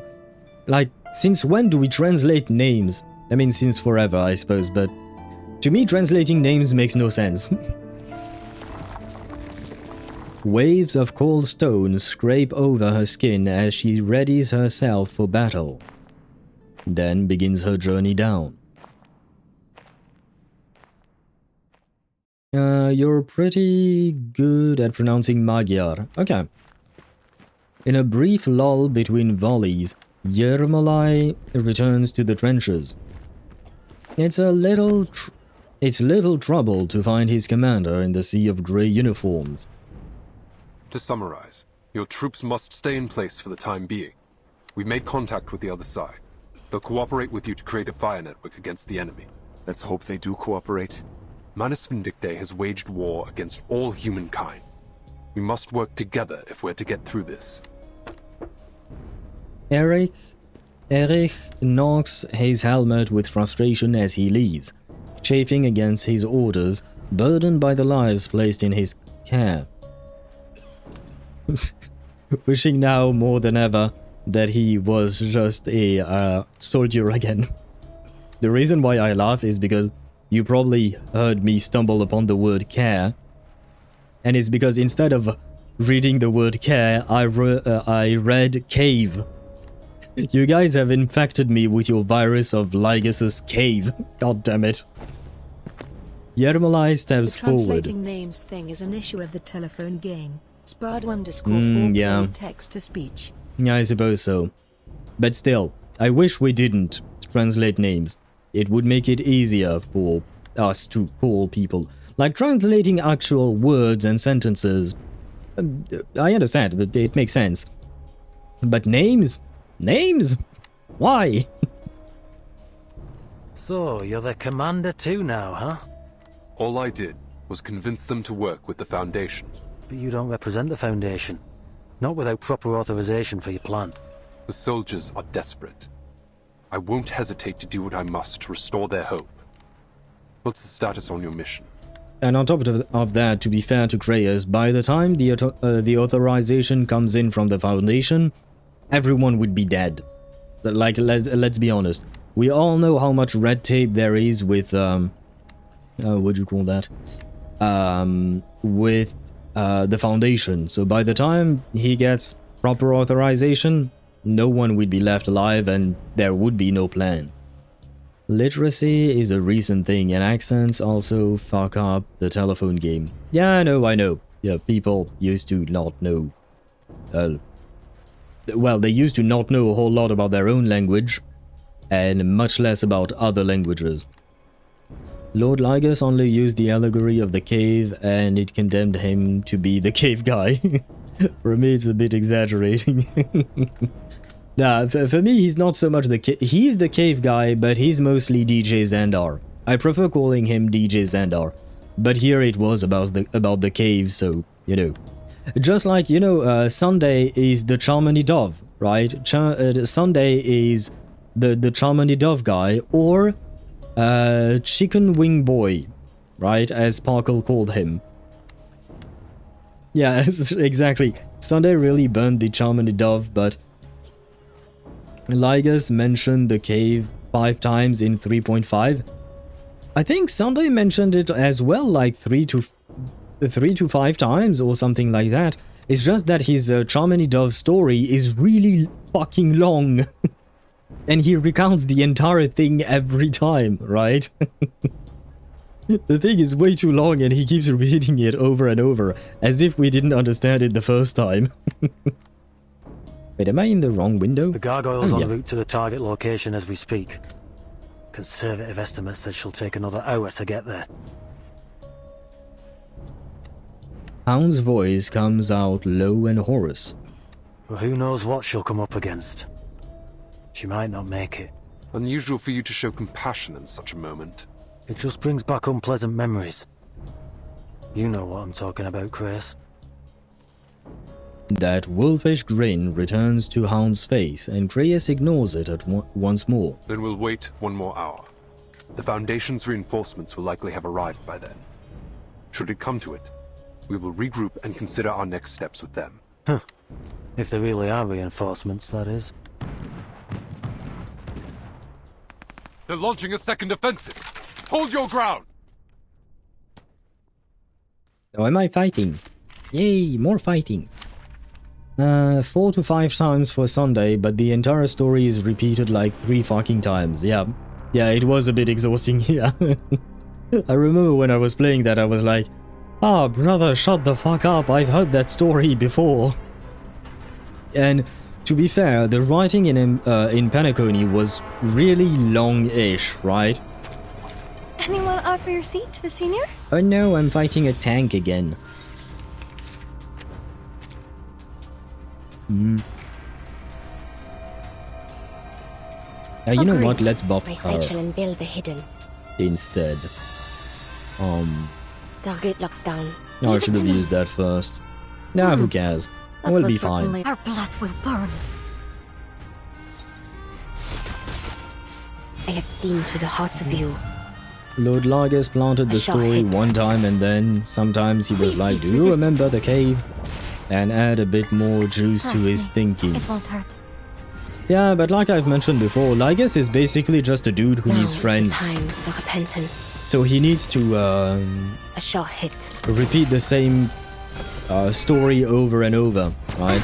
He's like, do you remember what I told you? Hey, do you remember what I told you? Kind of like an anxious puppy of some kind. I hope you like a splash of red. I do like a splash of red, and for some reason I have no... gently. What do you call that? No cards for Sentinel, so that's great. Take it easy. Loaded. That was certainly close your eyes. I mean, they should We'll die all be with over Semmelweis's ult, I think. Probably.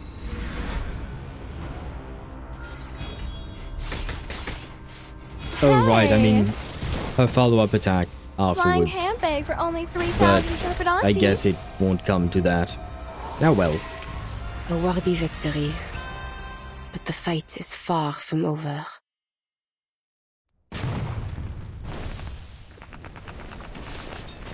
Charred earth splinters in the air, falling like black snow over the battlefield. The soldiers reel from another shockwave, scattered across the trenches. They grip their weapons tight, certain only of the coming battle. His index finger taps his rifle's receiver with anticipation. He pulls out his communicator again and waits. Finally. The name Irene appears on screen. Chris, are you still on the front? Yes, Mr. Ironeye. But I don't think we can hold out much longer. Irene is how he pronounces Has it. the committee reached a decision? Not yet. The debate is still ongoing. The Doves find your frontline contingency plan absurd. They disapprove of the political risks involved in taking control of various nations' armies. Okay, so it's better to just let them all die then. Very well. That's the greatest plan ever. But I personally find it feasible. Just to be sure, do you have a clear understanding of your ultimate goal? He takes a deep, silent breath. This war between Manus Vindictae and the Foundation will only end once one of the two parties is completely destroyed. Yeah, he's not wrong with that. And I refuse to let it be the Foundation. If we're to prevail, the Foundation cannot rely on Xeno alone. We need more capable soldiers. Soldiers like these on the front lines. With the proper arrangements, we may be able to recruit them to our cause. We'd have a whole new army to fight Manus Vindictae. But even if you manage to bring them all, say 100,000 soldiers on board, it still won't be enough to sustain modern warfare. This is about the bigger strategic picture, not just a single recruitment effort. I'm suggesting that the Foundation start canvassing all human armies, especially those under attack by the Manus. That is actually a good point. He has a... Yeah, I mean, Manus has been recruiting on the arcanist side. There is no reason why the Foundation couldn't recruit on the human side, / also some arcanists as well. At least he did a banger job with the one-liner before sending his puppets against us. Is darkness equal to daylight? Are sinners equals to the righteous? If you were born weak, which god should you turn to for solace? An excellent question. Columbina. Columbina is the one you should turn to, okay? At least Daedra has his answers ready. Fun fact, Columbina, if I erase the N, is the name of my country. True. I mean, I assume they have a similar origin in terms of, like, the name. Question, in the war room, you get that 6-star Psycube from completing quests. Who is that Psycube for? I don't know. I don't know. I haven't... I saw it, but I didn't look at it exactly. So I don't know exactly who can use it, unfortunately. So I can't really answer your question, I'm afraid. At least not for now. I'm guessing technically oh, sorry. I'm guessing technically speaking, maybe Sentinel could use it. Am I gonna just slap it on Vila? I don't think it would be good on Vila because read the description of the Psycube, because I read it really quickly, and if I recall it correctly, it says something about the wearer being a mineral character, and since Vila is plant, there would be no point. You would lose the what do you call that? You would lose the mineral. You would lose the passive, so I wouldn't recommend that. I got Sentinel's main Psycube. In that case, just let it sit around. If you don't need it, you don't have to build it or give it to anyone.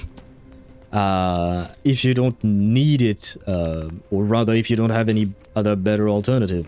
Or if you already have better alternatives, you don't need to actually need it. Fucking hell, my brain is dying. If you already have good alternatives, you do not need to build it or to give it to anyone. There you go. I'm just gonna slap it on Senator for memes. You could probably do that. Like I said, I don't fully remember what it does, but at the end of the day, you can use it however you want.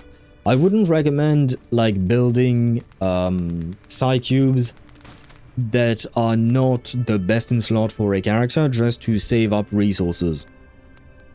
Damn, Asterion just became my bonk master. Dread Ambusher, bonk extraction, action surge, bonk extraction. I do like Asterion's playstyle, but I don't like him as a character. He's a bit of a rat, I would say. Bigger strategic picture. What about the governments behind these armies? Have you considered how they might react? Though I do have Senator's main psi cube, then use that instead. Let the new one gather dust if it is not useful to you.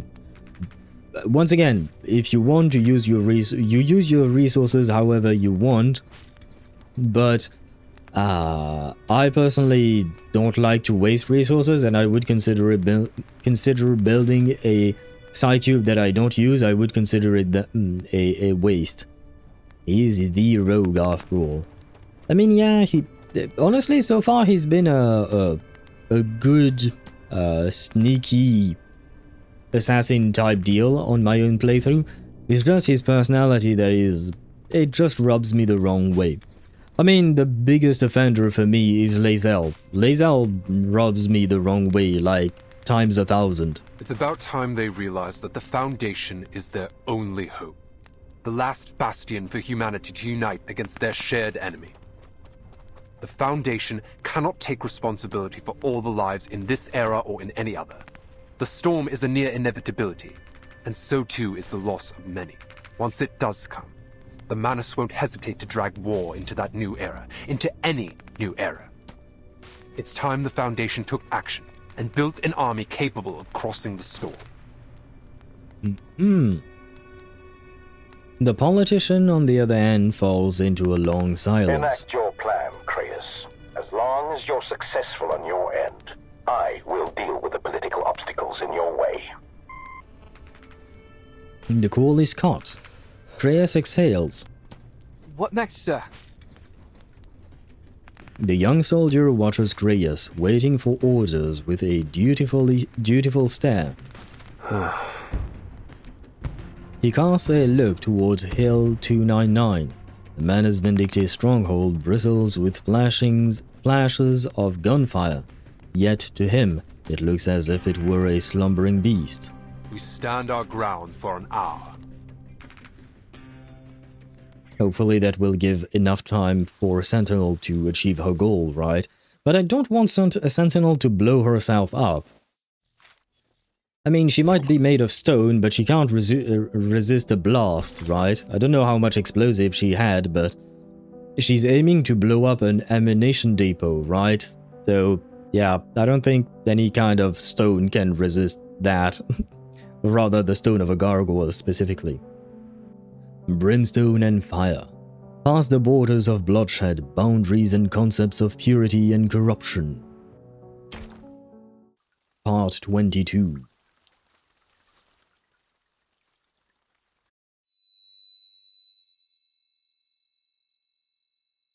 Though Agnes's voice has vanished, the sharp ringing in her ears remains. What's that sound? She casts more attention in the direction of the source of the sound, and the darkness is sliced like a curtain. A shadow that shouldn't be there is lurking behind a piece of wreckage.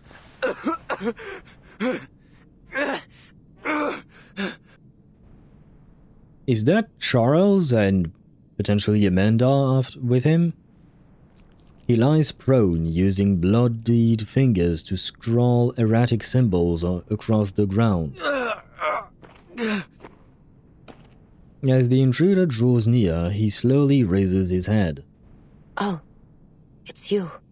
You murderer! You murdered me! You murdered Colton! You murdered Eugen too! Oh right, he was the one in the forest at the very beginning of the game. How is he still alive? You devil! You murderous demon! Well, he wasn't alive for long. I have no qualms in doing so again. Thick, congealed black blood spreads across the ground. Pathetic illusions. Incoming attack. From behind. From the right. From below. Right before me.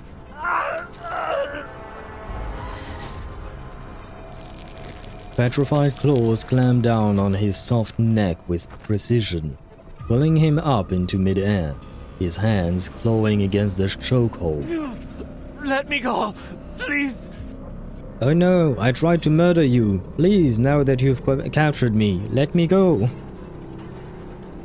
Seriously. She eases her grip, if only for the length of a breath. Yet the soldier seizes the moment for all he's worth, drawing a blade from his belt. Yeah, there you go.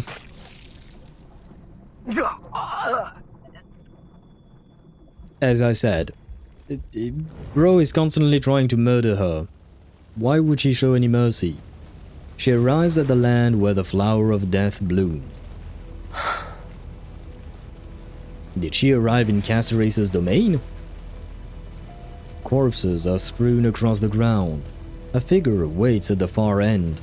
How many have you killed? Did you even keep count? Remember, they were all arcanists, like you. Wait, didn't this guy die? I thought he died. Though, I guess maybe he's not the same, but they just reused his sprite or something like that. No, on the windmill plain. Oh, near the tree. Okay, I see which one you're talking about. Okay, yeah. My bad. I see. Woman is cold? Well, to be fair, she's made of stone. I kind of feel like it makes sense that she would be cold. Like in terms of personality on top of being literally cold when she's stone. Races of no matter. So the killer does the killing, and the dead have no say at all. I like it. A bullet rips through the officer's heart. A simple, blunt retort. She steps forward, only to find the figures standing before her once again. Haven't had enough? Be gone. One day I shall personally deliver you to the fires of hell where you belong.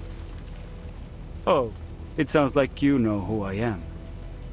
Do not think me deceived by your disguise. I am well aware that your taint has long been tangled in the blood of my family. Okay. Demon. Wait, what? Ladislas was the German dude? Who is, not German, but, what? Ladislas.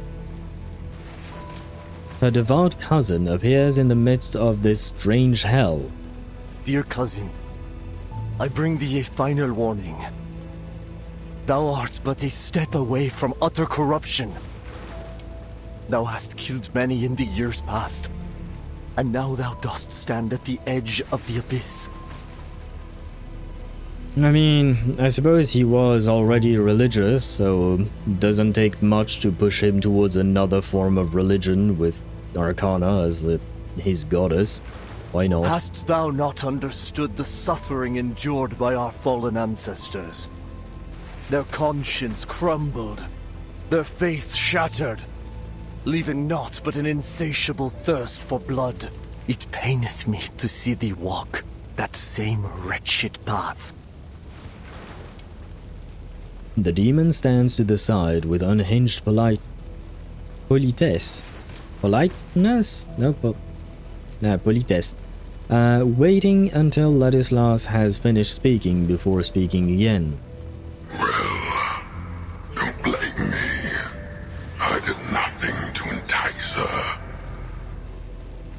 Its voice no longer seems to come from the body before her, but from some faraway place in the darkened sky. Maya made this choice herself. Her hands have long been soaked in blood. I love when we found a color or heartless, cold, or heartless woman, and we have the power of being the protagonist. We witness their good or sweet side. Yes, I mean, we did see a tiny bit of that right before you arrived on stream, when she was with Marsha. It was kind of sweet. She was less cold. I wouldn't say that she was warm and all of that, but she was a bit sweeter in that moment. And yet, she has never been troubled by that so-called guilt of yours. I've come to adore her for that. Perhaps it is true that this path of carnage shall save many lives, but why? I pray must it be thee who walkest it? Our blood beareth an impurity like no other. To kill so many is to will thyself to the bottom of the abyss, never to return. Well, if that means she's already done, right? Oh no, you mean if she kills more, then she will never return from the abyss. I mean, at this point, does it really matter? The 10,000 thou art soon to kill.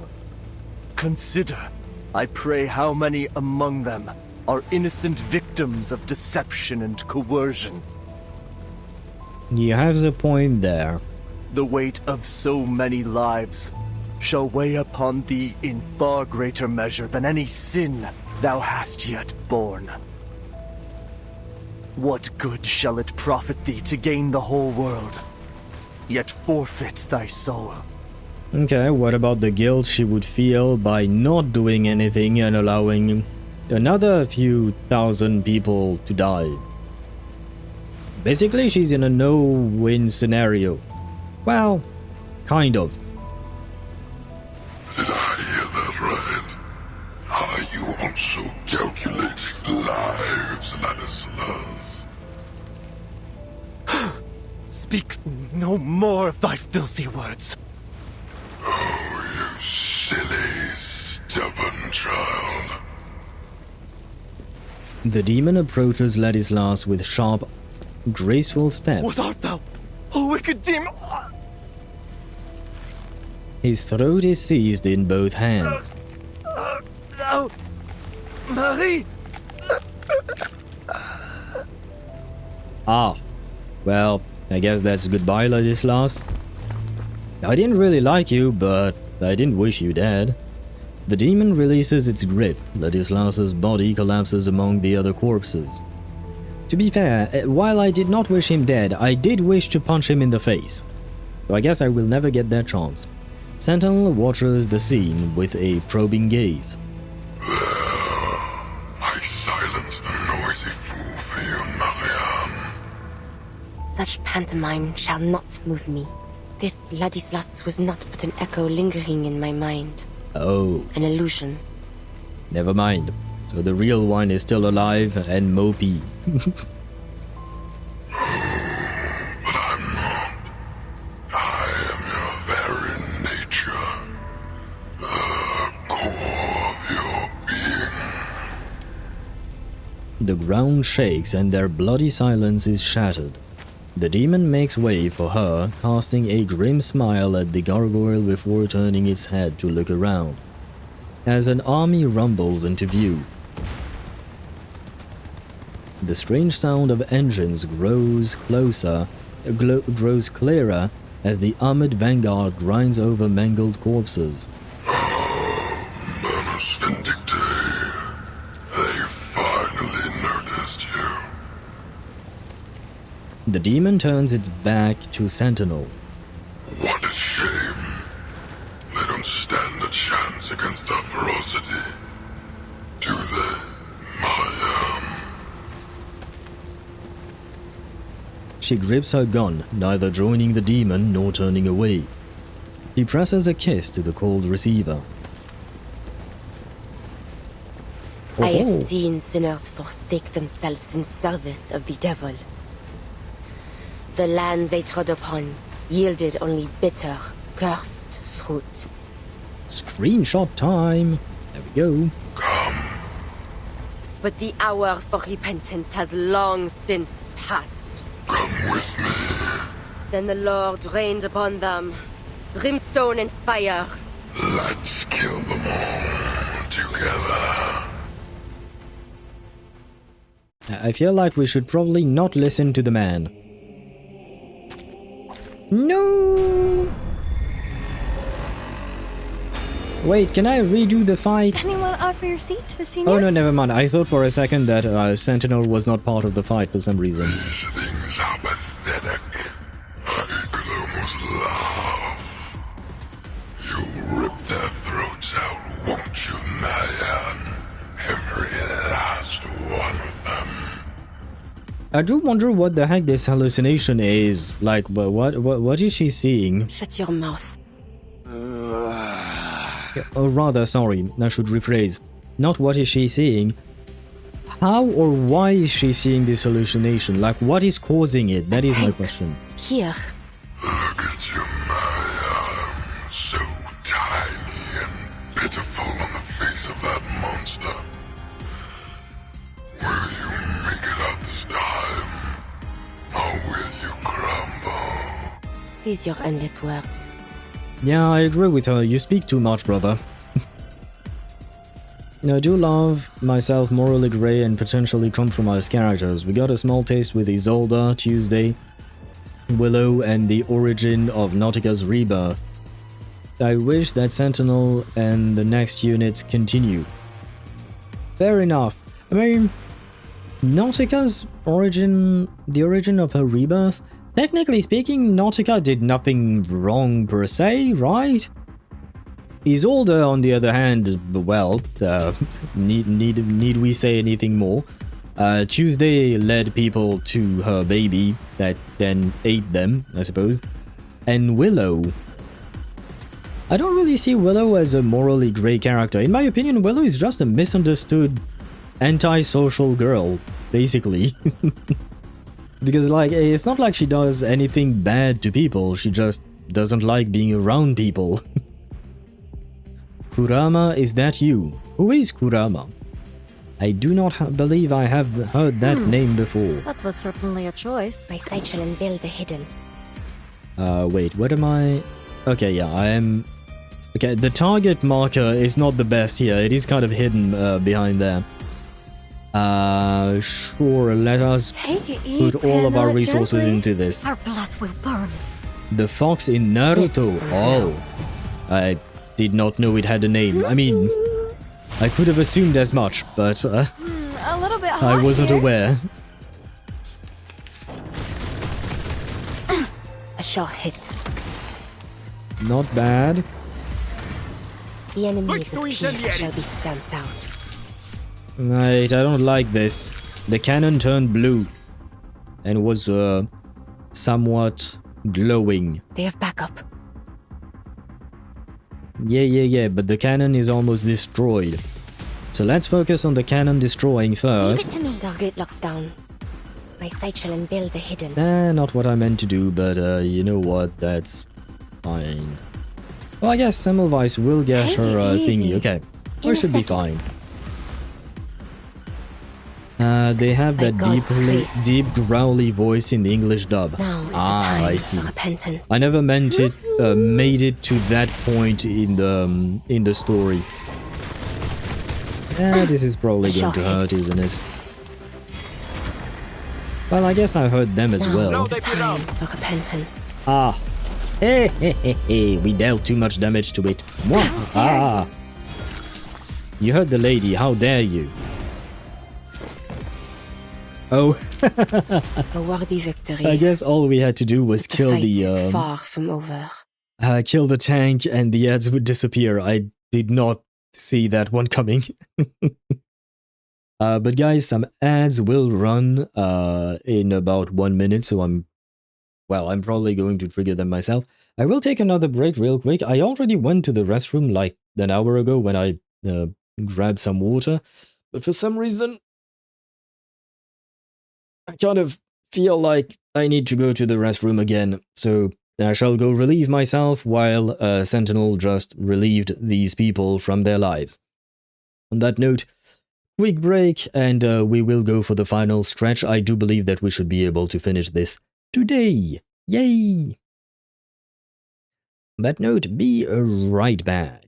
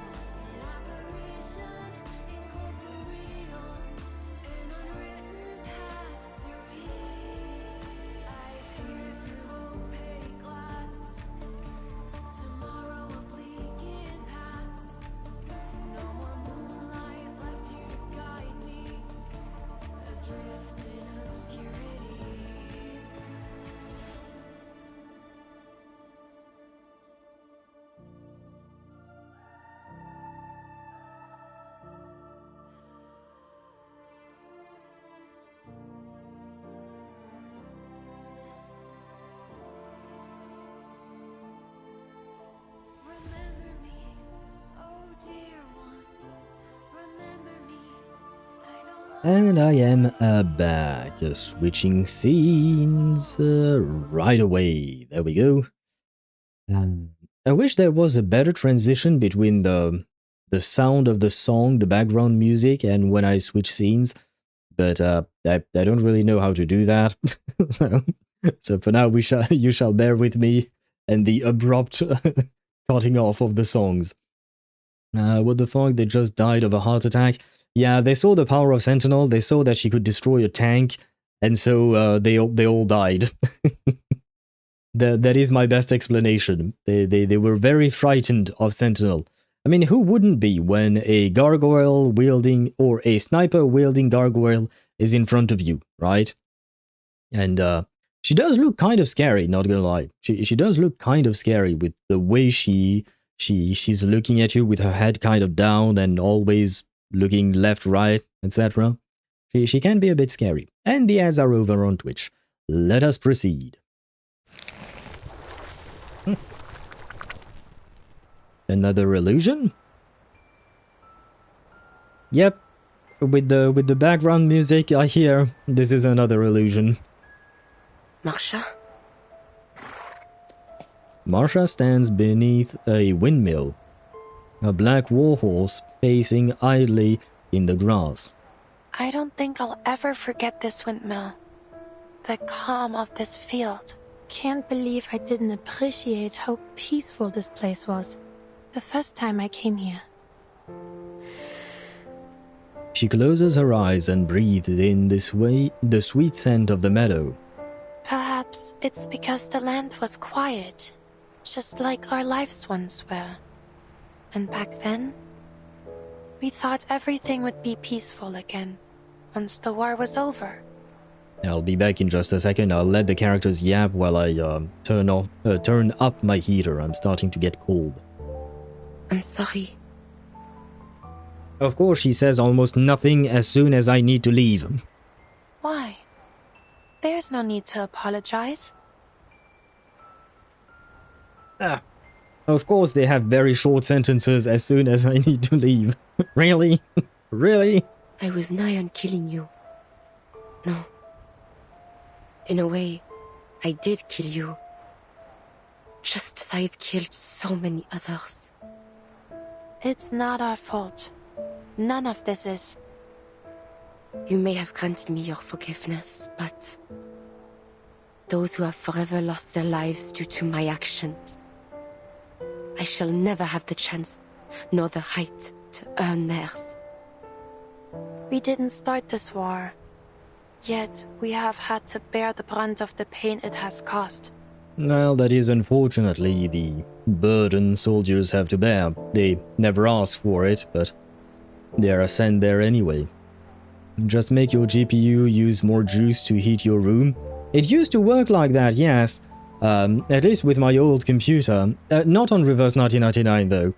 On Reverse my GPU was always fine, even on my old computer. But right now, for instance, my GPU is standing at 35 degrees Celsius. So yeah, this GPU is insanely cold in a way. Like even when I'm playing Genshin or Wuthering Waves or stuff like that, the GPU never goes above 40 degrees Celsius. Like I don't get this as a GPU. Either the sensor is broken or the GPU with its triple fan is doing the work. Just start 2 or 3 more instances of Reverse. Who'd help? And even then, I don't know if the GPU would really take a hit. I think it would mostly be the CPU. But the same effect, right? Go brr. I don't particularly want to break my my computer. Though to be fair, I don't think it would break even with 3 instances of Reverse 1999. Because on my old rig, I was able to play Reverse 1999, Honkai Star Rail, and AFK Journey all at the same time.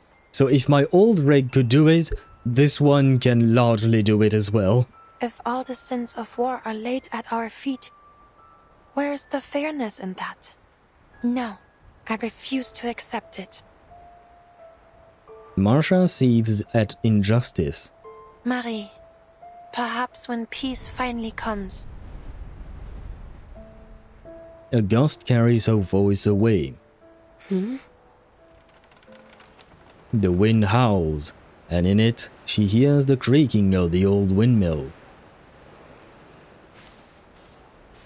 Sentinel walks along the path, wanting to stand closer to her until the scene is torn apart by gunfire. Masha! Die! No? How about no? Yes. Here is her counteroffer. You die. Wreckage is strewn over no man's land. The last of the assembled forces fall with a gurgling scream that ushers in the silence of death. The demon and the gargoyle stand side by side, looking over the destruction. Take it all in, Maya. The pools of blood, the piled corpses that lingering echoes of the dead, their whimpering, desperate cries. I feel like this illusion is probably made by Manus Vindicate to try and manipulate her into joining them, maybe, or something like that. But at the same time, who would be casting this spell? Who would be creating this illusion? Is it just a byproduct of the poisonous gas? So instead of her dying, she just hallucinates shit? How long has it been since I last witnessed such a beautifully gruesome massacre? The ancient bloodlust within you truly has awakened. You slaughtered every last one of them. Well done. Now, explosives. It's time to end them all. No, I think she should probably do that herself. I don't trust the potentially illusory demon in front of me. More like if, not when, Marsha. Wait, what do you mean if not when? What did she say again? I forgot. I don't remember what it was. The demon holds out his hands, asking for the weapon that will take the lives of 10,000 men. Get thee behind me, demon. I won't force you. The choice is still yours. So, which will it be? The weight of 10,000 lives, or one that is 10 times harder to bear? What, are you talking about Marsha's death? Because Marsha is fine as far as we know. Or when the war ends. Well, hopefully it will end at some point, right? Hopefully. Let's pray that we have better odds than a 50-50. As far as I understood it, Ladislas is constantly alarmed about Sentinel's proximity to war because of this demon's family curse. Oh, okay, the Manus officer is just how Sentinel envisions it due to current events in her story. Okay, so it goes back to the curse of gargoyles. I see. I have to admit I had completely forgotten about that, so thank you, Dan, for pointing that one out. Yep, not gonna lie, my brain is slowly dying and I am getting increasingly tired, so do not expect much from my poor brain cells. So I thank you guys for picking up the slack. Their blood will be on your hands, that's for certain. But the responsibility won't rest on you alone. Your soon-to-be blood-soaked hands have been forced. I mean, let's be honest here. She's already killed plenty of people, right? Probably dozens, if not hundreds of people. So, what is the difference between having your hands being soaked in like 10 people's blood versus having your hands being soaked in 1,000 people's blood? At the end of the day, your hands are still completely soaked, right? There is no visual difference between the two. Unless you just... I guess at that point, if it's 1,000 people, you're just swimming in blood. But yeah, same problem, same difference. You're still covered in blood, right? So at this point, does it really make that much of a difference? These are the only choices you have left. The gargoyle removes the bundle of heavy explosives and grasps them as tightly as if they were prayer beads. I am powerless to cleanse the filth that muddies my blood, just as I am powerless to erase the sins I have already borne. 1 is a tragedy, 1 million is a statistic. Exactly! Killing one person, you feel guilty. Killing 10,000, you're just like, nah, I'm used to it by now. I'm joking, of course. I have descended into the depths of hell. I know that. And this ancient darkness has already taken root in my soul. But if sacrificing 1 can save 10, if sacrificing 10,000 can save 100,000, if someone must make that impossible choice... She has learned from the school of Spock, right? What was his phrase again? The good of the many outweigh... Yeah, the good of the many outweighs the good of the few, or something like that. I mean, he's not the only one who said that, but he comes back. Then He comes back to I am mind. willing to bear that sin. She hands the explosives over to the demon. That's the spirit. From now on, we will walk together, side by side. A greater power as one. Before he can say anything, the bayonet stabs through his body. Yeah, I had a feeling this would this would end like this. I had a feeling she wouldn't trust him. That reaction. Sentinel pulls out her bayonet and pushes the demon away, who staggers further back. Good of the many outweigh the needs of the few. And there you go, yeah. Well, I suppose Sentinel is Spock. I mean, both of them are kind of cold and blunt in a way. Spock is different, I suppose, but hey, there are some similarities. You are fascinating, Maya. You know this won't harm me. So why did you do it? The principal? She lets out a heavy, labored breath. Look upon me, demon. I am not like my ancestors, to be led astray by their thirst for blood and your honeyed words. Whatever choice I make of my own free will. I will not let your taint spread within my soul. Yet still, your power shall be mine to command.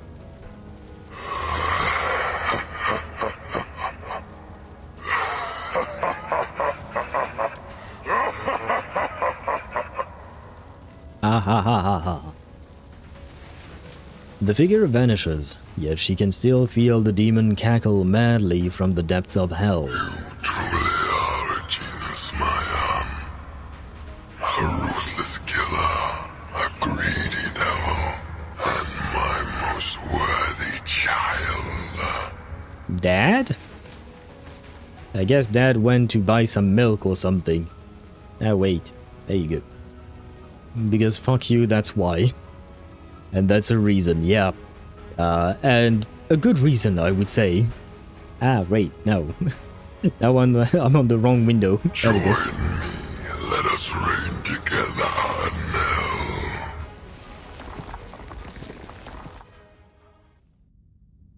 Agnes, quand j'étais jeune, je ne comprenais jamais vraiment les mots que tu disais.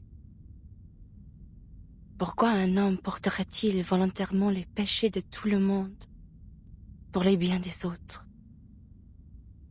Is she talking about Jesus? Je réfléchissais à cela.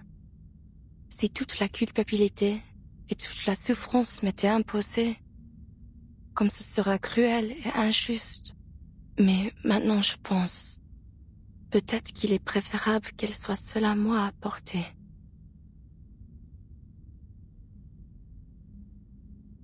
Okay, that sentence felt a bit weird, not gonna lie.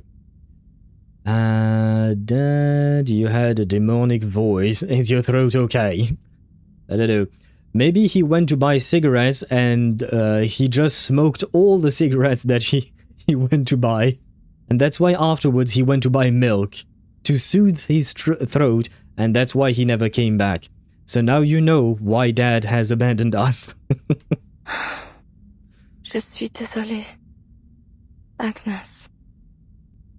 See, why is she pronouncing it Agnes? If you're speaking French, then you should say the name with the French accent, which is Agnès.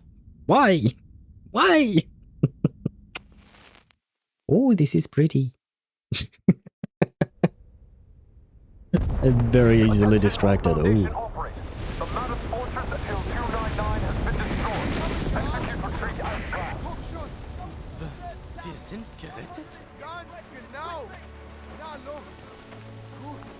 Ah, I guess it was pretty.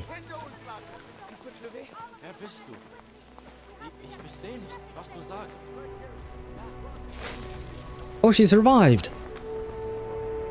How did she survive this?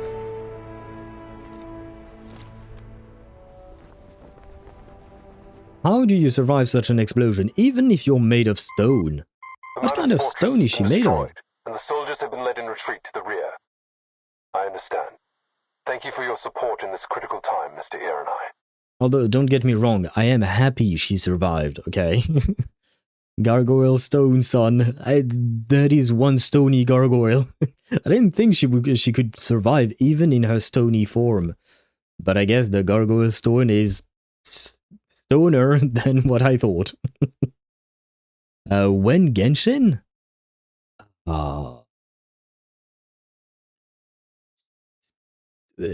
Next time there is a new patch for Luna 3, I guess. Basically. Probably, you know, usually I cycle between all the games depending on what we have to do in them. At the moment, I don't really have much to do in Genshin, so yeah, next time will probably be when Lunar 3 drops. As a smoker, that is not enough to make your voice sound like... Yes, I know. I know, Sparta. I am a smoker too. Well, I may have switched to vaping, but I used to smoke as well, and yes, I do realize this is not enough.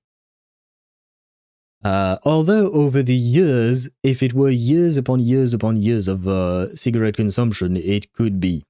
Because, like, I remember I was giving some IT classes, or rather, what do you call that? Well, yeah, I was teaching older people to use their computers, and one of the persons I was teaching was a heavy smoker, and their voice was just as deep as my own, except they were a woman, and like, yeah, you could very clearly hear that she was a huge smoker.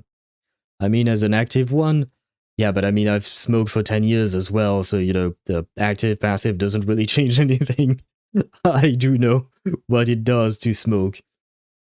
And thank you for the hydrate, Swevy, I will do that. She's made of diamond. Did not look like it, but could be. Damn, getting really close to 10,000 points unless you're willing to use Anka or switch to Genshin for some time. Oh, no, what do you call that? For, if you want to do some account flexing or something like that, I believe I changed the description for the tooltips, but basically I prefer that you redeem these things, whether it is account flexing, character flexing, or stuff like that, at the start of a stream, when we are in the just yapping session for the stream. Not when I'm in the middle of a quest. But it doesn't have to be a Genshin stream. And we can use Anka, for instance, but when we're just yapping, you can redeem it then at the start of the stream, regardless of what game I'm going to play afterwards. Just do it during the just yapping session, and we can do that, no issues. It won't be a problem.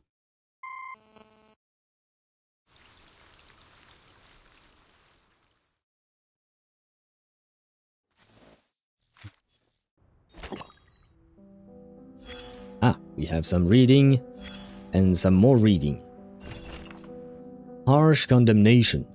We take a strong stance against the abuse of alchemy on the battlefield, especially those that have not undergone thorough experimentations. Turn in the cases. Formula experts. Living bone buds, withered mandrake leaves. Owl feathers? How dare you use my feathers to perform your experiments? I hope no owl was harmed in the making of this potion, whatever it may be. Turpentine, burned in an airtight container. Oily volatile liquid carry a moss-like scent, weakly soluble in water but readily absorbed by animal fat. Causes immediate nervous system damage, including tremors, aphasia, mania, delirium, and muscle paralysis. In rare instances, it may temporarily increase arcane abilities. Jag jumper ants, Inchman ants sulfur, processed in acid-treated belladonna juice using mithril as a catalyst.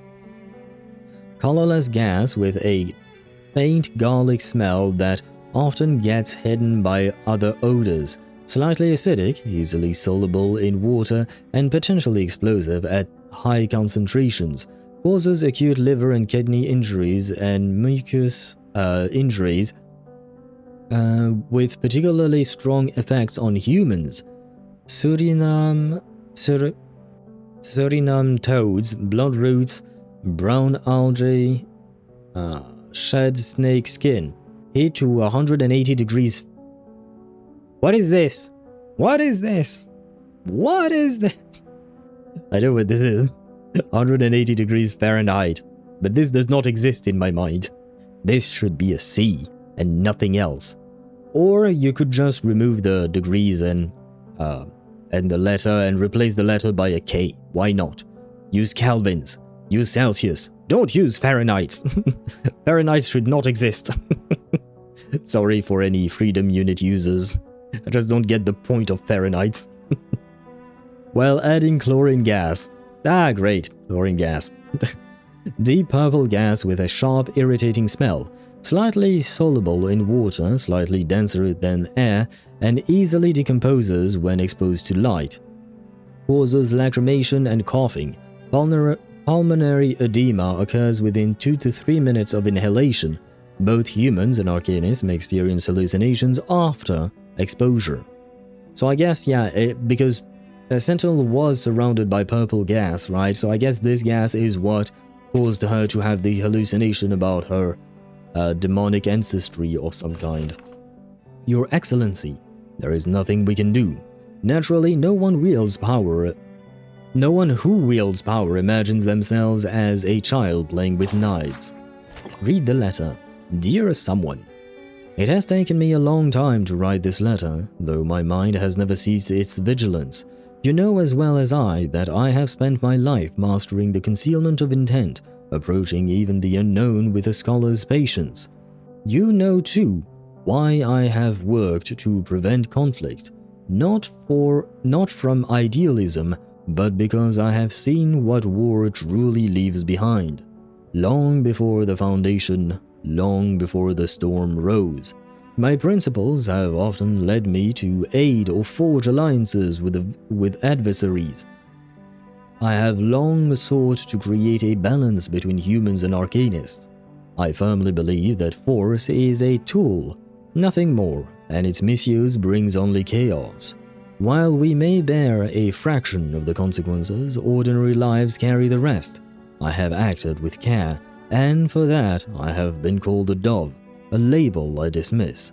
My concern has never been for titles or comfort, only for what must endure. Xena's defection is largely credited with the rise of the Hawks. Committee members, wary and distrustful, sought to establish a military force directly under Foundation control. Meanwhile, the storm has transported us back to a time dominated by warfare. Grace's philosophy runs contrary to our values and the traditions that preserve our fragile equilibrium. His contingency plan would only threaten security, but collapse.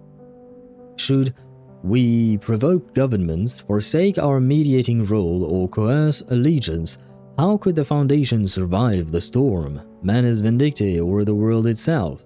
And yet, I cannot deny that Grace has succeeded, though his triumph chills me more than it reassures. Hill 299 is secured. 8 divisions have been withdrawn from the frontline trenches. Soldiers untrained against arcane assault survived where they would have otherwise perished. Nearly 100,000 lives were spared, all achieved under the shadow of his contingency plan. None can dispute the effectiveness of his actions, but effectiveness is not wisdom. Sorry, my brain no longer working. The currents he has unleashed will embolden the reckless. Those who were once cautious may now lean toward the Hawks. The balance we have preserved hangs by the thinnest threads. When the battlefield dispatches arrived, I understood the inevitable. People will now march willingly into chaos, blind to the storm gathering beneath their feet.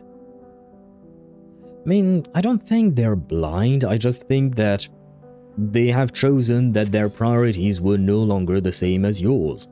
Which is, in my opinion, not a bad thing. Like, we all have differing opinions, I suppose. The problem is that I rarely catch you at the beginning of your stream. Yeah. I can't exactly help you with that, unfortunately. But it's just that when I do an account review, for instance, it will take me like 45 minutes, an hour, or something like that, usually. It will take me a long while to do it, because I do try to take a look at all the characters that are presented to me, whether it is on Anchor or directly in Genshin or stuff like that. I will take a look at like 10 characters, if not more. So it will take me a while, and I don't really like interrupting a story for like 45 minutes or an hour, even more. I think when I did Swevy's account review, it lasted for an hour and a half. Though to be fair, I had access to his account, so I literally went through all of his characters, because most of them were built. We did skip a few at the end, but we did do quite a lot. So yeah, so that's why I usually don't do them in the middle of a quest. It feels weird, like, yeah, it just feels weird to do it at the very in the middle. And at the end of the quest, usually I'm just tired and I wanna sleep, you know. I just want to sleep. I want to eat dinner and then go to bed. And by the way, is Sentinel a heavy weed smoker? You said she was stoned. I don't know about that kind of being stoned, but she might need some after everything she's been through. And Sparta, you mentioned being almost done, but almost done with what? Stage 23. I believe we're close to the end now. The Pardon. Coffee, pastries, family, memories of simpler times, and an ominous chain. An ominous chain? I wonder what that is about.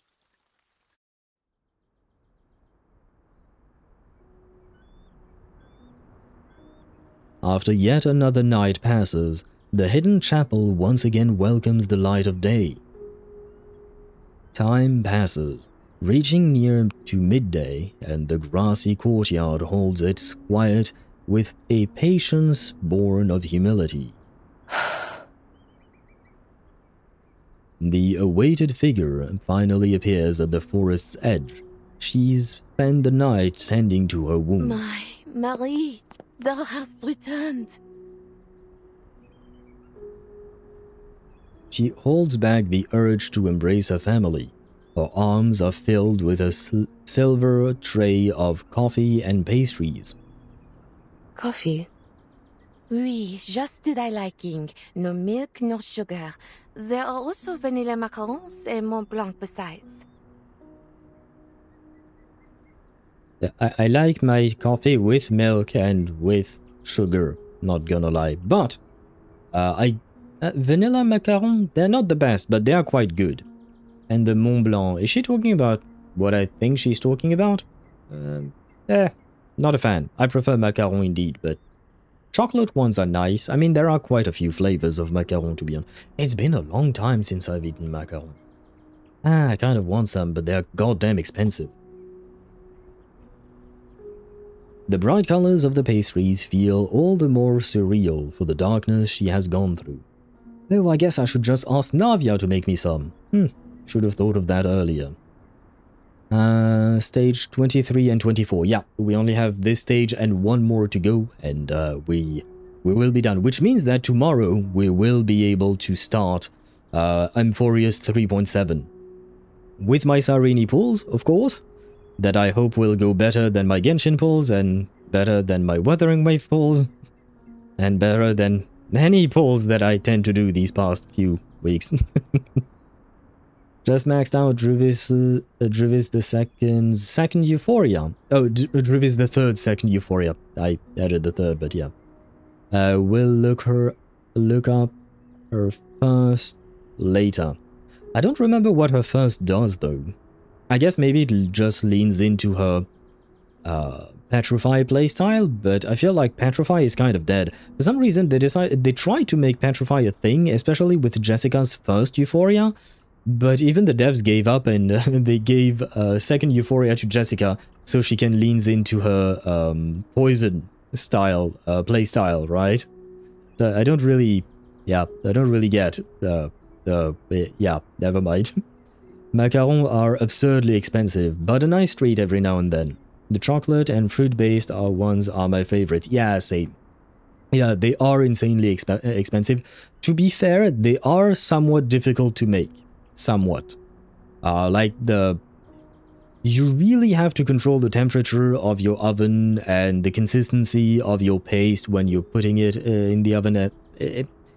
They are difficult to craft, so I understand why they're expensive, though I do feel like they are overly expensive, to be honest. But still, they are very delicious. Don't complain, I've yet to get Hyacinth's light cone to start saving for Constance. Brother, need I remind you that I lost 5 50-50 trying to max out the one character I really want in Wuthering Waves? Need I remind you I lost 4 50-50s on Cassandra, another 4 on... wait, no, not 4, 3 on Cassandra, and 3 in a row on Ezio Auditore. One light cone isn't much when compared to losing everything, basically, over and over. It's tough life, but I will be fair as well, because you mentioned fair point on luck. I will be fair and say that I've just won 7 50-50s in a row in Honkai Star Rail, which is why earlier today I mentioned that maybe Honkai Star Rail has absorbed all of my luck from other games. So I'm kind of afraid for tomorrow's pause, not gonna lie. I'm kind of afraid that my streak will fall apart. But brother, I can't lose 3 50-50s in a single week, can I?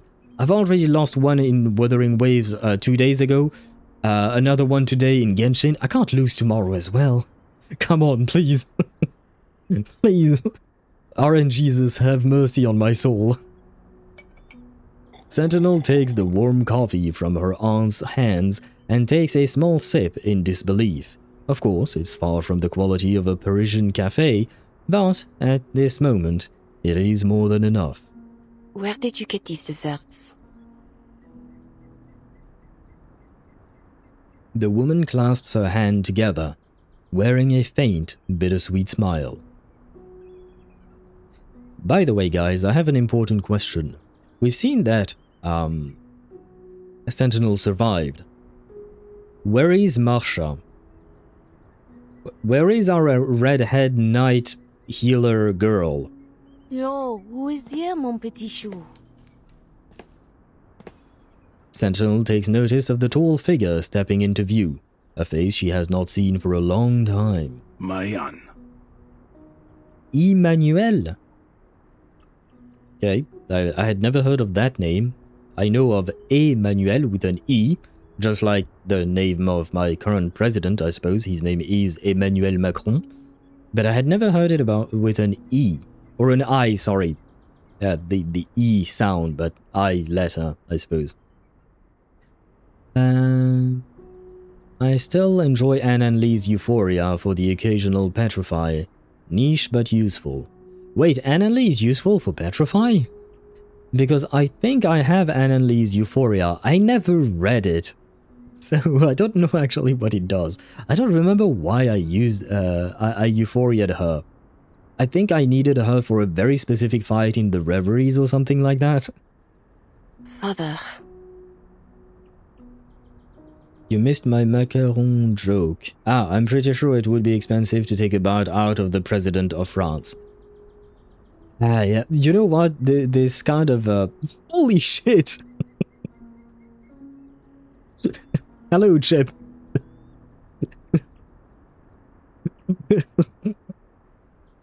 Chip woke up and rolled a 1. God damn. Oh, wow. That's, wow. Blimey, I need to slag for today. And I wasn't even playing, Baldur's Gate 3. Usually your bad luck happens when I play Baldur's Gate 3. Chip woke up and chose violence, apparently. Yeah, but he chose violence against himself. Oh god, poor Chip. I don't know if my my bot is, what do you call that? Racist against you specifically or something. But it does feel like you're lacking luck here. Let me try it. D20.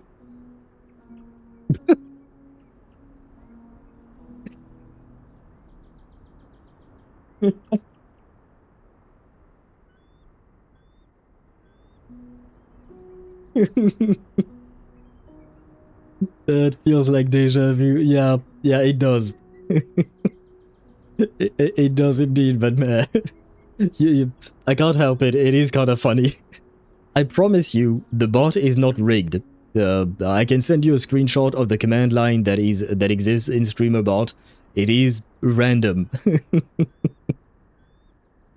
But I have to say, this was certainly not expected. Ah, and thank you for creating the clip. Oh right, the clips created by the bot can't be trimmed, I think. Not as much as I wish they were, but hopefully I will be able to do something with it. I will enable the clip later on because I do have to manually feature it. 8? Good enough. Is it really good enough? It depends on what you were trying to roll against, right? It's certainly better than 1. Sorry for mocking you, poor Chip.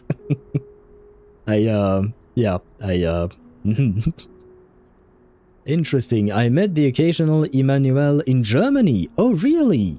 Huh. I didn't know that was an actual name. I didn't know. I mean, I had never heard of that name before. So maybe it's a German name, I guess? I don't really know where it would come from. Owl dying of laughter? Yes. I mean, it's, you know, it's, I couldn't help it, man. Like, seeing Chip draw a nat 1 and right after I draw a nat 20, I'm like, wow. The gap is huge. Oh no, I wonder if I just used all of my luck and tomorrow my pulse will go out the window. I hope that is not the case. I don't call single digits good enough. He says as, oh, and then Sparta replies it's more than 1. And Chip uses the gun emote. I have a feeling Chip is going to use the gun emote quite a lot. What brought you here? A pardon hath been issued by the President. Thou art free. Aha! So Sentinel has been pardoned by Macron. Although he wasn't really alive back then. As for Ladislas, he is gravely ill. His stubbornness was ever bound to lead to trouble. I mean, yeah, if he doesn't eat at some point, you know, you die. So there is that. He ends the topic with mild discontent. To answer thy question, I am here to gather ye. We are to depart. So, you are now the leader of the clan? Verily. After all we have suffered under this war, someone must lead the Tenebron family's reconstruction. I seek to re-establish contact with those of our kin, with whom we have lost fellowship. And is there a ring involved? I'm sorry, my mind races to the Lord of the Rings every time I hear the word fellowship, even though the word existed long before that book. The hand of Manus Vindicte has not yet fallen upon Paris. I have purchased a number of dwellings on Montmartre. They are to be our temporary homes until the conflict between the Manus and the Foundation reaches its end. You know what? Montmartre is actually a very nice neighborhood. Well, it depends exactly where you're going there, but the actual church there is very pretty, and the view it gives you on the city, I highly recommend it. If you ever visit Paris, go to Montmartre. It is very pretty, especially at sunsets. You could also go for a sunrise, but that requires you to wake up really early. So sunsets are easier, though I suppose there will be a lot of tourists. I suppose there is that. Apparently both versions are Hebrew for God with us, and Emmanuel was familiar to me because of philosopher Immanuel Kant. Kant? I don't know how you guys pronounce it, but I didn't remember his name was Emmanuel. I remember his last name because usually we talk about his last name when referring to him, right? But I didn't know his name was Emmanuel. Interesting. And apparently God was with him. The Ténébrun patriarch makes an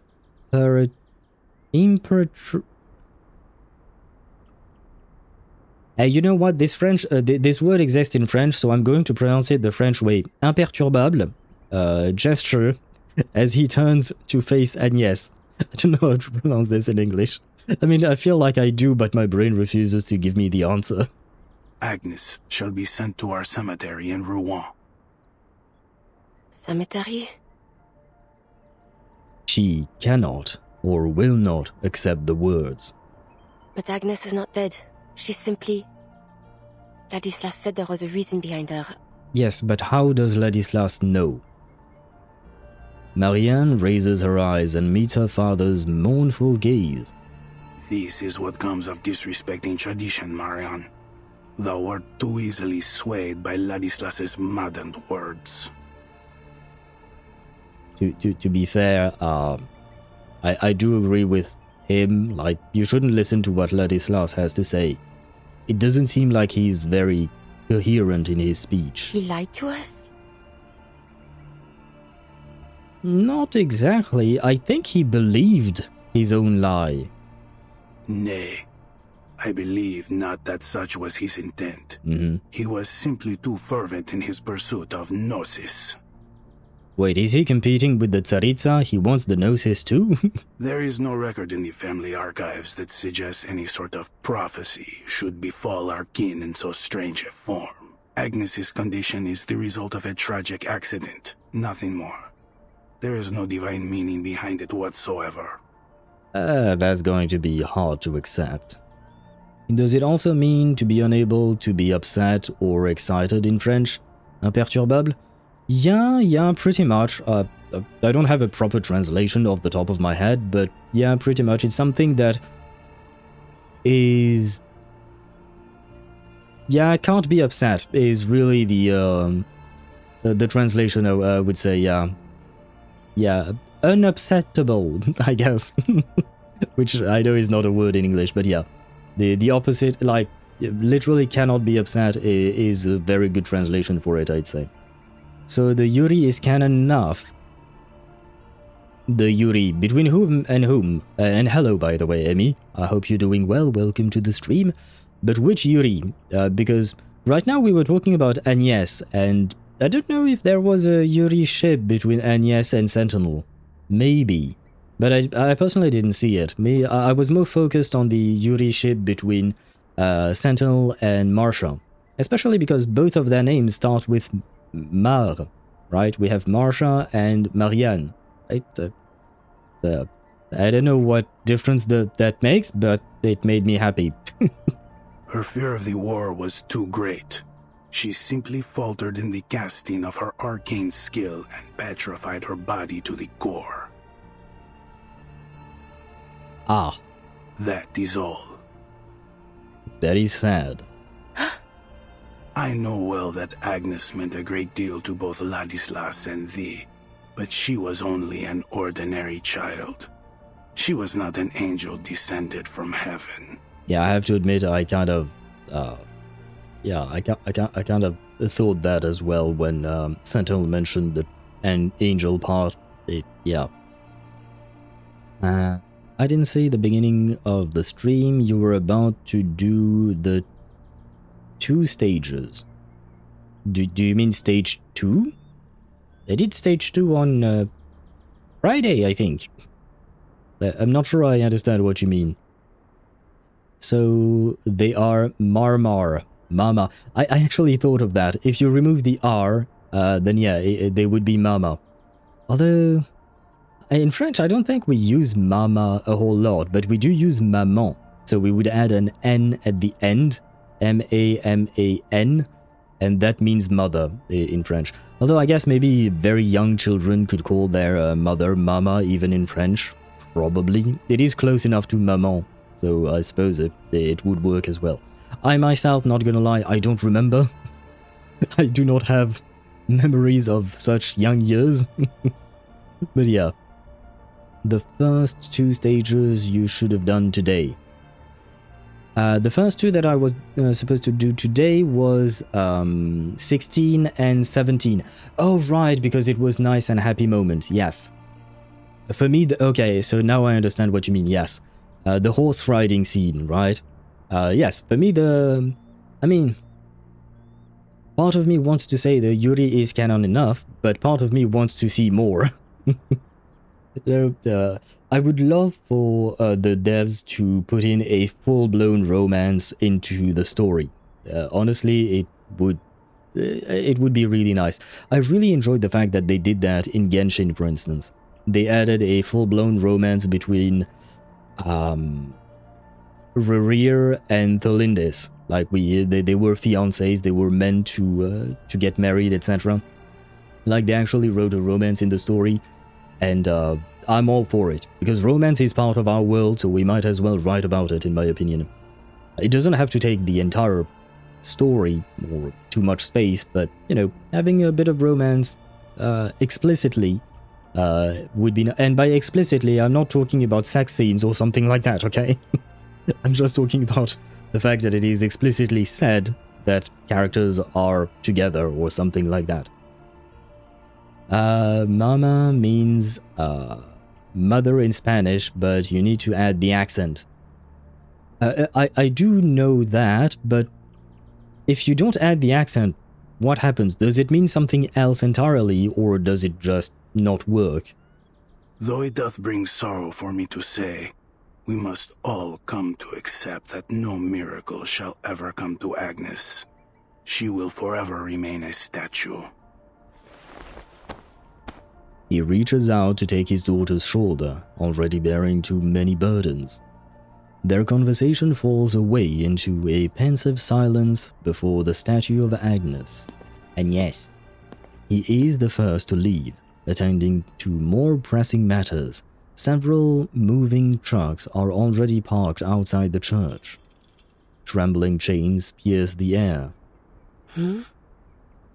Marianne, thou hast returned. How? Because she did not listen to you. He staggers forward, as if pushed by some invisible force, drawing closer to Sentinel. In his palm lies a chain that glints coldly in the sunlight. Merde. I thought father was only... Have you truly fallen ill? That I have. But what of thee, Marianne? Art thou not in a condition far graver than my own? Or art thou simply too blind to see it? I think brother needs a psychologist. I know one.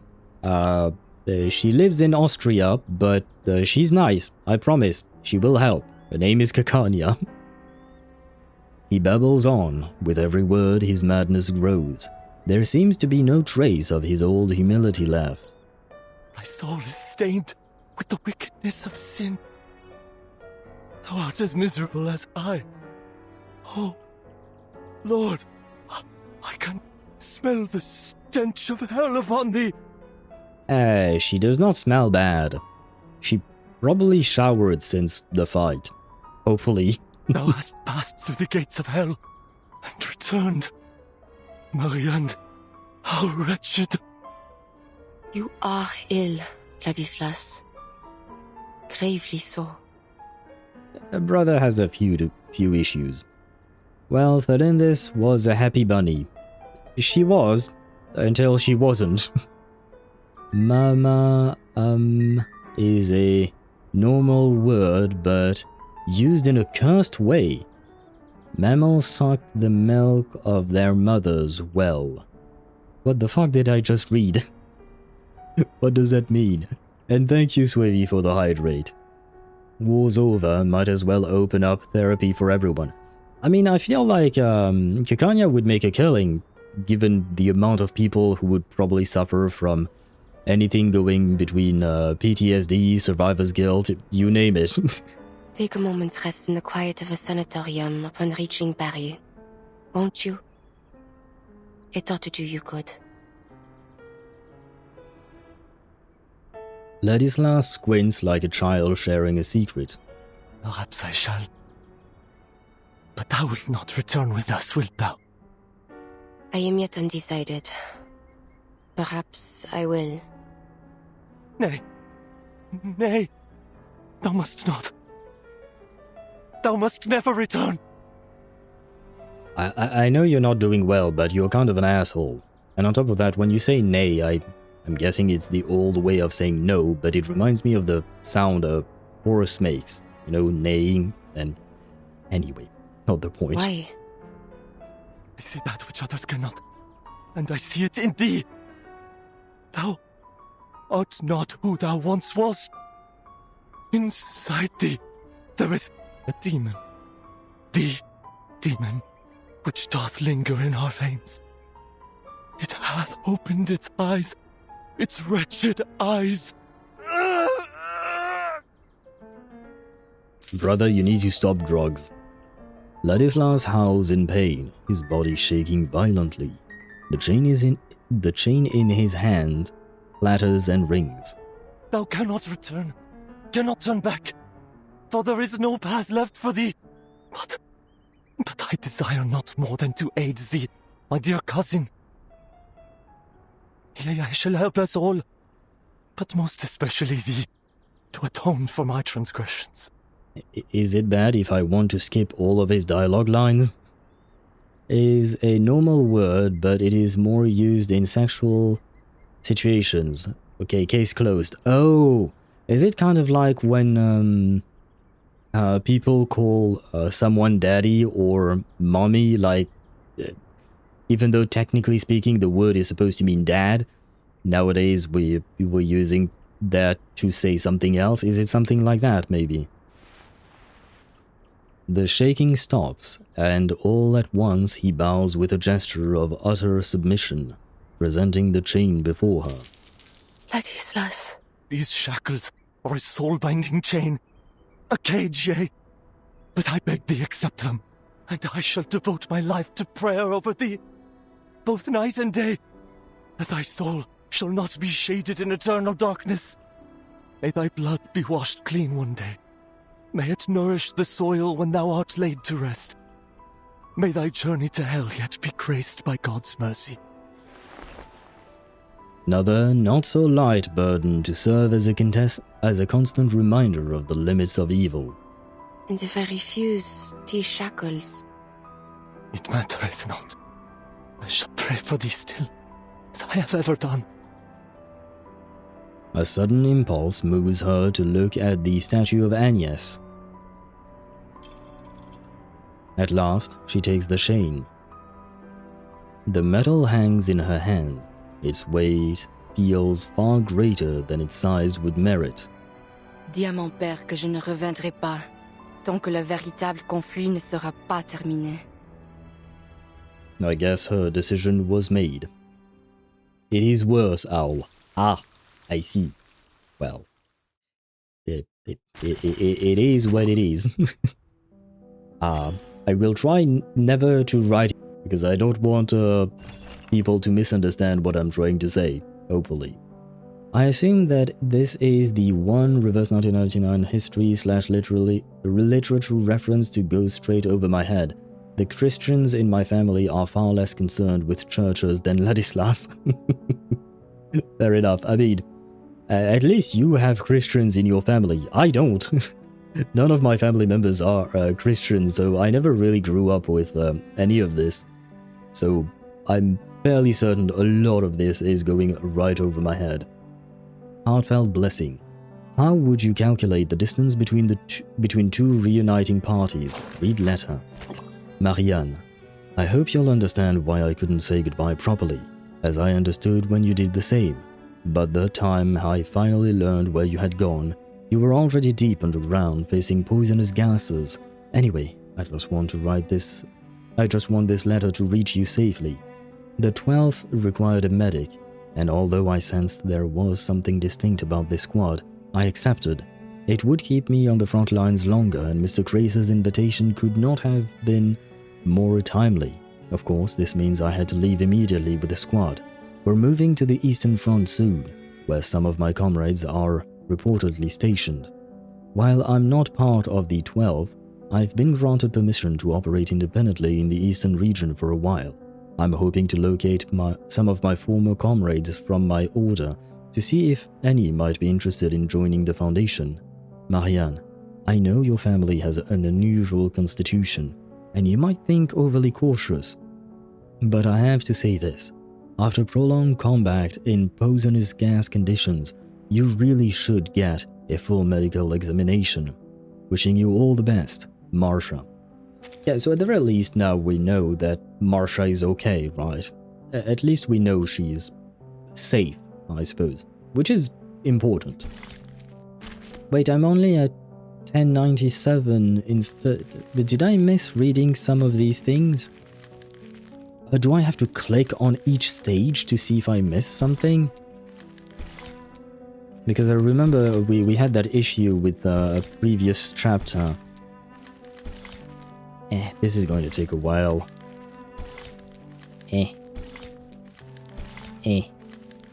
Wait, did I see something?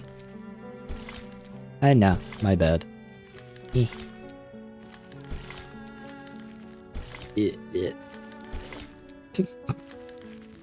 Oh my god.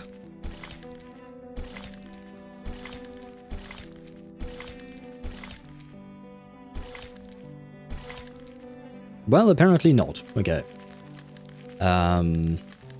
Don't worry, you reached the max number of traces. Oh, okay. Well, that feels kind of strange because we're missing 3 teams, but, okay. You're good. Yes. I was just trying to look at whether or not I was missing something, but apparently not. Stage 24, The Hill. A tiny fraction of those names. Well, we are past midnight, so expect a very prompt end to the stream after we're done with stage 24. I am going to turn into a pumpkin as usual. A completed mountain, though only a mere fraction of what death truly claims. Oh, he changed. He became more flowery. It left everything behind. A coat, a helmet, a pair of boots, a butterfly-covered notebook. Everything that once belonged to a young man named Paul. Your war is over, Paul. His belongings are fittingly buried at the last grave, beside the major who died atop the hill. A clatter of hooves approaches from the road. Andreas? Oh, the horse! The name is whispered softly, as if not to disturb those resting here. The sound stops where gravel meets the mush of mud and the mush of mud and snowmelt. Hey! I wanted him to get his horse back. Nice! OMG, it's Kita-san Black. Arikite Ikko. Is that an Uma Musume reference by any chance? A black horse breaks the veil of mist and approaches. I do wonder if Marsha and Marianne were riding Andreas, maybe unknowingly.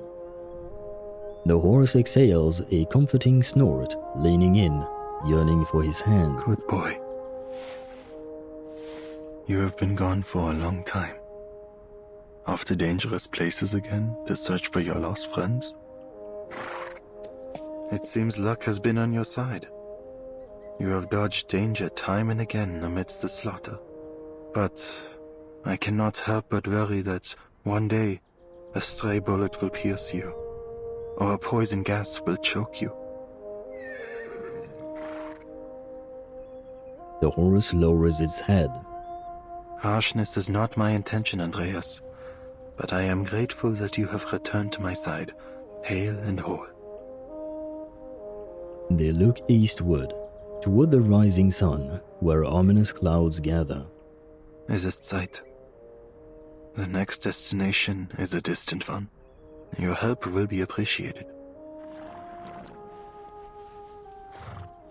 Andreas tilts its head to one side, signaling its master's attention to the youth who has arrived behind them. Mr. Charon, is this your horse? The grim figure turns his face towards the source of the question. In a sense, young man. Oh, then it's nothing. He showed up near Montpellier all by himself, so I followed him here to see if he might be connected to Manus Vindicte.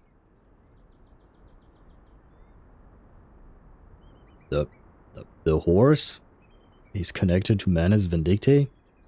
Is it because it's black? I smell racism. The Foundation is still in Montpellier. We'll head off soon, along with the soldiers, to a safer position. By the way, do you know where Blackbird is? Blackbird? Oh, I mean Meryl. The girl who went to the front with you. I haven't been able to get in touch with her since the Manus attacked. Please tell me she's alive. I hope. And thanks for the hydrate, Swivy. Where could she be? I just hope she hasn't gotten herself into any serious trouble. She is alive and well. Okay, good. A surprise. The young man's eyes alight with joy. She is? Where did you see her? That I cannot tell. His gleam dims as Paravian adjusts to the unexpected refusal. Why? She does not wish to be found. Okay. What? She doesn't want to come back with us? Correct. She is afraid of the war that lies ahead. Bloodshed, carnage. She was unprepared to witness such harrowing scenes. Makes sense. What's up with the crows? She requested I not reveal her whereabouts to the Foundation. In fact, she demanded a promise. I don't understand. How could you just let her go like that? Well, I mean, it's her life. Isn't she more likely to run into danger if she's on her own? And leaving like this, she'll be marked as a deserter. Oh no. I know little of your rules, but a promise was made, and her reasoning is understandable. It is her right to turn away from her fear, just as it is anyone else's. The young man never thought about how to cope with such a situation. He scratches his head, at last arriving at a simple conclusion. Fine. At least she's still alive, but I can't leave her alone out there. I'll find a way to track her down. The voice is clear and certain. He is willing and able, no matter how daunting the task ahead. Thank you for the information, Mr. Charon. Goodbye. He sets off on the road back to Montpellier. They watch him together, horse and rider, as he disappears into the woods. Is Hisabeth here? Has he gone? Oh, never mind. Yes. The girl leaps out from the grass. Why did you tell him that I'm still alive? You did not request that it be kept a secret. Fair enough. Charon knew Drip. Yep, I'm assuming this is his inside too. You're right for Paravian. It is a situation. Hey, don't mock my lack of reading skills. I know that's not what you're doing. You're just making a pun out of it. But I suppose yes. How many times I said you to stop using stain sheets as clothing? Yeah, brother does not listen. Fine. He nods his assent and begins to shuffle away. Andrea snorts as it circles between them. Meryl pats the horse's cheek. Charon? Huh? Actually, I wasn't serious, you know, when I said I wanted to become a gravekeeper here. Oh? I wonder, could there be a romance blossoming between Meryl and Charon? The dead need no company, and every tombstone will one day fall to decay. In the end, time will pull us all into the sea of oblivion. Nothing in this world is immortal. Fair enough. The young girl scratches at the fabric covering her face. The tension of being a deserter seems to make her skin itch. Right. Well, anyway, the gravekeeper joke was a bad one, I admit it. But what I'm trying to say is, I'm not sure where to go next. I mean, who else can I depend on besides the Foundation? I definitely don't want to get caught by Manus Vindictae, that's for sure. Trust me, you don't want to know what they were doing in Antarctica. Oh, not the Antarctica in this era. The one from before. Anyway, my point is, I can't deal with them on my own. But I can still do something. Like dealing with troublemaking critters. So, if you need that kind of help, maybe we can travel together. I trust you. I see your new ship blossoming. Have you lost all hope in the Yuri yet, or is there a chance? No, I think the Yuri is long distance now, but the Yuri is still alive. But now we have a straight relationship between Meryl and Paul / Charon. So we have even more ships. Yay! My path will have little safety. That's alright. I'll just run off when danger comes. In that case, follow me. New ship unlocked. We will take a detour to avoid entering territories under the Foundation's surveillance. See, he's already thinking ahead and taking care of her. He retrieves the familiar chocolates from his coat. They're unmelted and cool to the touch, despite having been kept so close to his body. Well, his body's probably cold, he's a corpse. If you're hungry, these can be returned to you. Andreas will carry you, should you go tired. See how he takes care of her. The ending really blindsided me to the point I was repeatedly talking to my screen, saying, Meryl, what are you doing? True, I did not expect this storyline to pop up all of a sudden.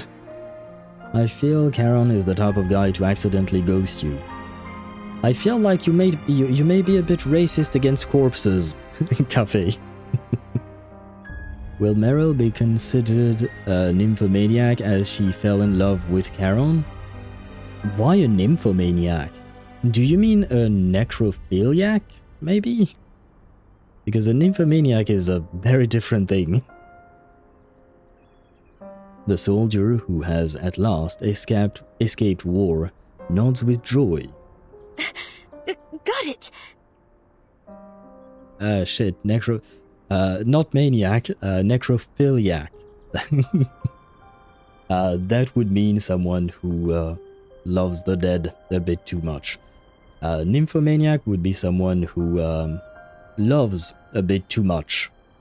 In general, they may have a few too many partners according to the standard rules of our society, if you want to call it that. If Rerir finds Thelindis and marries her, I will be his first knight to protect them. They need to be protected indeed.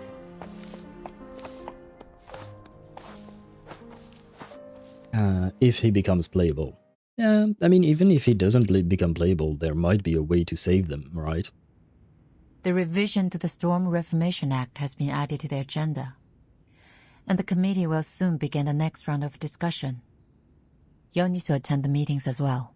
I do wish that we saw more of Vertin in this chapter. She wasn't really there. Breaking news. Local Foundation employee spotted being a necrophiliac taking to a talking corpse. I mean, is it really newsworthy when we just ended World War I? I don't know. I suppose it is interesting. Recent events have given the Hawks a stronger voice, and they are in favor of expanding the authority and budget of Team Timekeeper.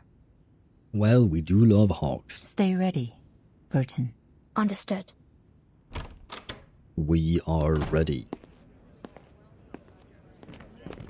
Foundation staff and committee members hurry through the hallway. Just as they exit Mrs.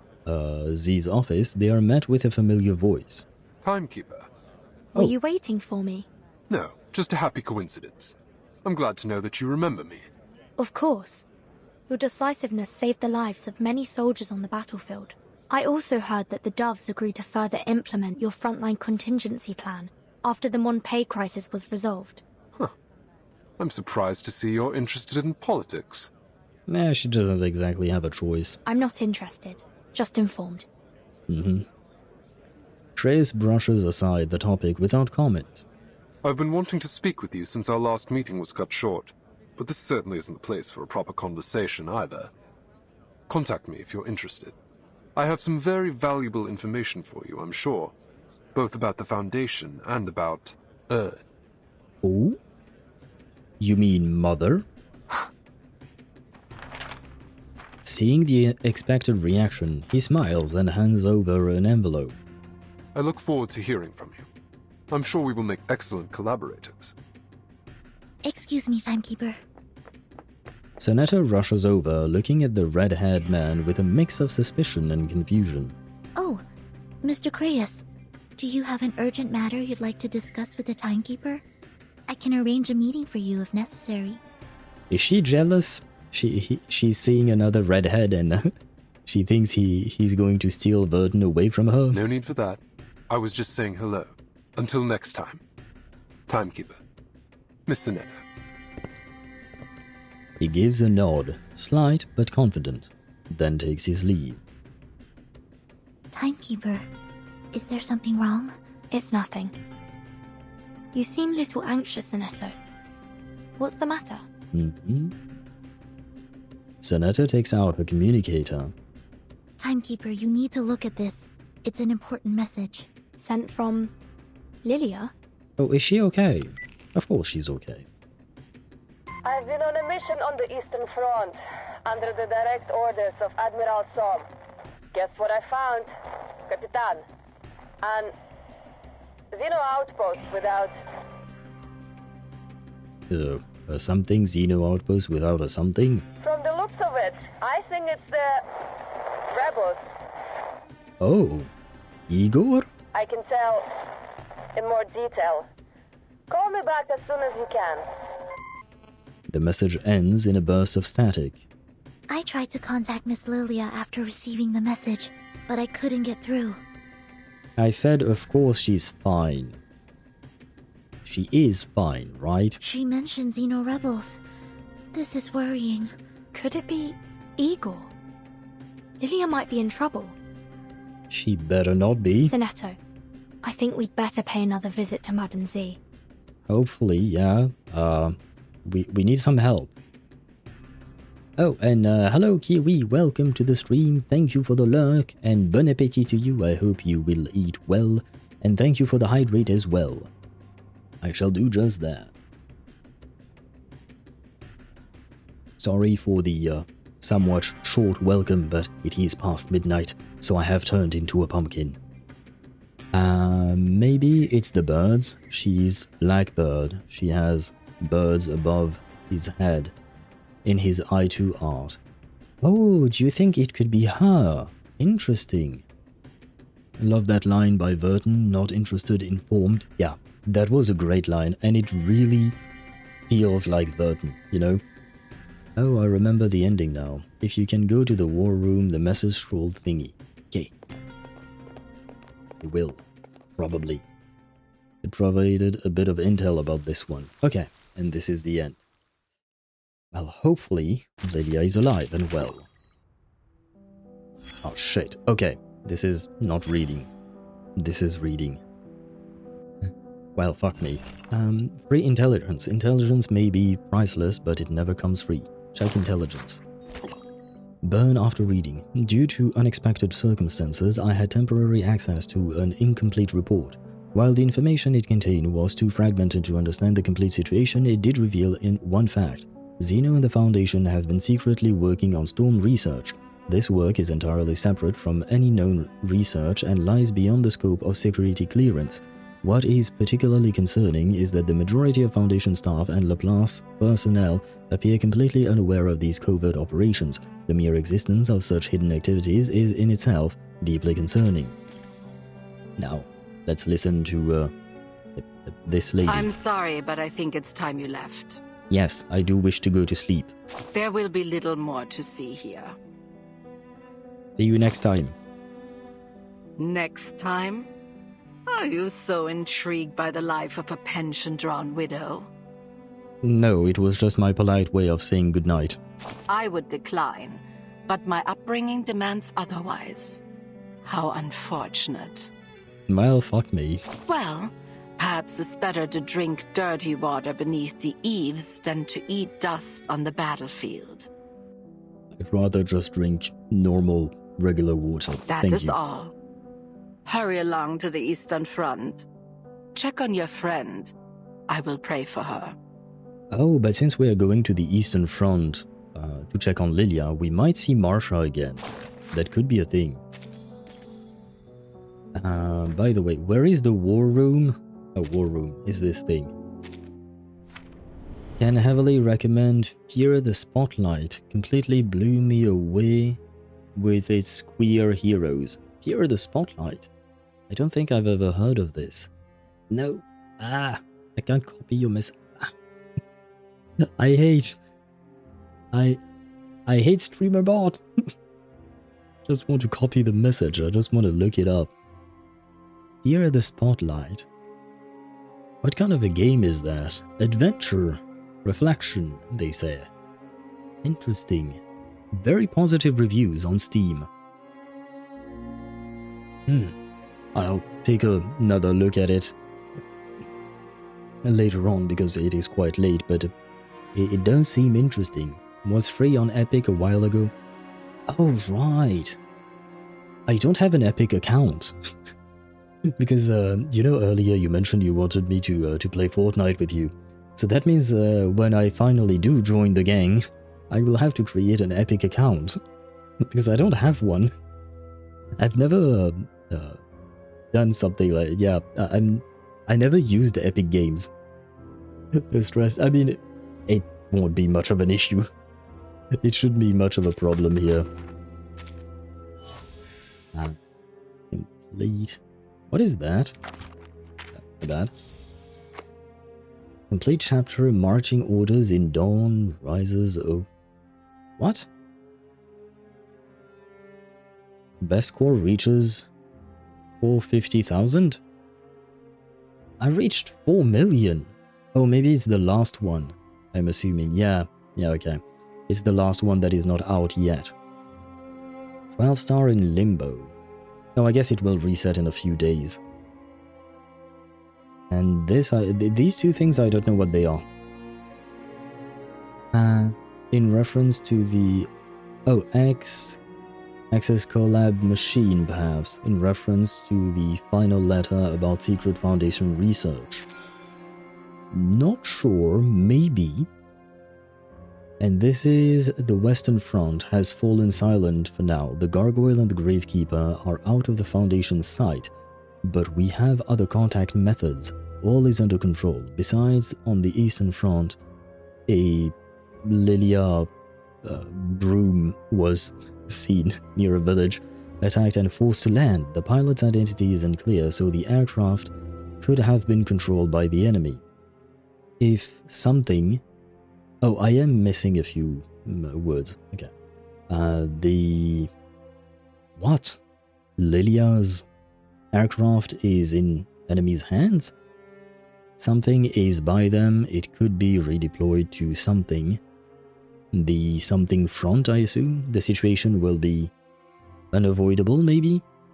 Yeah, we are missing a couple of things here. Well, 6 to be precise, I suppose. The 2 achievements on the top are about Sentinel's characters. Oh, it's her story, I assume. Okay. Makes sense. I don't know if I'll do Sentinel's story, though. On stream, I mean. Wait, where do you see Sentinel's story? Here, I assume. Okay. 7 days. Huh. Don't know if I'll have time to do it on stream, but I might be able to do it in video form. Could be. But guys, I'm going to leave you very promptly as what would you call that? As stream is reaching its end. No, we have finished the story, and more importantly, it is past midnight. So I will leave you. I wish you all a great rest of your night. We might as well raid someone, but whom? Let me check. Yeah, you know what? We might as well raid the original Nyando. Discovered him through a Kiwi stream, and I loved his energy. I loved his energy. I wasn't able to stay long on his stream, but I loved his energy. He's really like a very sweet guy. Highly energetic, I will say, but very sweet. So you know what? Since he's there, we might as well. There we go. Though I have to find him now. The original Nyando. There you go. He's playing in Tycoon. And yes, he's still as high energy as as I found him to be. Yeah, it gets unlocked more and more if you collect more scrolls, and yes, Lady R falls so hard on meta to the point her broom is in enemy hands. Hey, that's not nice. Don't say that, sheep. I'll definitely do it tomorrow. Family keeps bugging me. Well, I hope you have fun with her story. Let me know how you felt about it. Hopefully I'll be able to record it on my own end.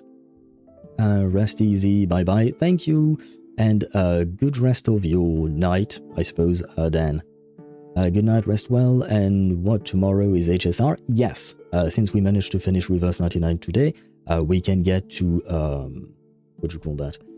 To HSR tomorrow, which, in my opinion, is pretty good news. On that note, I thank you all for watching. It was a lovely stream. I really enjoyed the story. As I've mentioned, we are going to raid the original Nyando. And I will see you all tomorrow at 6 PM Central European Standard Time for some Honkai Star Rail 3.7, Cyrene Pulls, and many, many lovely things, I'm sure. On that note, thank you so much for watching. Let me start the raid button. There we go. And yeah, I will see you tomorrow, guys. Bye-bye.